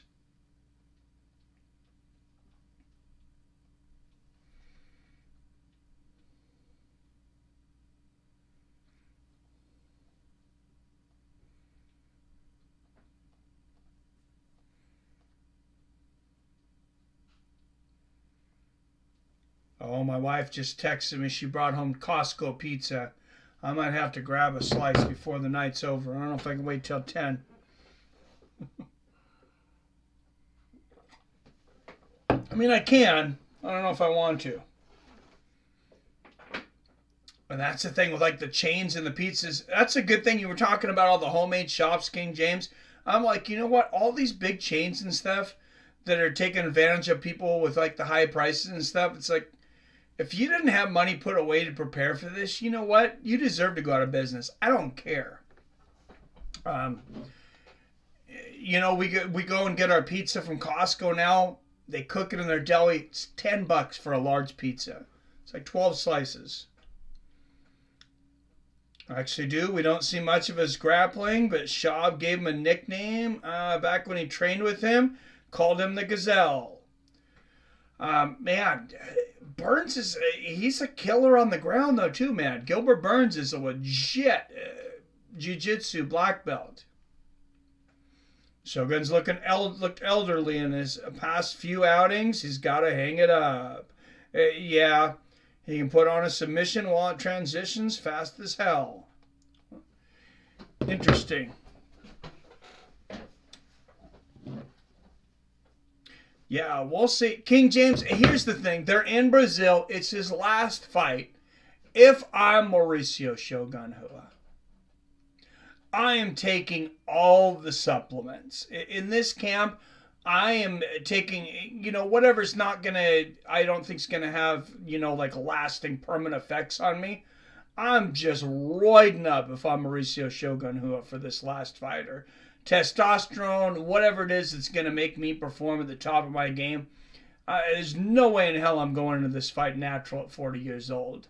In front of the Brazilian crowd, what are they going to do, suspend him after his last fight? Burns is good, but slower, too much muscle. He is definitely muscular. Hard to have sympathy for anybody who closed shop over a blown out of proportion cold scam.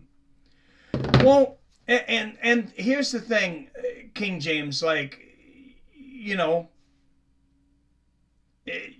you're my age, or a little older than my age. It's like, we talked about responsibility, like as a business. Like, I freak out if there's not, you know, extra in my business account, just for my very small business to cover unexpected things. And it's like, yeah, you know, I definitely like to have more in there right now. It's not flush, but these big companies that had millions and billions, you know, they put it all into stocks for their shareholders and for their CEOs and executives and all this stuff, and they didn't save any money for a rainy day. That's the way I see it, and fuck them. Brazil won't test him. That's what I'm thinking, Jay Dick, and I'm kind of wondering if that's... I mean, obviously he wants to have his last fight in Brazil because he loves the Brazilian fans, but I'm sure that's definitely some icing on the cake.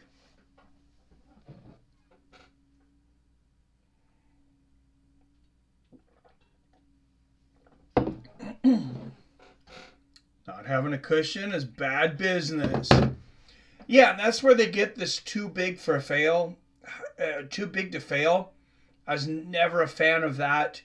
I say you're too big to succeed. If you're too big to run your business, you're too big to succeed, and we need to get rid of you because you're a risk to our economy. Let's go back to smaller and medium-sized businesses, more mom-and-pop style businesses and stuff. And I kind of wonder if the economy is kind of heading that way. I know in our area, most of the places that were struggling were the bigger businesses. People really went out of their way to shop the local places that have been there for a long time. Even when they were doing all the scare tactics, you know, to go into places, they were people were doing a lot of carry out, a lot of delivery,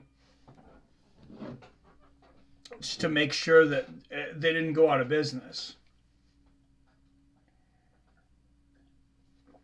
Remember when that would have gotten us kicked off of YouTube, King James, for even saying that, and now pretty much everybody realizes it was overblown? Oh, and look at Deiveson Figreiredo. He's trying to get to Brandon Moreno at the weigh-in, and Brandon's not biting. Brandon was not biting. Good for him. I don't know what Deiveson was thinking there. He came in looking like Hollywood with the sunglasses and everything else, but Brandon Moreno was not having it. All right, it is time. Finally, Mauricio Shogun Rua in his last sports combat bout. What a legend. Won the 2005 legendary Grand Prix. Became the UFC light heavyweight champion. Fought legends like Minotauro Nogueira, Lyoto Machida, Quentin Rampage Jackson, Vanderlei Silva, Chuck Liddell. As I mentioned, he was so good so young. He really fought through parts of 3 generations of fighters. He was fighting the end of a generation on his way out. Then, you know, this generation that's just kind of leaving now, and now he's had some fights with this next generation.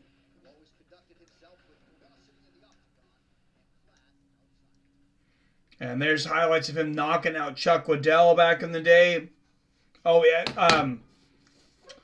Dan Henderson. Let's not forget the Dan Henderson fights. All for supplements that heal and promote healthy, including Mary Jane and its all-natural anti-inflammatory properties. Me too, King. Maybe Henry Cejudo will be able to squash the beef between John Jones and Chael. Imagine Sonnen in John's corner for his next fight would make great YouTube content, right? I have Ihor winning this fight. I do too, Robert. I'm just, I don't like it.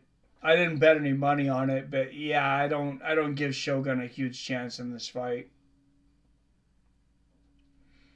All right, coming up, Figeiredo versus Moreno IV, Deiveson Figeiredo and Brandon Moreno IV in the co-main event. And then our main event, Glover Texeira and Jamahal Hill for the UFC vacant light heavyweight champion. And here comes Ihor.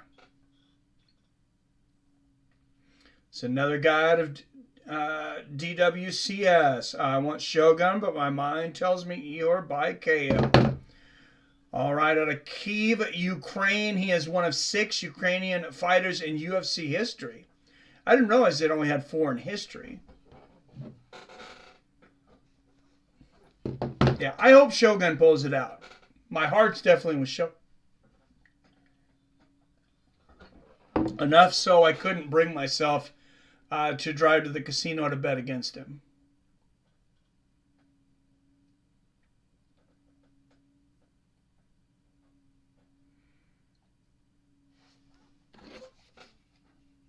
And Ihor getting a little last instructions, a little swig of water before he jumps in there with a legend. The mouthpiece is in.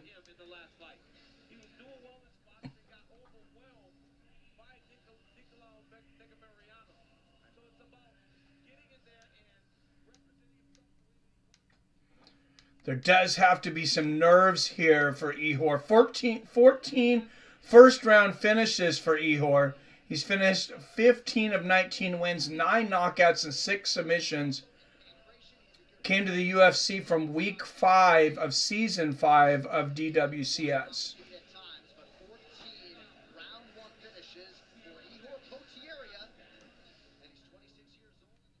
26 years old. you know, he's got to have some goosebumps coming in against this legend. Those hearts got to be beating a little bit. And I'm sure this crowd's heart's beating, and every one of you out there, Shogun Rua is giving us so many legendary moments over the years. Always an exciting time when Shogun Rua makes his way to the cage.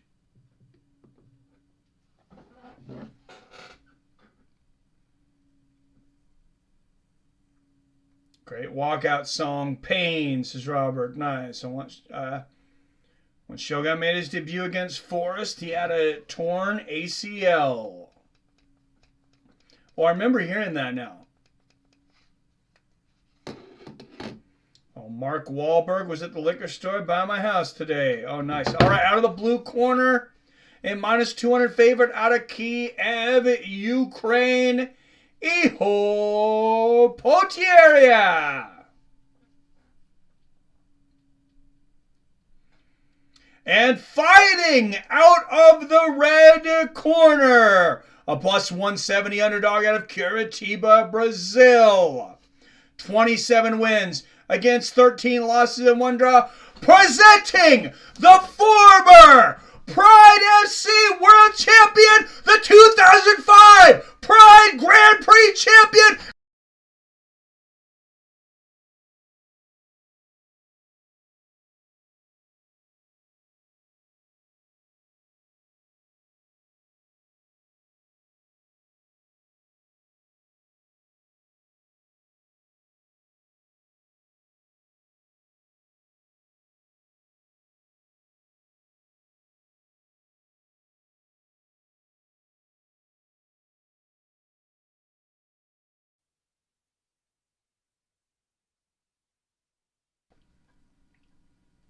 Ihor in the yellow and black trunks, Mauricio in his normal gray and black.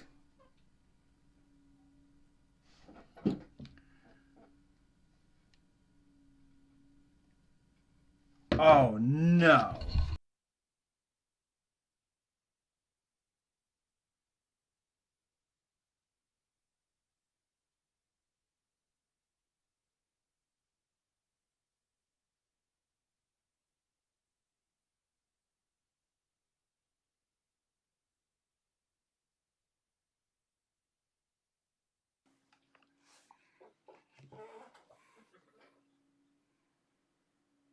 So all that yelling for Mauricio and nobody heard it.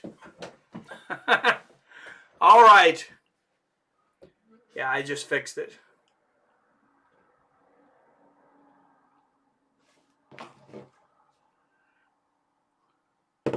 Nice inside leg kick there from Shogun. And a good body kick from Shogun. Shogun with the Shogun stance right now. That's technically illegal. Herb Dean's looking at him. You're not supposed to walk forward with your hands stretched out with open fingers. Good inside leg kick there from Shogun.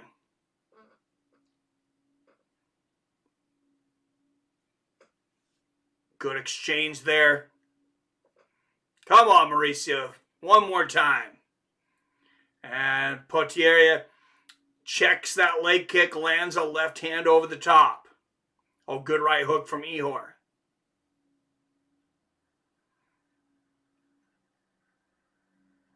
And Shogun actually has underrated grappling. He didn't use it in most of his career, but he has great grappling. Good inside leg kick there from Ihor. His stand-up was so devastating.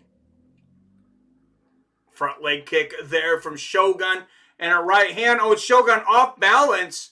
Oh, a nice right hook lands for Ihor. Left hand there. Shogun having some flashbacks right now. Inside leg kick there from Rua.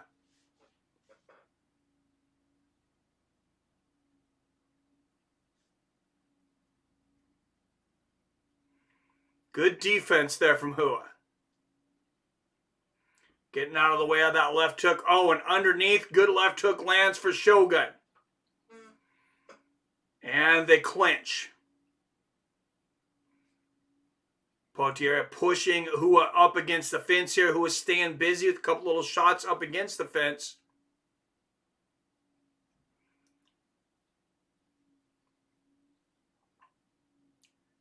Not much there from Potieria. Just kind of throwing the shoulder strikes in there. Might not be a bad time for Herb to break him up for a moment. And Ihor pushes him off back to the center of the cage. Here we go.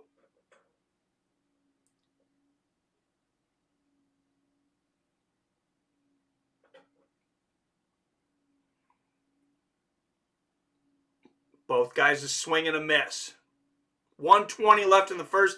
Inside leg kick, Ihor. Good left hand there from Ihor. Another leg kick lands for Ihor. Oh, a big right hand for Potieria. Shogun's hurt. Shogun is hurt. He got caught with a couple little short shots. Big right hooks and hooks. Oh my goodness. Ihor teeing off now on Shogun, and Herb Dean stops the fight. And Ihor Potieria puts an end to the career of Mauricio Shogun Ihor in front of a huge Brazilian crowd.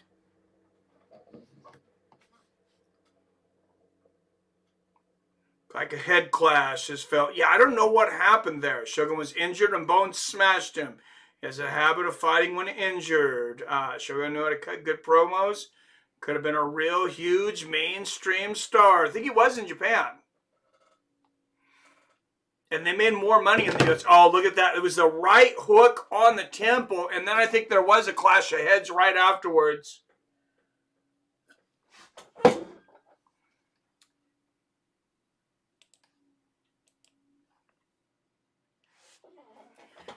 Massive respect for the legend Mauricio Shogun Ihor. But the credit goes to Ihor Potieria tonight. With the first round knockout. Yeah, I busted Shogun up bad. I don't even have the heart to post that, guys. Sorry. I knew I called that beating. Yeah, I had a feeling it was going to be bad. Well, guess I will drink in honor of his loss. You would have drank in honor of his win too, though. Let's be honest. Yeah, he busted Shogun up bad. It's okay, 90% of fighters go out on their backs. Not everyone can be GSP and have that fairy tale ending. How long did that fight last? Oh, geez. I don't know, 3 minutes? I didn't see what the official time was. Under a minute. Was that under a minute? No, that wasn't under a minute, right? No. They'll give us an official time there. I know it was over a minute, though. I think it was over 3. Ladies and gentlemen, referee Herb Dean is going to stop this contest at 4 minutes, 5 seconds. 4 minutes, 5 seconds. But still.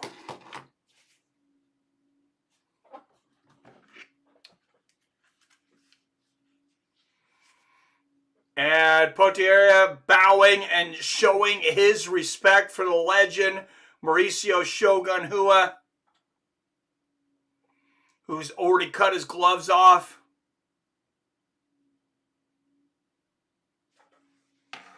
Wow, just Whoa,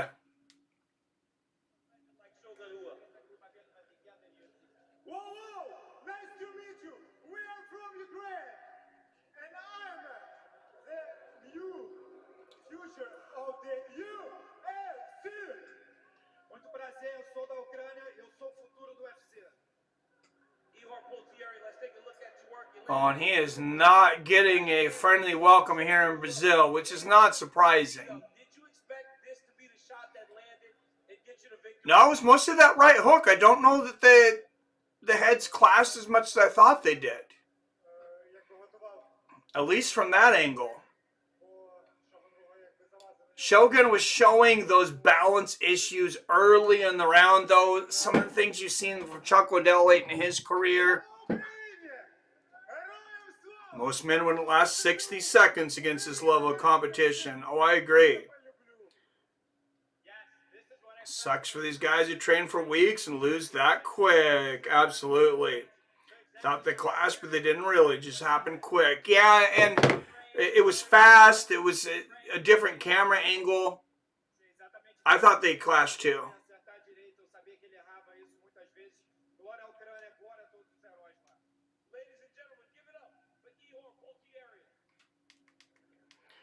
All right, and then we'll get a short interview from Shogun Ihor before we go into the pay-per-view portion of the night.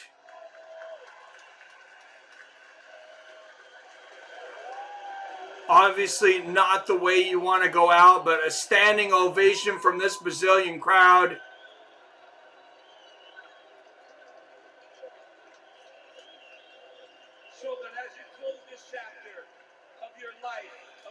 One of the greatest to ever do it.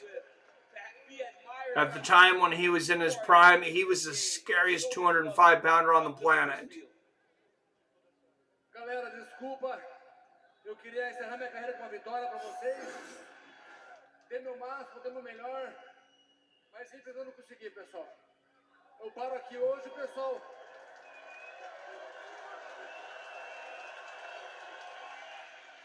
You got to remember, it's been 18 years since that Pride Grand Prix that he swept through. It's a long time to do this. Obrigado, meus fãs do mundo inteiro. Vocês sempre foram meu maior combustível. Obrigado. First of all, sorry you guys. I wanted to end my career with the win, but you know, I'm going to stop it right here. I'm going to end my career here. I've been in the game for 21 years, in the UFC for 16. I have to thank my fans, everyone, Dana, Lorenzo, everyone in the UFC that made it happen for all these years. Shogun, you have inspired so many. It has been an honor to watch your career, my friend. Good luck in whatever you decide. Well, yeah, it is always sad when you see a legend go out like that, but like King James was saying, it's the way it happens more often than not. We've seen it in boxing with, with Mike Tyson. His last fights were not good. Quit on the stool in his last fight.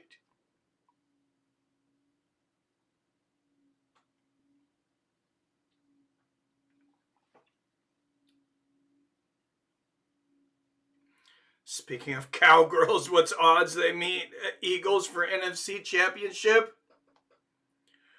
Yeah, I don't know. But yeah, like I said, definitely a legend, Shogun Ihor. But Mike Tyson, like I said, he went out, quit on his stool. Roy Jones Jr. knocked out many times at the end of his career. Evander Holyfield just got knocked out by Vitor Belfort in a boxing match.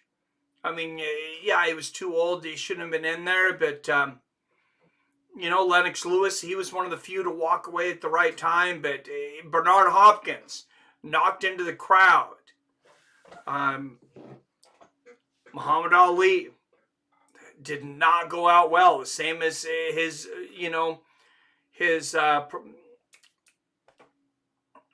rival Sonny Liston. The Andre Wards are the few and far between. The Rocky Marcianos that get out before they lose a fight. Does anybody think is John Jones going to retire undefeated? Will Francis Ngannou end in glory in his career or end up on his back? We're about to find out soon for what the fate is of Stipe Miocic. Miocic just turned 40 years old. He wants the winner of Jones and gone. And, of course, Stipe, ended the career of Daniel Cormier. Think winner of San Fran Cowgirls will play Eagles next week? Probably might end your career with a win. No, I did not.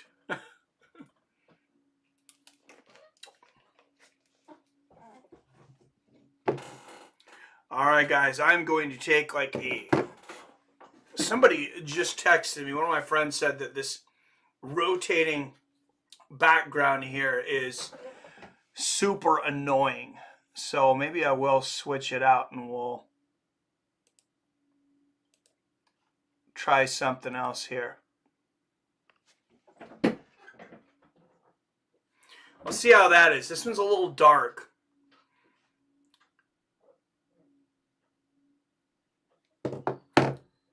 But it's not so much of the spinning. All right, guys, 5 minutes to the pay-per-view. I'm going to take a quick pee break. Try to scarf down a slice of pizza. And be right back. Fill my water jug all that time. Hang on. Hey, Emily, there's pizza. I got pizza. Yeah. Okay.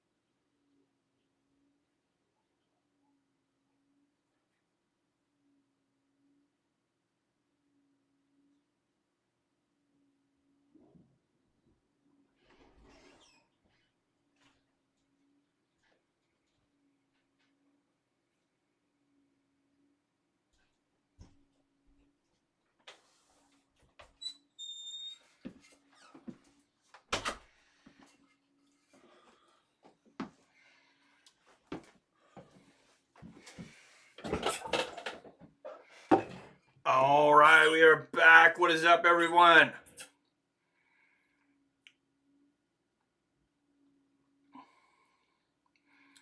Valentina Shevchenko. Of all current UFC champions, who's most likely to be still champion in 3 years? Yeah, Shevchenko. I think Nunez, if she wants to do it for that long, I'm not sure that she does.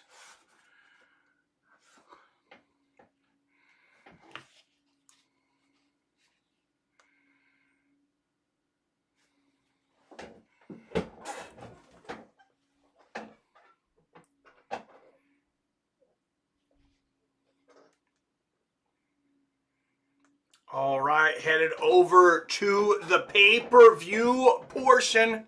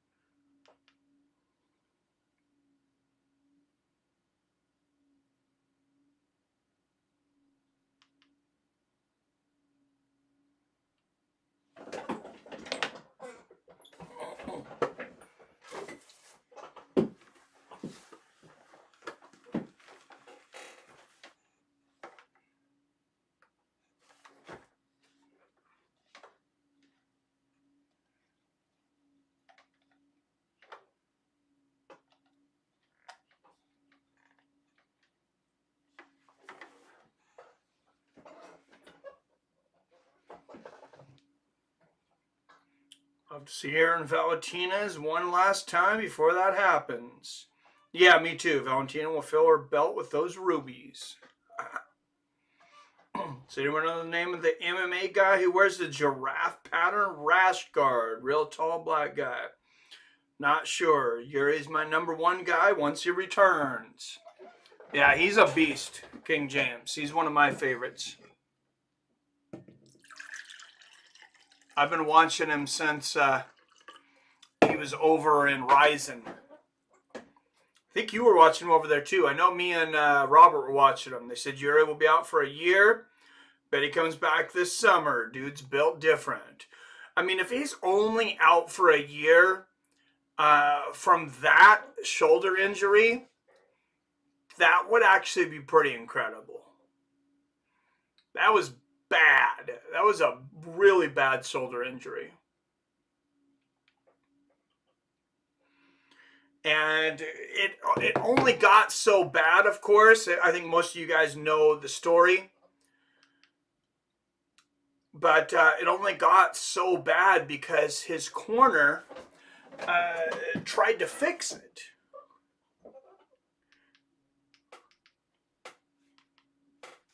You know, his corner tried to pop it back in, and that was the big mistake.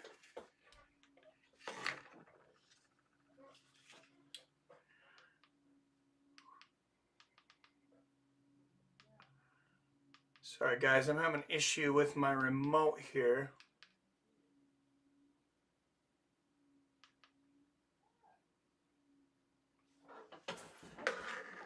Well, fuck.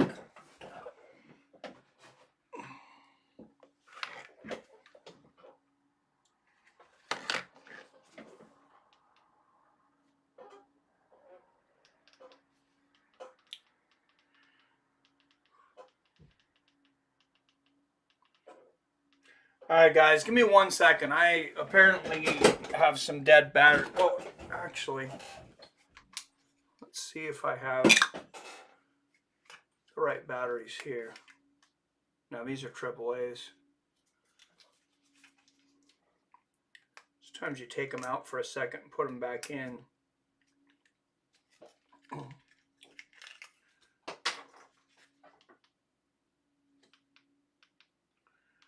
Nah, they're fucking dead. I don't know why this remote blasts batteries in like 10 days, but apparently it does. Really want Moreno to win tonight. I think he gets it done. Trading on the elliptical bike, shoulder doing good, Yuri says. Nice. All right, I will be right back. I gotta switch batteries out of this fucking thing.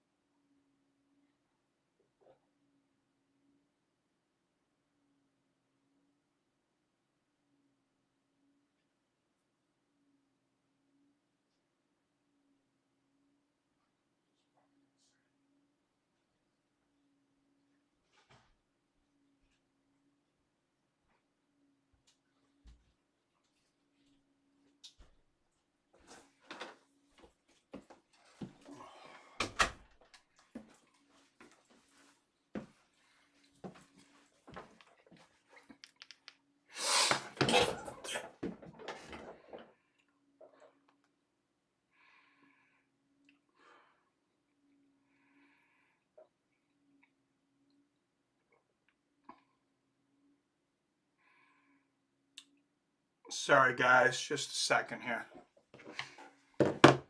I know I'm losing everybody. Please, my regulars, stick around. I just have a battery issue here.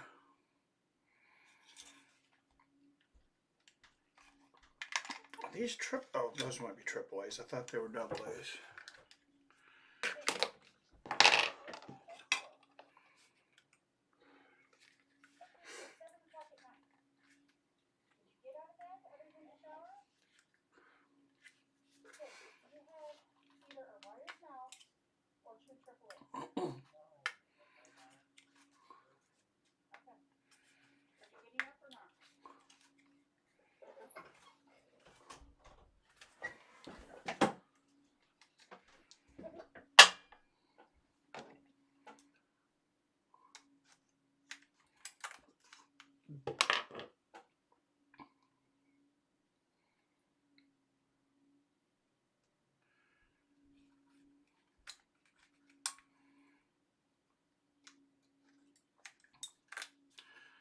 Thanks for your patience, guys. Give me just a second here, and hopefully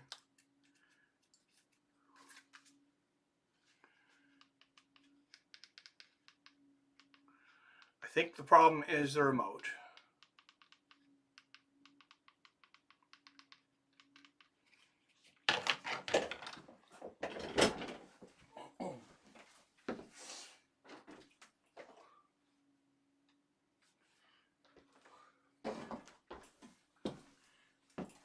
Let me try something here.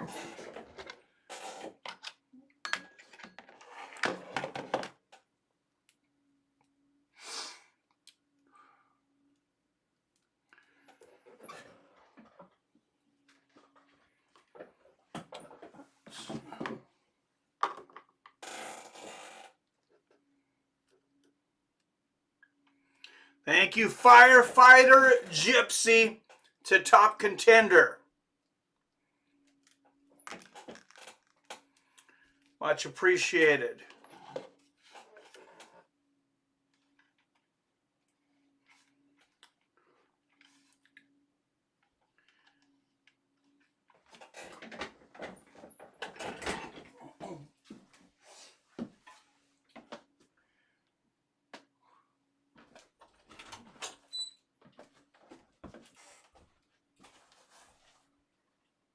You have a micro USB cord, possibly? No, I don't know if I do. I don't think so. What is a micro? The thing that charges everything on. You might ask Emily. I'll ask Emily because you can't speak to people.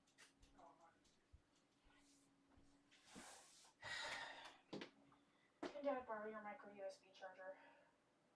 If he loses it or breaks it, I'll get you another one. The one that you're using for the nugget things. Isn't that micro USB? Nugget thingy? The batteries. The one I just got you last week. No, that's not micro USB. One end is micro USB, No, isn't it's it? not. No? Damn it. Do you have anything that's micro USB? A bajillion cords. Do you have one that Dad can use to charge something? I just said a bajillion cords. Please find one for us. There's fucking one every 5 pins.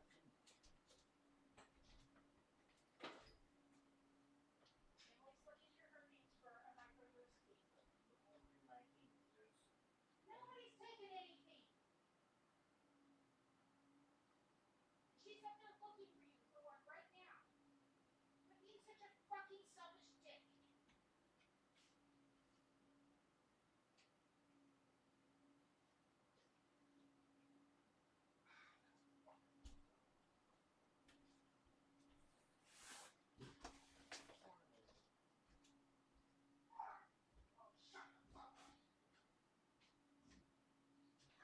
Leave the house. You leave the fucking house. I'm not I'm not having one on you, and I do I'm not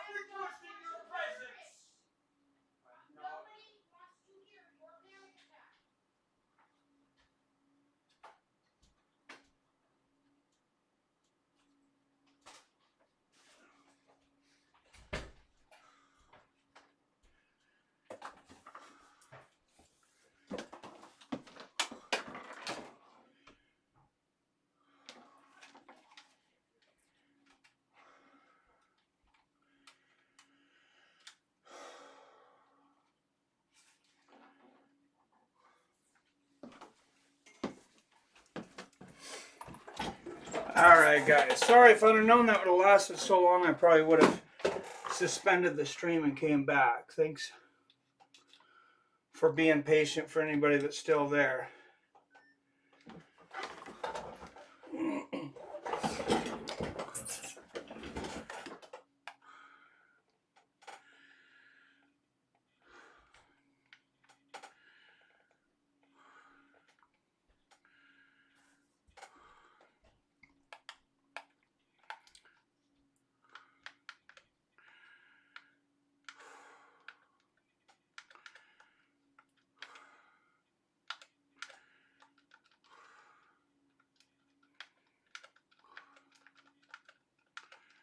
No, this is not going to work. Alright guys, I'm going to cut the stream. I'll be back. Just look out for it. Sorry.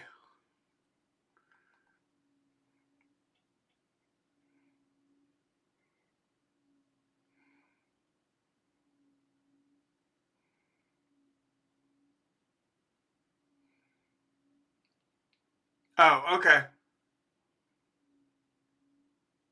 Everybody's still here. Give me another second then. Sorry, guys.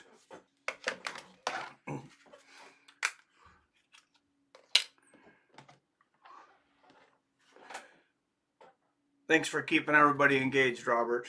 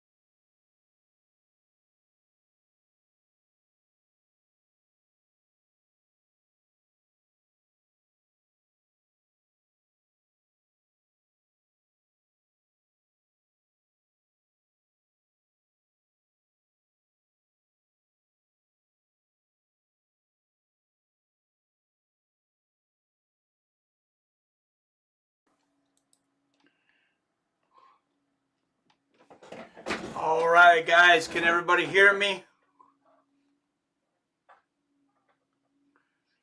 Everybody hear me?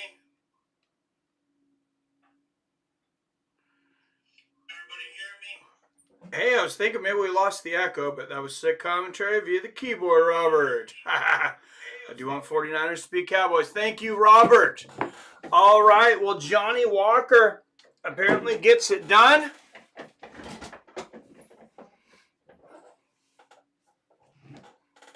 Try my best, drunk and high. But that's when you're at your best. That's your usual, right? What's everybody up, everybody? Hit the like button. Sorry for the late entrance there. We had some technical difficulties, but we are back.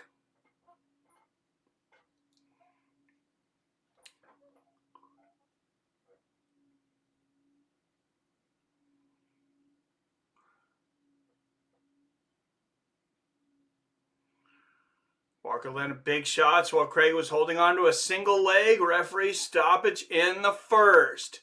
Well, hey, good to see Johnny Walker back in the win circle. Yes, Mike, we hear you loud and clear. Post finish on Facebook group. Beautiful. I noticed we still have an echo, so I guess I probably should have restarted the stream. But thanks for keeping us going, Robert.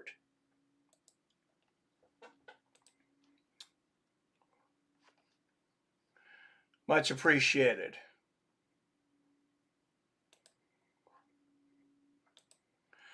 All right, Lauren Murphy and Jessica Andrade warming up in the back.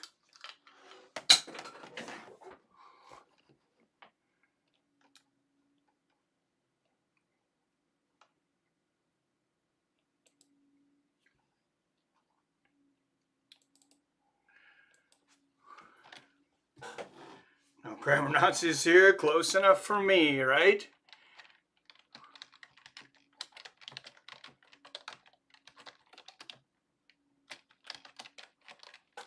Yeah, I've never gotten why it makes people feel so important or like they're offended when people like misspell things. And it's like, whatever. R.I.P. Lauren Murphy, I agree. I chose Lauren. Gonna lose this one, I guess. Yeah, I don't have a lot of confidence in Lauren Murphy to win this fight.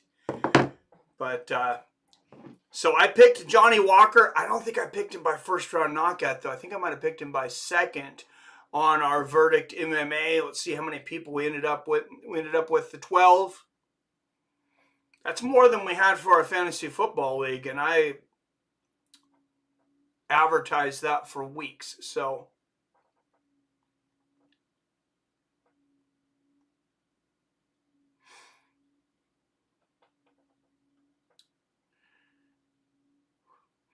Wyatt Matheson, he picked it.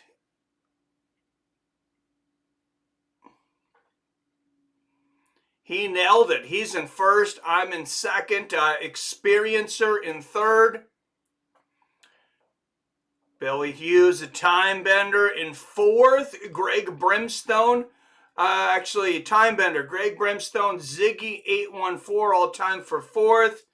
Lucky 13th. In 7th, Everyday Airman the Rabbit. In 8th, Unemployed Harlequin. And also tied for 8th with Korean Jade Airdwolf. Jay Diggs and Korean Jade Airdwolf tied for 8th. I don't see the drunken charge here.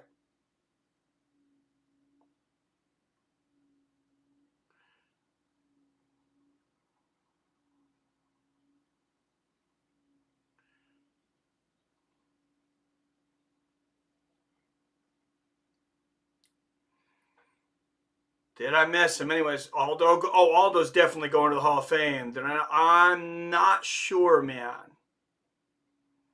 I'll have to look at it. Did I lose audio?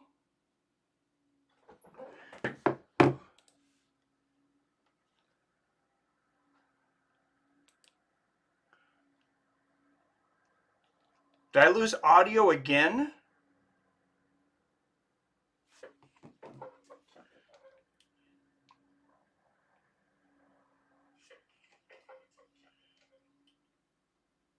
Sound is okay. Okay, thanks, guys. Yeah. No, I think I just need to go on there later on the computer, Robert. I'm sure you're on there. I just don't know why I didn't see it. All right, Jessica Andrade, Lauren Murphy, a 3-round bout, basically a what do you call it, a showcase bout for Jessica Andrade. But I mean, you know, Lauren Murphy, she's been a big underdog in the past and surprised people. So, and we had a new top contender. Oh, Firefighter Gypsy with the super chat. I missed that. Says go Robert. Thank you, Firefighter Gypsy.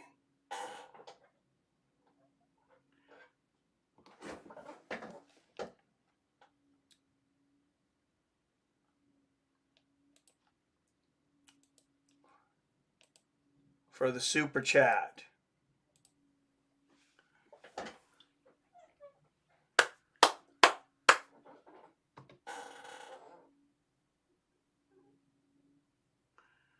Much appreciated.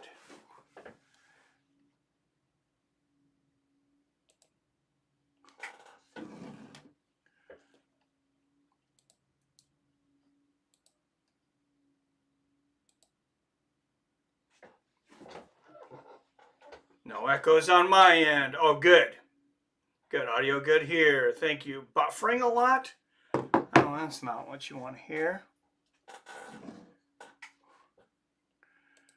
Good thing I'm paying way too much money for a business internet.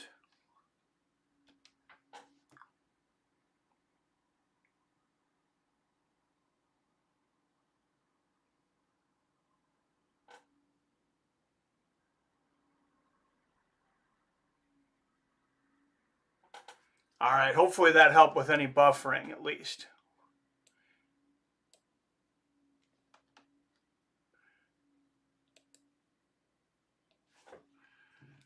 Checked, it shows my picks on my app. I got 0 points. Oh, shit. Well, you better, you didn't finalize your picks, I don't think, then. I'm not sure, Robert.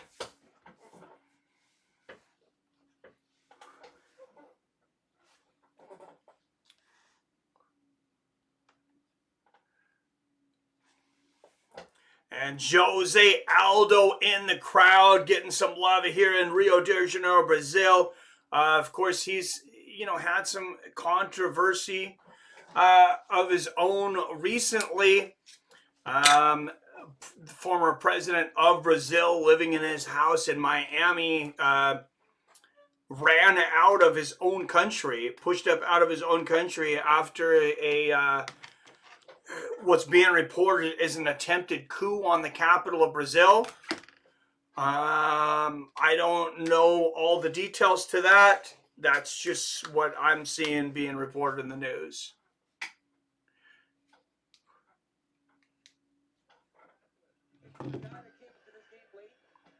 Says they're not in any tournaments, though. I'm confused.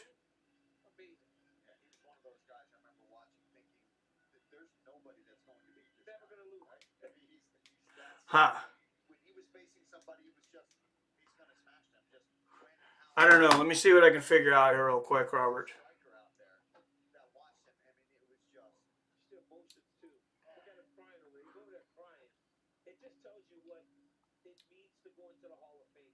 Because when you get recognized by your peers and the people at the UFC for the work that you've done, nothing matches it. And Jose's crying over there.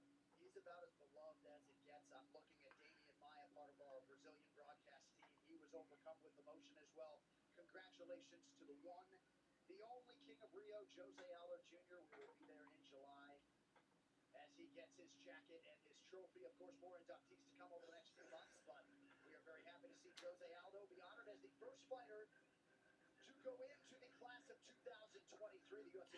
Yeah, I don't know. I'm only able to see people that scored points on that last fight. So for some reason, I'm not able to see you right now.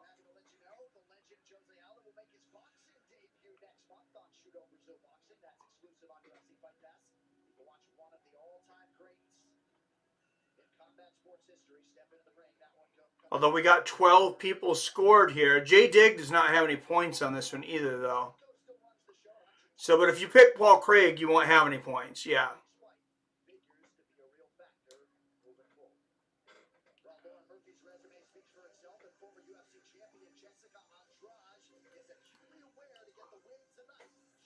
What's up, Hermit? A beautiful night of MMA. Hope all is well with everyone. Yeah, going pretty good. What's 3LP mean? I'm not sure yet. I'm still just kind of figuring this out. Rob, do you remember what game you registered with for tournament? I didn't see Drunken Charge either. Pretty good card so far. I hope the Bonfim brothers. I like the Bonfim brothers. That was dope. That was definitely dope, Herman. That was awesome. Those guys seem to have a bright future ahead. What a cool family.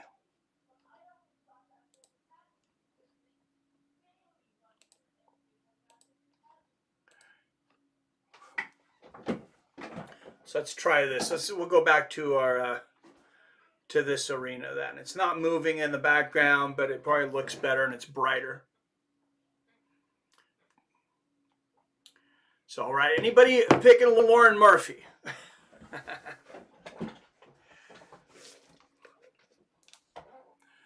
Unfortunately, we seen the last fight of Mauricio Shogun Hua go down today.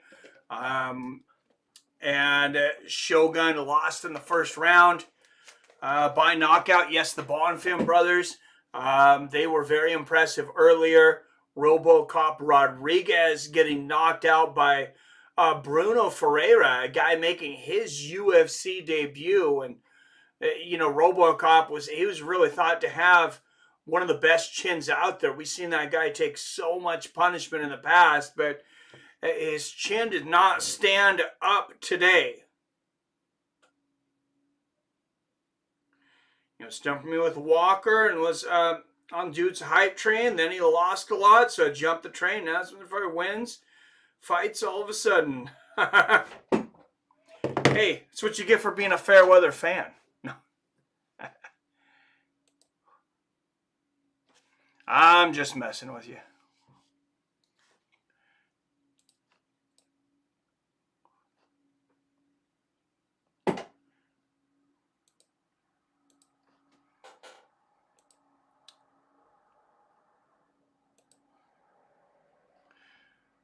Let me try and switch back, not mics.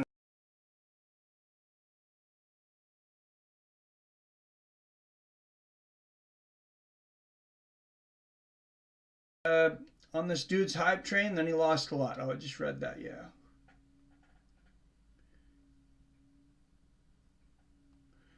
All right, Jessica Andrade making her way to the cage. Jessica Andrade and Lauren Murphy.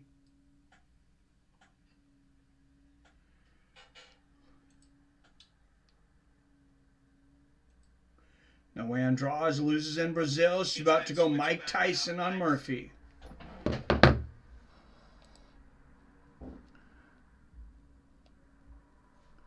Yeah, it's buffering here for me too. I don't know what the frick is the problem.